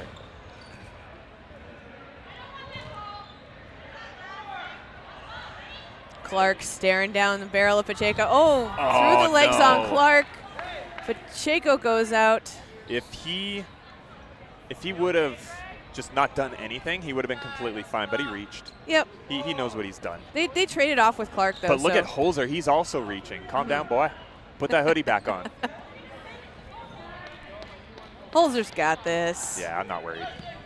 Holzer knows what Holzer is about. Yeah, there you go. Exactly. It's not often you get a baseball player aiming for somebody's ankles, but that's what you just saw there. Yeah, it's true. No, that was a good shot on Schmigelski from Holzer. That's going to put 2 points on the board now. So it's only a 2-point differential at this one. Full Send takes it. Again, Full Send, they're a great team. They got a lot of high-caliber players. There's a lot of high-caliber players as well on the last-minute team. It's just a matter of getting to know each other, having fun, and just making sure we can pad those numbers. And coming up next on the stream, we are going to see C.R.E.A.M.I.T versus Soft Celly. Oh, you actually had a list in front of you this time. I do have a list in front of me. And you rely too much on me sometimes. That's going to be our last round robin game of the day. And after that, we are going to be going into the semifinals. So we're going to see some playoffs playoffs, then quarterfinals, then semifinals. But we are going to go into playoffs very shortly. So this is our last round robin game coming up next on the stream.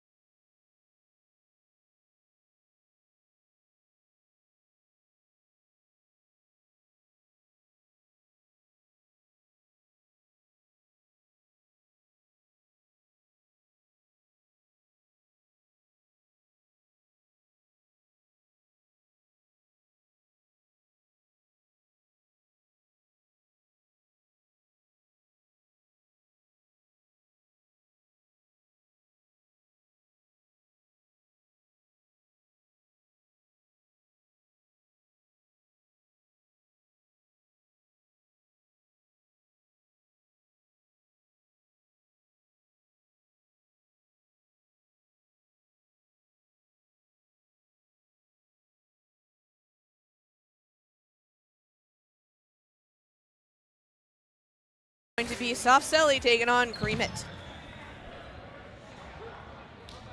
I believe this is C.R.E.A.M.I.T's first time on the stream. So we're gonna see some interesting moves out of them. I see some familiar faces on the roster there, as well as Soft Selly. We know who those are.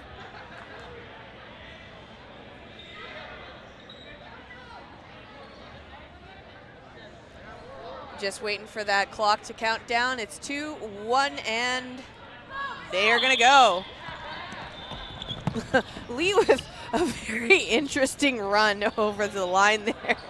He's wearing the Cynthia Lee jersey. I'm not, I can't remember off the top of my head who that player is. I do apologize. But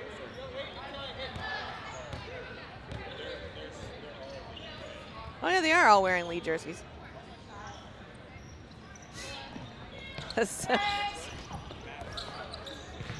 Kluche. It was Kluche who had a very interesting run off of the opening rush there. Absolutely enjoyed seeing it.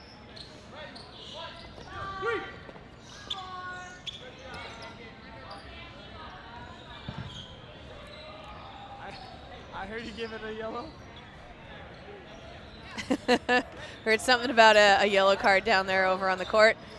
See 2 in hand now. They just had the 1, sending it back to Kluche.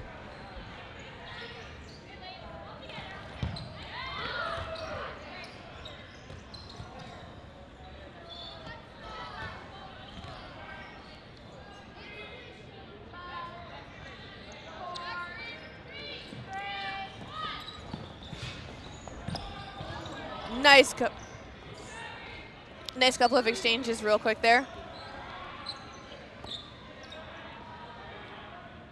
Still in the first round, no points on the board yet. This looks like a good matchup. A lot of talented players on both sides. Lots of players from the men's team that almost cinched victory yesterday.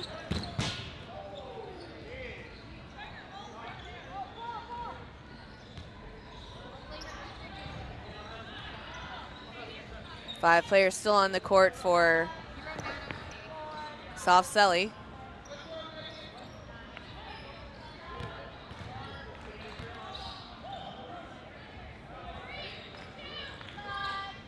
Sending 3 over, taken out. Yeah, that was a hit. Yeah, Kluche's out. Cruz sending 1 over straight across the corridor into the opposing wing. No connection made though. Nice underhand counter there.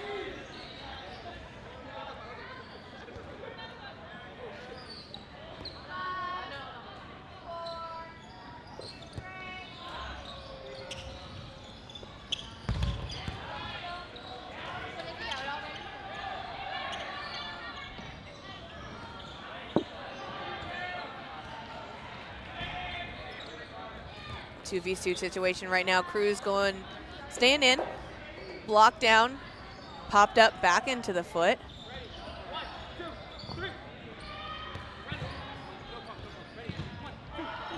Looks like they're bunching up and going after that player on the wing there.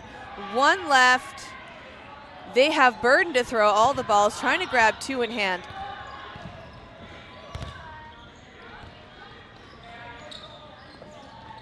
Staring it down.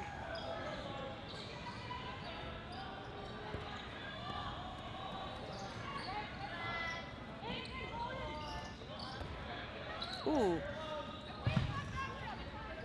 Ground into the leg. Almost looked like a shot there. I was a little bit confused about it, but they stay in. Nice 2 sidewinders there, but going just a little bit wide on each side. They did cross the streams.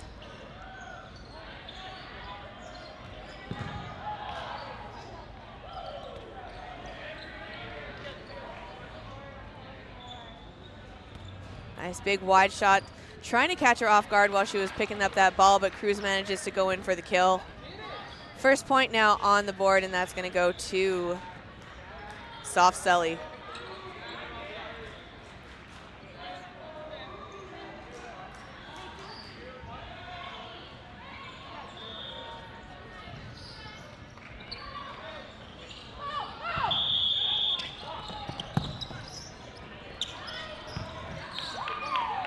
Almost a double off of that opening rush. Absolutely well played.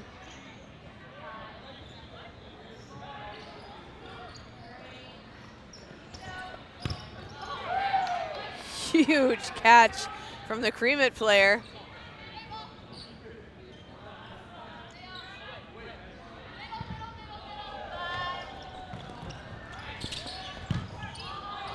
Ooh, that was a nice little toe tapper, and then a return fire. Wearing that 54 jersey, that was Brandon Horseman. Play call being made right now.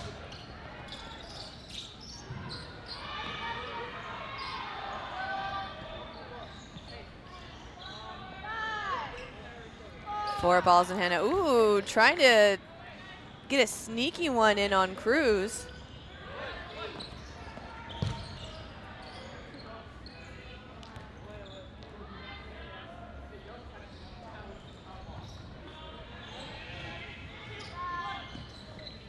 Got a steady rhythm going on with this game.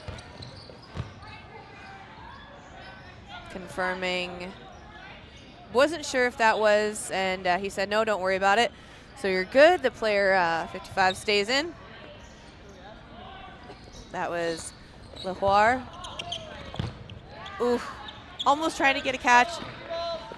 Brought it in, but wasn't able to control it.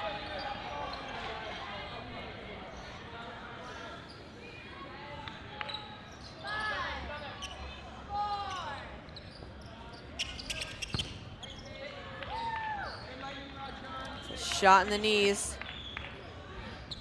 C.R.E.A.M.I.T just absolutely murdering everyone. But we've got Shota in the middle.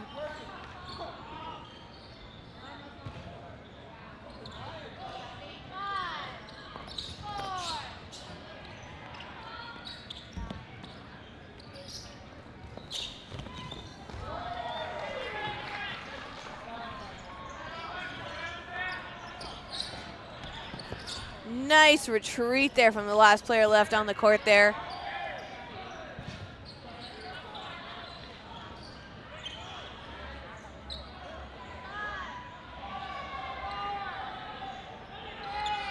You hear the shot clock going down. That's one. Still in, got 2 balls in hand. Counting it down now.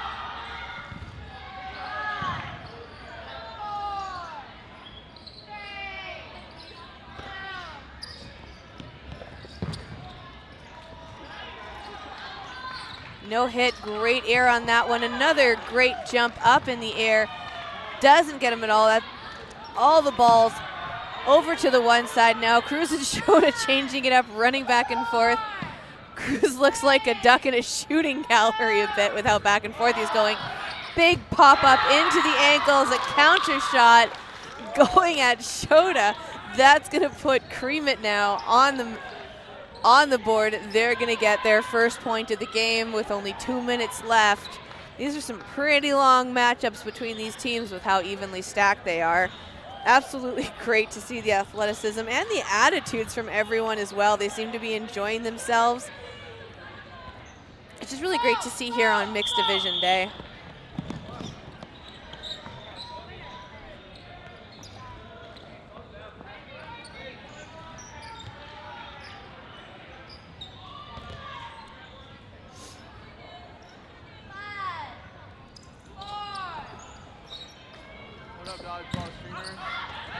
Nice, huge pop fly catch there.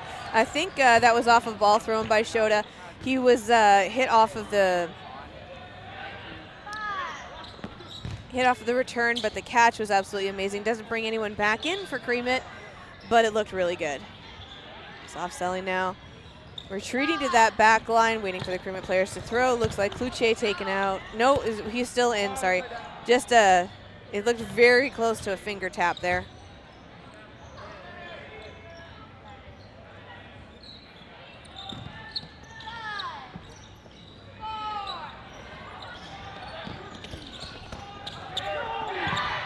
Another pop fly catch right up into Nahirni. She has been MVP for this one with those 2 pop fly catches, taking out the players on soft Celly.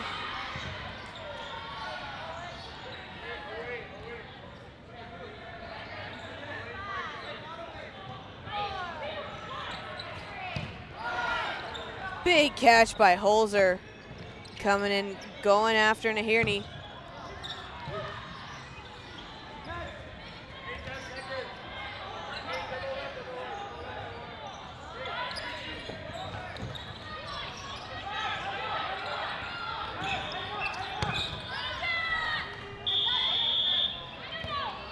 Doing a double check on something. Favone saying, don't worry about it, and that is actually the clock for no blocking. So I think that's what might have thrown them off a little bit. They did blow the whistle,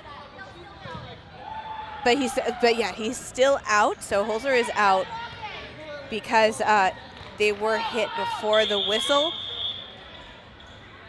So we are going into the no blocking right now, taking a shot at Shota. Shota dodging off to the side. Great footwork, going after Nahirny. Going for Favone. Favone manages to dodge. Favone gets nice and low. No, Shota takes out Nahirny.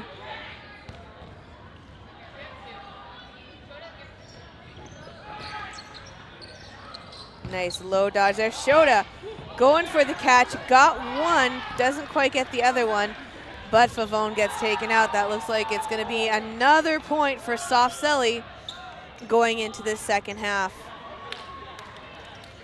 Both teams seem to be doing pretty good. They have great attitudes. A lot of aggression coming from both sides, but they're also not taking it too seriously. So we don't feel that sense of urgency. So I think it's just going to be, again, they've got a rhythm to it. It's gonna have a decent back and forth. The skill set on most of these co-ed teams that we've been noticing today has just been really good. They've been enjoying each other's company, and they're not taking it too seriously. So we're not seeing any huge discrepancies, like arguments or anything like that. So it's just been all around some really fun dodgeball to watch. It's almost like watching a league night, but for bigger bragging rights. Holzer right off the opening rush there, trying to get that hit.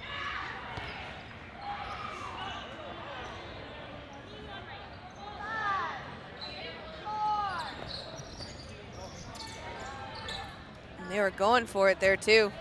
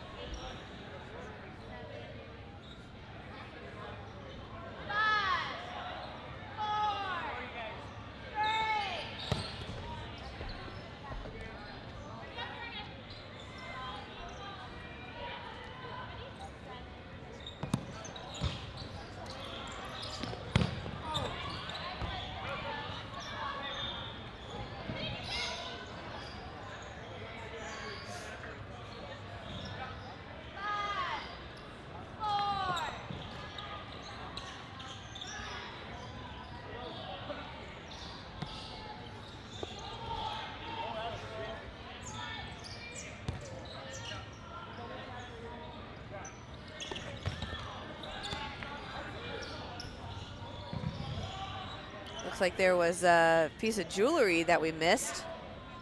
Oh no, glasses. A lens popped out. Just again, watching the game here, got a little bit distracted watching them go back and forth. Players are just putting on a really entertaining game with the level of intensity that they are doing. Like they're putting in the effort, but they're also, you know, making sure they save their arms. They're probably a little bit tired if they played in the divisions yesterday as well.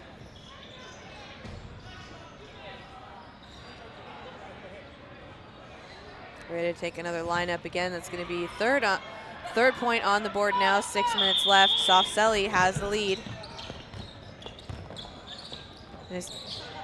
Looked like they were going for an exchange off the rush. No connection made. Big one coming up.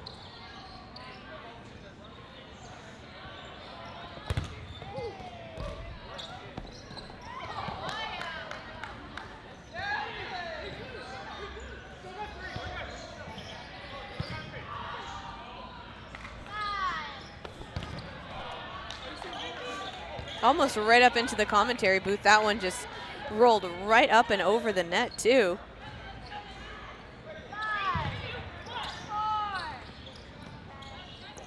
Cloutier coming up to the line. Trying to entice them, making himself look like he's bait there. It was a good block by Leroy, but not able to block it low enough to not be eliminated. So it's just Nahirni Lau left. Ooh, I almost thought that looked like it was going to be a big catch. I did not see the ball in hand, so it did connect. It wasn't able to complete, though. Soft Celly is turning this one into a bit of a runaway.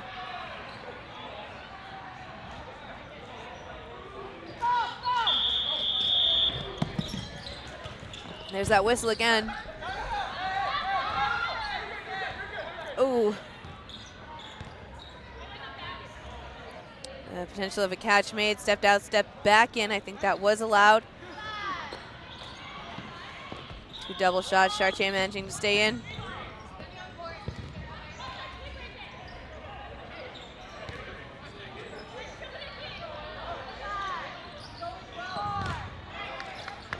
Nice toe tapper there. Ooh, right in the kneecap. That was a beautiful shot from Shota.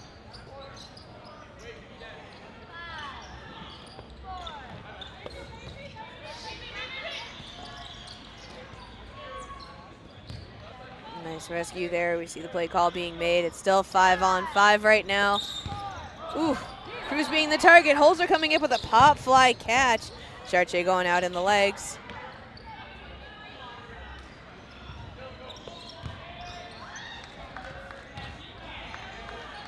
Phone did not see that one coming. Just the tap, and she looks down like, ah, son of a biscuit.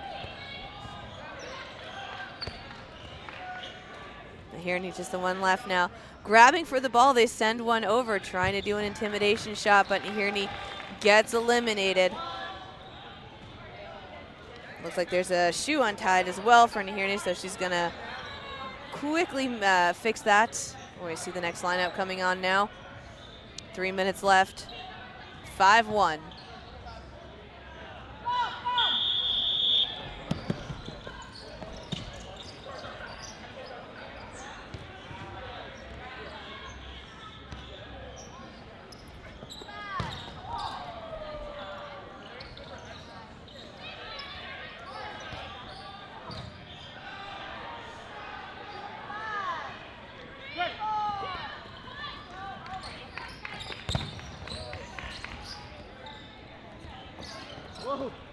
Nice couple big, fast exchanges. Almost kind of looks like C.R.E.A.M.I.T definitely trying to get an advantage there. We might see a full money send.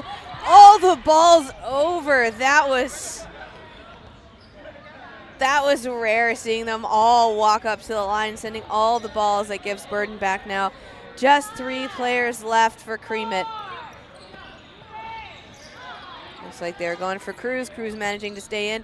Goes up to the line, tries to grab the ball. So does Cloutier. Cloutier managing to dodge nice and wide, lifting that leg up.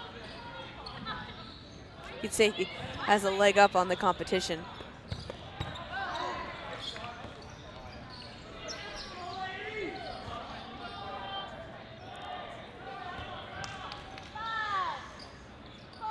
Four balls now. We hear the shot clock counting down, going for Cruz.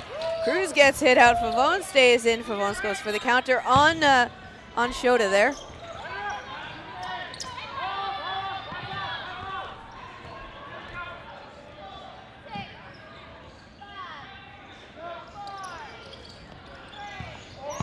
Cloutier going for the catch twice, doesn't manage to connect with it. Shota almost getting the catch off the counter. Nahirni getting tapped. Pardon me, Leroy getting almost tapped out while waiting in the box to return. Shota taking a shot now. It's a 3v1 situation, 2 balls in hand, going for Jim. Sending one over to the ball retriever just to keep ready for him. Shot clock counting, Burden to throw. Shota blocks, but it's a hit. Whittling him down. This might be the next point now that we see for C.R.E.A.M.I.T.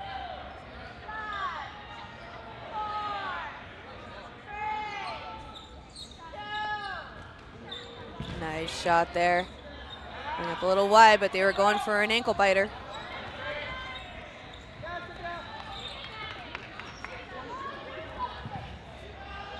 There's Lee coming in there, trying to go on the attack.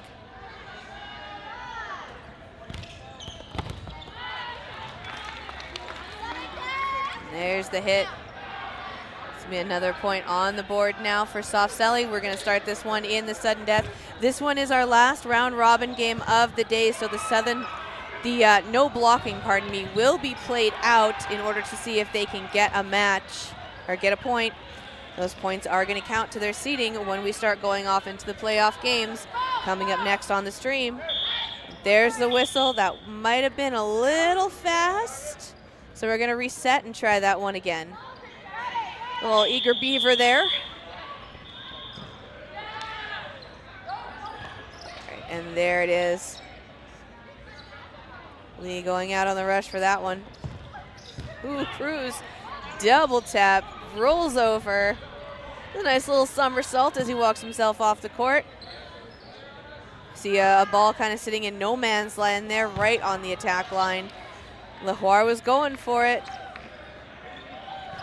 They were holding that ball up. They were trying to go for it. Finally, we'll see what happens with that one. Horseman, no, not able to get it. Oh, he got it. Oh, he was out. He did get the ball. He dropped it, so the ball does leave no man's land now. Ooh, C.R.E.A.M.I.T. That was right in the butt. He was double checking on that one. He's like, am I out? Was that in the butt? And we're just discussing something real quick with the refs. Horseman takes him out. Nice shot on Cloutier there. Horseman going after Shota. Shota jumps up, dodges. Lee manages to get him out right in the hands. That's going to end that one up. 7-1, Soft Selly moving on. Against a team like Soft Selly, though, C.R.E.A.M.I.T, they put up a good fight. They definitely made them second guess a couple of their choices. They didn't take too many big risks on that side, but it was still a very fun game to watch. And once we get updated with the next game that's going to be played, because we are going into those playoffs right now, we will let you know and put that up on the screen.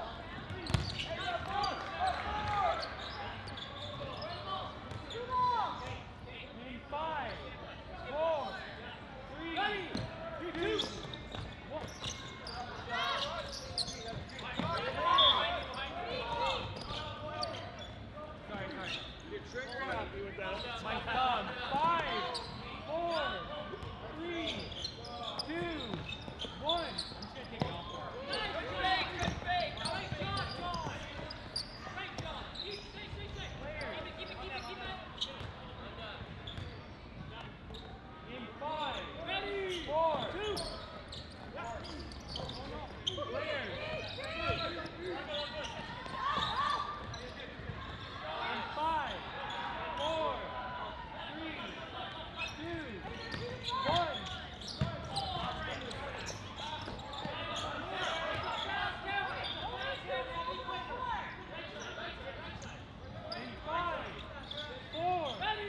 3, 2.